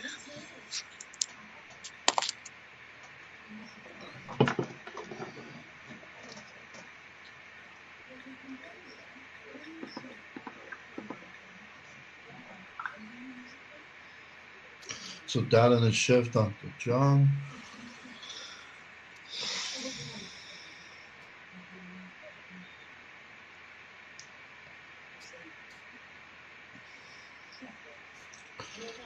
Thing is, in fairness, with the chip stacks that are out there, it doesn't have to be a shove fest yet. No, min raisers and Yeah, you know, there's a chance to play a bit of poker. Okay, Darren is well under 10 bigs, I understand that.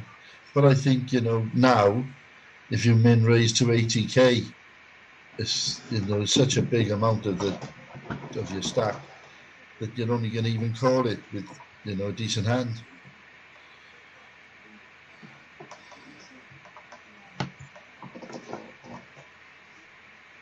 I think now when you're so short-handed, like in Roy's position there, I think if you catch any of the flop, you can bet and feel fairly confident that you're good. Yeah. Darren's going to be shoving on John a lot. I think he is. Yeah, the John's in a bad spot here, really, unless he picks up a monster. But this is Darren's, with the stacks as they are, this is Darren's only real play is to get into John's stack. Yeah.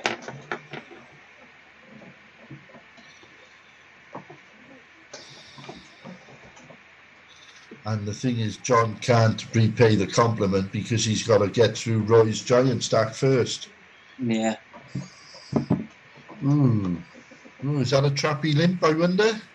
He did it last time, just limped in. And then bet the flop, didn't he? Yeah. Queen eye flop again. Yeah, there's a pattern developing here, I think.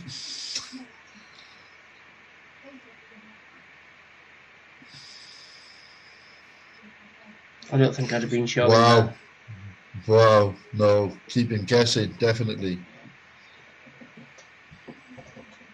But then the fact that he's shown it means that he might get away with one when he hasn't got it. Yeah. Yeah, he's just letting him know, look, I'm not bluffing every hand. Yeah. And so you can get the bluff through maybe next hand. Because he's shown that he's got the, when he bet it last time he had it, you're right. So, interestingly, that last hand, Darren didn't push into John's stack. No, he didn't. He must have had real garbage because he just let it go.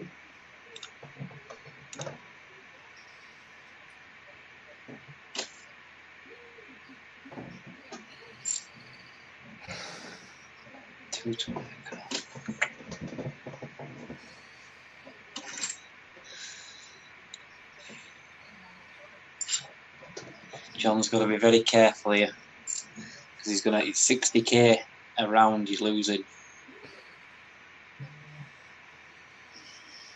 You can't sit and wait. You've got to start. Just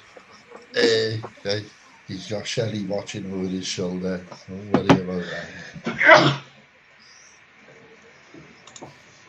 I wonder if he's going to sub her in. Put Shelley into play. I don't think that's the sort of tag they want to be playing.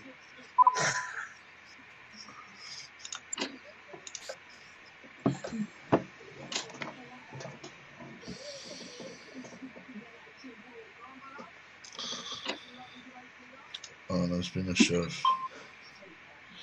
So John is fighting back. Well, they know now. That's a hand. And it may not be. But if they have got John down as a rock, then obviously they're going to really think twice about calling him off. Yeah. Now, does John make the call here and look for a flop? Now he's just won a few chips. You could call and almost do a stop and go. It's not the best flop to do it on. No, that's horrible. Unless he just got a bit of it. And if he has got a bit of it, the way Roy has been playing, it's a perfect trap in hand. But, yeah. Obviously. Starting to pull away in there. All right. Bit of time. Just a little bit at a time. But even so, there we are. Let's take a cooler and it's all back in the mix again. If he calls this off and Darren wins it, then it's all...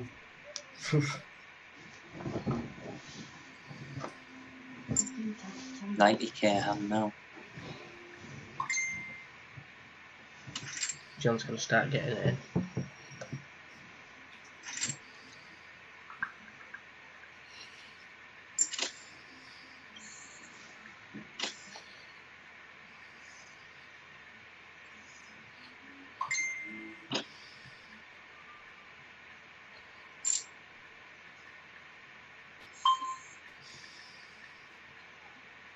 Come on, lad. You've got it.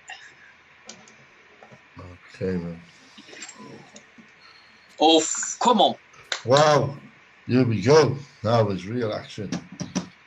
If Roy got Oh, great call. Oh, wow. Oh, no. Look at that. It's so sick. Wow. Oh, they needed a king or a queen on the So sick. river. Wow. Absolutely. Oh, I feel for you, John. I think the only justice there would have been a king or a queen on the river to chop it up. Wow. Oh, nasty. Oh, he's passed. What? I know. Min rate, it's 60k. I'm surprised he's folded. Well, the thing is now, John is the dangerous man at the table. He has to shoves. Almost. He might fold here. He could fold this. No. Oh, no. No. No. Unlucky John. Unlucky John. Unlucky John. Oh, he'll be devoured. It's a nasty way. I think I'm going to blame Paxo for that one. Paxo sent me a message just before the Ace-6 v Ace-7 hand. It says, I hope John wins this now. It's almost written in the stars. Oh, well So done. blame Paxo. Paxo, you knob. I've had to let my YouTube go because my battery's down to 5%. This is going to last until about 2 minutes. Quarter past at most. No more than 5 minutes.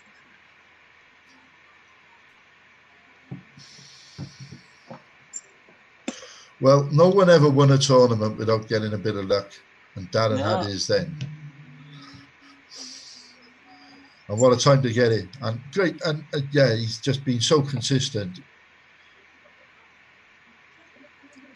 You know, you've got to play really well to get this far, to get your bit of luck this late on, and you know, no complaints there at all. And John will understand that better than most of us, even though he's probably feeling a little bit sick at the minute. Jack Queen 6-8. What are you doing, Roy? Needs a heart. Roy. He's got it. No way. Wow. Very poor play there and very lucky. And the thing is, Darren had made the Broadway on the turn. Yeah.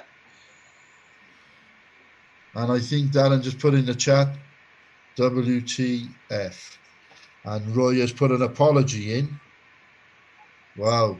Don't apologise for it. That's, you know. No, don't apologise. Put your chips in. You get there. But I yeah. He didn't have to call that. That was just mental. Wow. And what I don't get is why play for 4.5 hours to throw it all in with 8-6. Yeah. I don't get it. Sorry, Roy, don't be offended.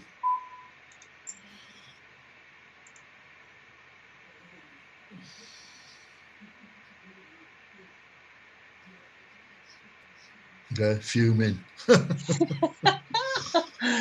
you imagine? Oh, well, I hope he doesn't go into tilt. I hope he keeps his head straight. I'm pretty sure from what I've seen of him, he will.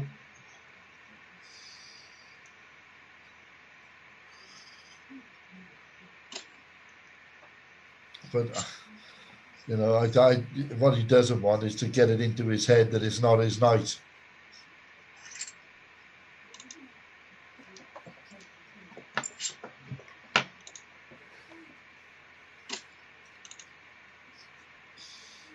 Thing is, a couple of little pickups, and it's even Stevens again.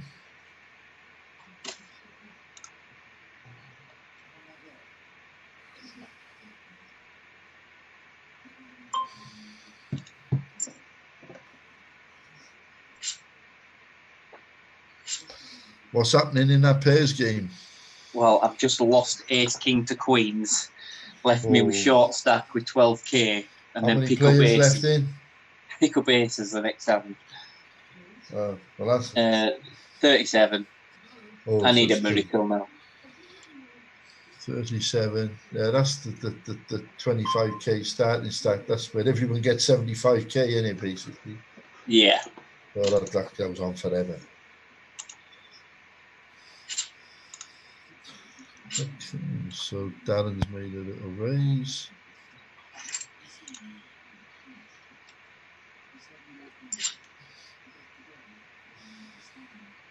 Right forward.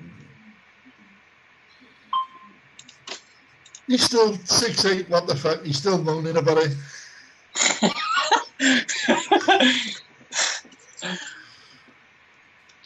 If he loses this game now, he's not going to sleep well.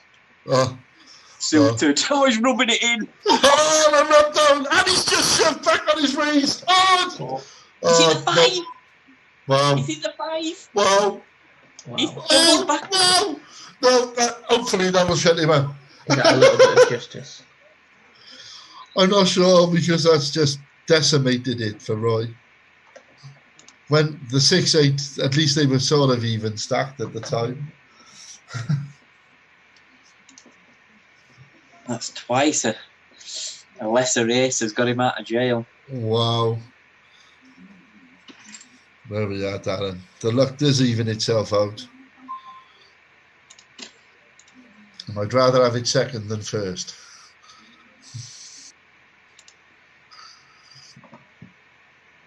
You can take a punt on one. I think he can on one, because it's, he's still left with over $1 million if he makes this call. Yeah. And, if he is the 5 now, or is it too fair? Queen 10. Oh, and his 5 came as well. Wow. Oh, this software don't have wind you up, does it? He doesn't want to be doubling him up again now, though. Oh, you know it's going to happen. There'll be a swing other way now. I hope not. Yeah, I just hope it's not a donk hand again.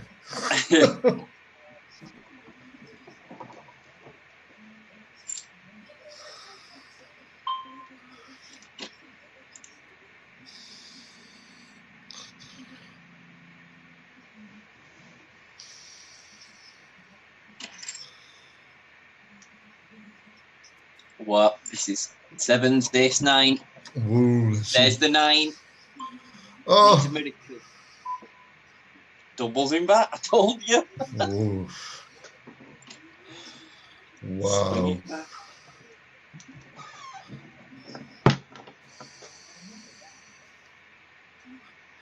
God, this is a coin flip.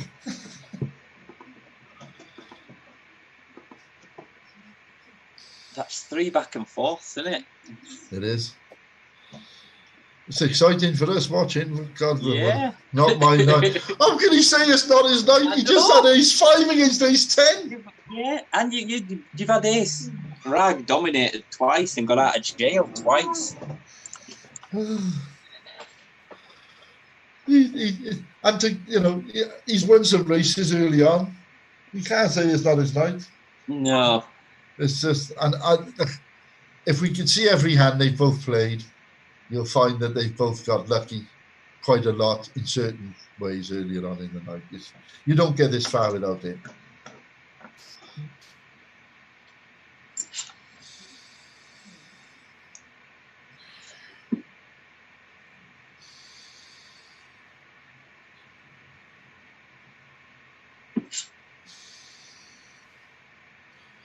And he shoves.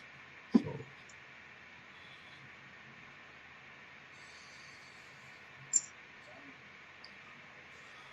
I think the next shove and call will be decisive.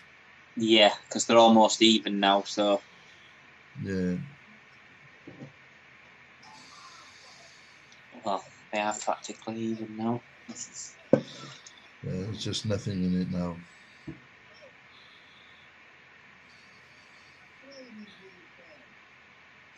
Could this be the one? He's having a think. He's having a think. If you've got an ace, you're calling. Well, I say he's having a think. He might be playing a hand on another table. I'd be shutting any other table down right now.